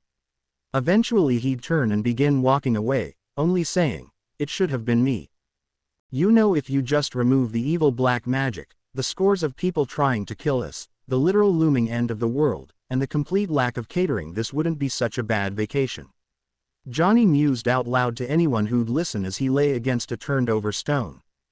Sonia only gave him a flat look from the steps where she rested, but he did make at least one good point. I saw some fruit trees not too far by. I'll go get some. I'll come with. Izuku quickly jumped to his feet, ever eager to help. Sonia saw no reason to argue, so she just nodded. Wait. Johnny interrupted before they could go. Are we sure that's a good idea? I mean, we're still in an island in the middle of nowhere, ruled over by an evil magician, right? How do we know this isn't some kind of cursed fruit that'll make our eyeballs fall out? Sub-Zero raised his head to look over at Sonia. He's got a point. She couldn't blame them from being suspicious, but she quickly answered, it's fine. I asked Raiden earlier, and he said everything here was safe to eat. He made sure of it somehow. Johnny raised an eyebrow. And you trust him? Sonia just replied with a shrug. You don't have to eat, if you don't want to. Let's go, Izuku. They quickly left, with the sound of Johnny's complaining stomach behind them. The walk to find fruit was somewhat lengthy but not particularly eventful, and their objective soon came into view. Oh, apples, Izuku said with cheer in his voice as he saw the bright red fruits dangling from the branches. Miss Blade, help me up. Sonia blinked. You sure? They're pretty high up there. I used to climb trees all the time when I was kid, I'll be fine. He assured her. This earned him a raised eyebrow, and Sonia commenting, why do I get the feeling this stuff's just normal for you? Izuku blinked, unsure what Sonia was saying. She just sighed and placed herself beneath the tree, crouching down with her hands in front of her to assist Izuku up. Putting yourself in dangerous situations, is what I meant. He flinched a little at her clarification, before stepping forward to place his foot on Sonia's hands. I wouldn't go that far. So that little stunt you pulled, getting in the way of that heavily armed ninja, that was new ground for you, then. Another flinch, Izuku almost losing his balance straight away as Sonia lifted him up onto the tree. He managed to hang on, and grab hold to one of the branches. I mean kinda, he answered, before pulling himself up onto the tree with a heavy breath. I mean, I'd never met a ninja before, right? He looked down, but just saw Sonia staring up at him with a not very amused expression on her face, which quickly cowed him. I had to do something, didn't I? Throwing yourself in front of someone like that is the bare minimum of doing something. If he'd attacked regardless, you wouldn't have done much of anything, now would you? I guess not, but he wasn't going to attack me. Izuku continued to argue as he picked a few apples from the tree, storing them by lifting his shirt up slightly to form a makeshift basket.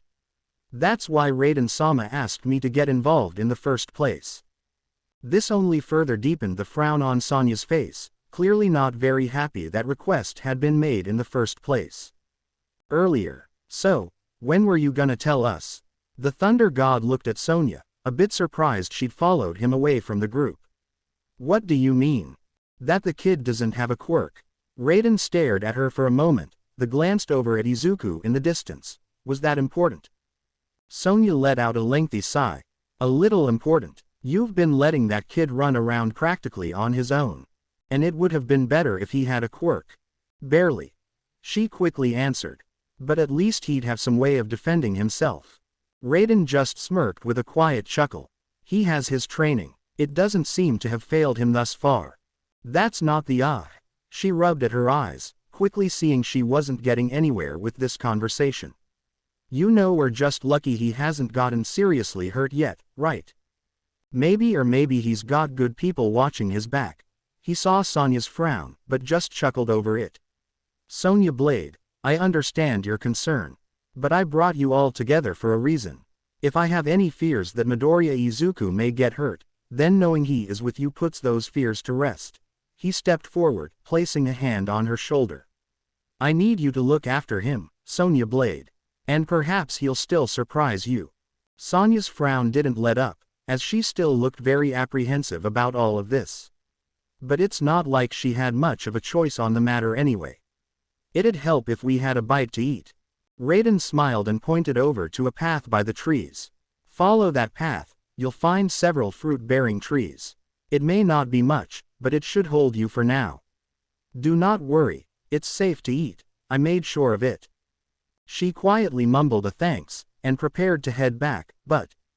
Sonya Blade. She looked back at Raiden when he spoke. You have to learn when to trust again. With those curious last words, Raiden turned and walked away, leaving a slightly confused Sonya behind. Helping Izuku down, the two of them were fairly happy with their haul. It wouldn't make for a 5-star meal, but any food would feel good right about now. But just before they prepared to leave, something stopped them.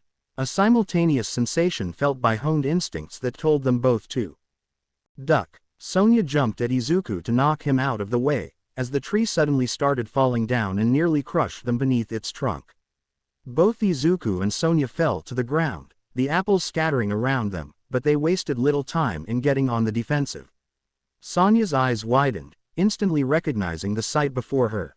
His body half covered in shaggy dark brown fur, the ferocious bare-faced man let out a snort.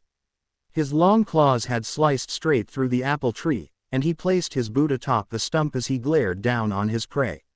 Well, would y'all look at that? He tilted his head, the motion causing the small bells he had at the end of ball chains that connected to his lengthy bangs to jingle. Ya know, this would have been a lot less painful for ya if y'ad just let the tree crush ya. Beerhead, Sonya gasped, quickly getting to her feet. Izuku, get back to camp, quick. I'll hold him off. Izuku scrambled to his own feet, saying, I'll bring help. Just hang on, Miss Blah, watch out. He shouted just in time to let Sonya see the fast-approaching villain, lunging straight towards her. Sonya reacted quickly by ducking beneath his lunge, letting Beerhead continue his trajectory, only then realizing he'd probably intended that all along, as he landed right next to Izuku instead.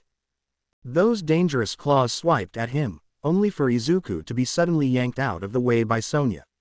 She stepped ahead, looking to stand between Izuku and Beerhead, but she nearly ate an elbow from the villain as she did so, managing to duck underneath it just in the nick of time.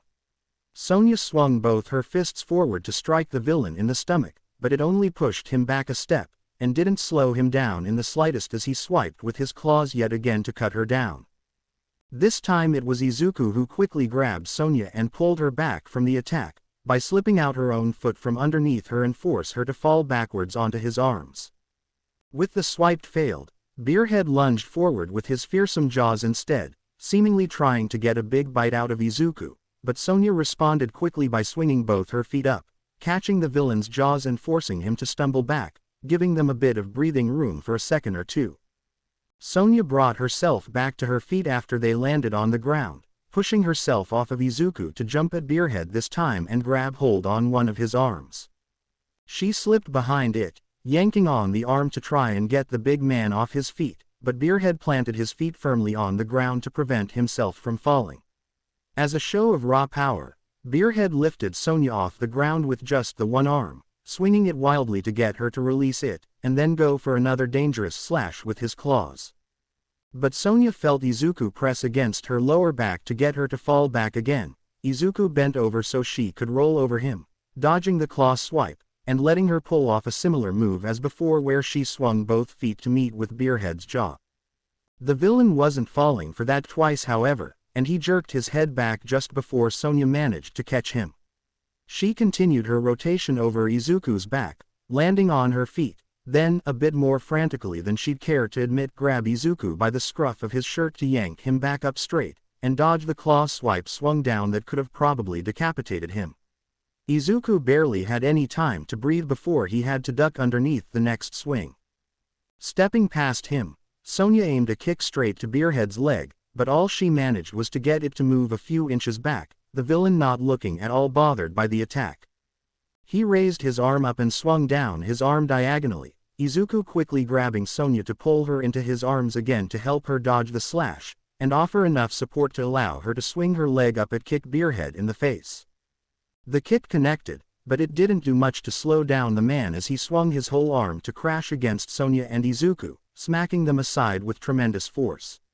They flew for a good 2 or so feet before they felt the ground beneath them, each one very quickly reacting to it by rolling and getting back to their feet in mere seconds.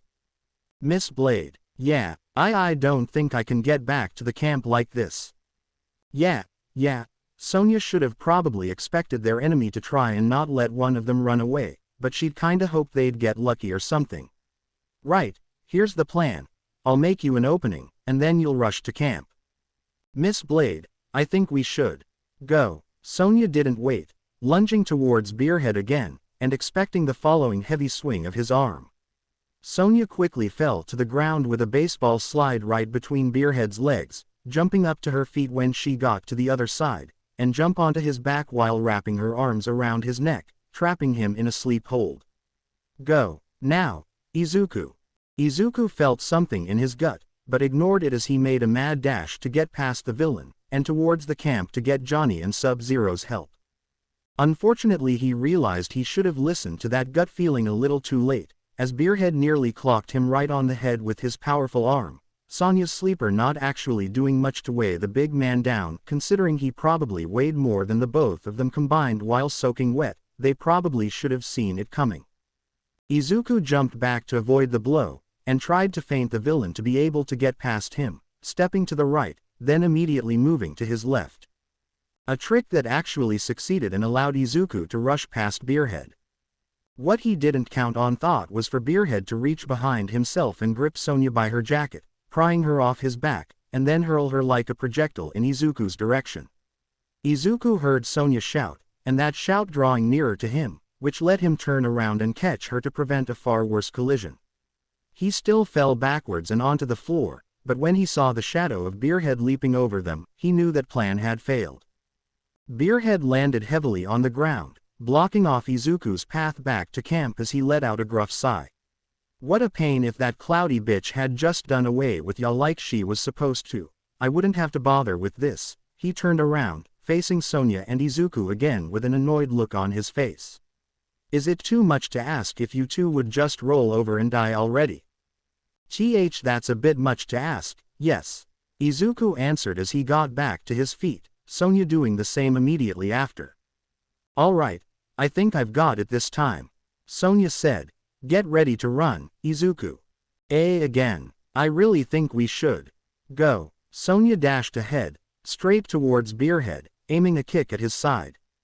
The villain just grunted, leaving his arms at his side, as if he were suddenly too lazy to even take the fight seriously.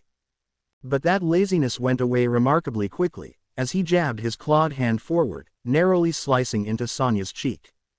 She immediately took a step forward, and then blew a cloud of pepper breath at Beerhead's face, the powder crackling like firecrackers over his skin and eyes. This got Beerhead to let out a slightly pained shout, immediately reaching at his eyes to rub at them, and opening himself up for Sonya to grab a hold of his arm. She jumped up, actually wrapping her arms and legs around it to try and push her weight against the villain and get him to fall down, but things didn't really go as planned, leaving her clinging to Beerhead's arm in her failed armbar attempt. This left her a sitting duck when Beerhead glared at her through his lightly scorched eyes, but before he could strike with his free arm, he let out a grunt as Izuku stepped in, placing a few solid punches right at the villain's gut. Another heavy swing from the big man's claws, and Izuku had to step back to dodge it, but he'd immediately jump in again to aim 2 more punches at Beerhead's ribs, getting the man to complain and actually slow down for once. Sonya let go of Beerhead's arm, landing on the floor and, following Izuku's step, used Beerhead's ribs as a punching bag, getting the villain to howl in pain and stumble backwards to get away from the assault. "You were supposed to run," Sonya said. "Why your plan wasn't working?" "That's true, but you don't have to say it. If we work together, I think we can hold him off." "No, I've got this. You just have to run and..." "Miss Blade, that hasn't worked. Because I was still scoping him out. But I've got this now. No more playing around. I really think. Just do what I say, Danny." Izuku blinked. Danny." Sonya flinched, her eyes widening as she realized what she just said out loud. But before she could say anything else, "You girls done yapping," they heard Beerhead's growl right as he leapt towards them, claws at the ready to slice into them. Sonya and Izuku both jumped back to dodge the swipes, ducking and weaving beneath Beerhead's wild assault. Izuku stuck out a foot, catching Beerhead right in the gut with his kick, and Sonya quickly followed suit with a kick of her own, forcing Beerhead back a few steps. This led Izuku and Sonya to exchange a brief look and a nod, before they both thrust their feet forward for a double kick to nearly push the big man off his feet. Beerhead stumbled and very nearly lost his balance, but stubbornly remained standing. As their opponent wavered, Izuku reacted quickly by stepping ahead of Sonya and ducking down, offering himself up as a stepping stone for Sonya to jump off of and deliver a flying punch straight to Beerhead's face, getting him to stumble in a daze, allowing Izuku to then rush forward and deliver a sturdy dropkick to the villain's chest. Beerhead fell down to one knee as both Sonya and Izuku stood up, and proceeded to deliver kick after kick after kick to Beerhead's face and chest, relentless in their flurry to actually get the villain down to the ground. Unfortunately, Beerhead soon raised his arms to block the kicks, and throw Sonya and Izuku aside as he let out a powerful and primal roar. The villain looked as furious as he had ever been, lunging to the side to try and bite at Sonya, who quickly stepped back, and then immediately spin around to swipe with his large claws at Izuku, the boy ducking underneath. Sonya moved in for a punch to Beerhead's ribs, but the man blocked it with his wide arm, then swung at Izuku again just as he tried to move in for an attack, narrowly avoiding getting sliced. This, however, opened him up for Sonya to stretch her leg up and catch his face with a kick again, which stunned Beerhead just enough for Izuku to step in and deliver several swift punches to his ribs, getting the big man to stumble backwards while flailing his arms to protect himself from any further blows. With Izuku and Sonya stepping back, Beerhead stumbled his way over to the fallen apple tree. He let out a growl and a short roar, before suddenly turning and slicing through the top of the tree. Sonya and Izuku exchanged a look, neither one realizing it straight away, not until Beerhead suddenly lifted the tree trunk off the floor, and began swinging it towards them like an oversized and very heavy staff. Izuku squeaked and Sonya let out a curse, both immediately ducking underneath the tree trunk, then jumping over it when it was swung their way a second time. Sonya landed on the ground, but Izuku had actually landed atop the trunk, running down its length to deliver a solid stomp down on Beerhead's face. The villain shouted and swung the trunk to get Izuku to jump off and land on the ground, just in time to see Beerhead raise the trunk vertically and try and slam it down onto him. Dodging it wasn't exactly hard for Izuku, but it still wasn't an experience he was keen to repeat, actually feeling the floor tremble beneath his feet at the impact of the tree. Sonya rushed in and delivered a sturdy kick to the side of the tree trunk close to Beerhead, managing to force the tree off his hands, before she turned to him to punch him square on the snout and duck underneath a swipe of his claws, following her attack with an uppercut to the jaw. Izuku then approached from behind, striking the back of Beerhead's knee with his foot to get the big man to buckle. Beerhead hung on to his standing position however, and quickly swung his elbow back to catch Izuku with it, getting the boy to jump away, before swinging his claws low to force Sonya to back off from him. The villain panted and let out a furious growl, shaking his head to shake off how dizzy he was starting to feel from the repeated blows to his head. He took one step forward, and then he froze. They all did, as they heard something from deeper in the forest. It sounded like a whistle. "TCH. Beerhead clicked his tongue. Go out, come back, will you make up your damn mind already?" he grunted as he simply turned his back to Izuku and Sonya, and started walking away. "Hey. Sonya called out, "Where do ya think you're goin'? Away, can't ya tell?" The villain growled back at her. "Weren't you trying to kill us just now?" The girl calls. "I go. Them's the orders." Beerhead lazily grunted with a shrug of his shoulders. The girl, Sonya blinked, quickly realizing, Zookeeper.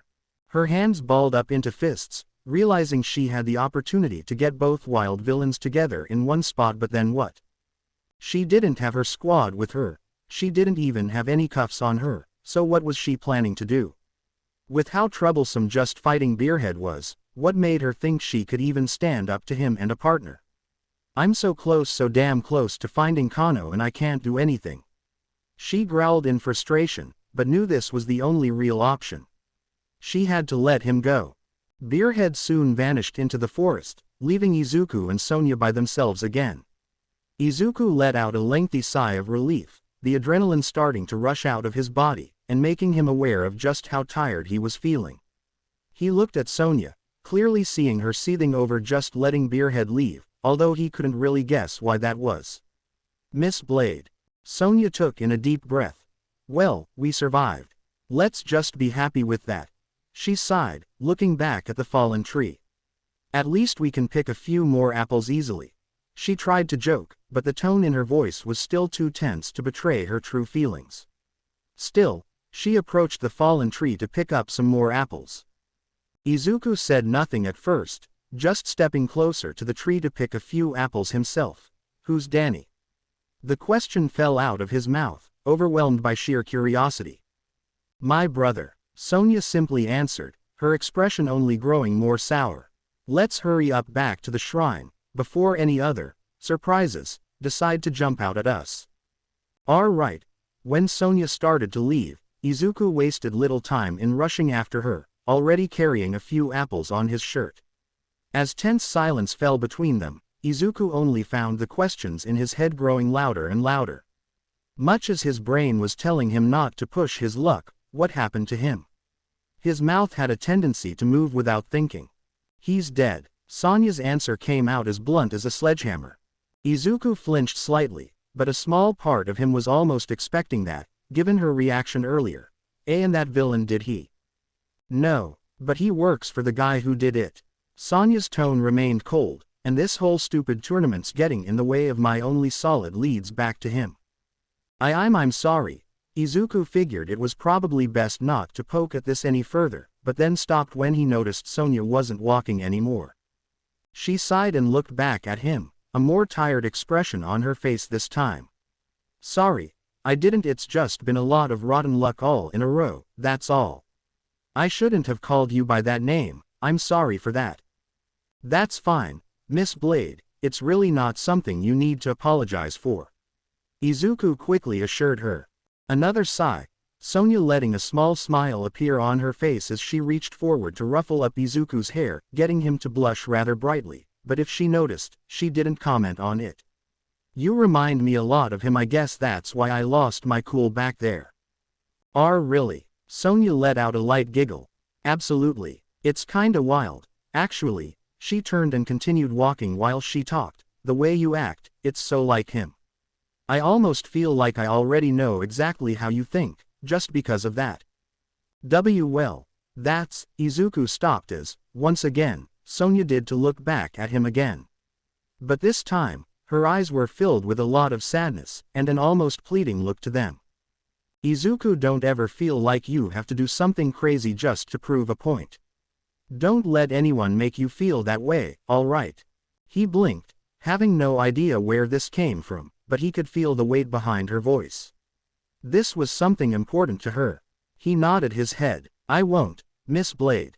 She let a smile return to her face, but Izuku could tell it was still lacking in much happiness behind it.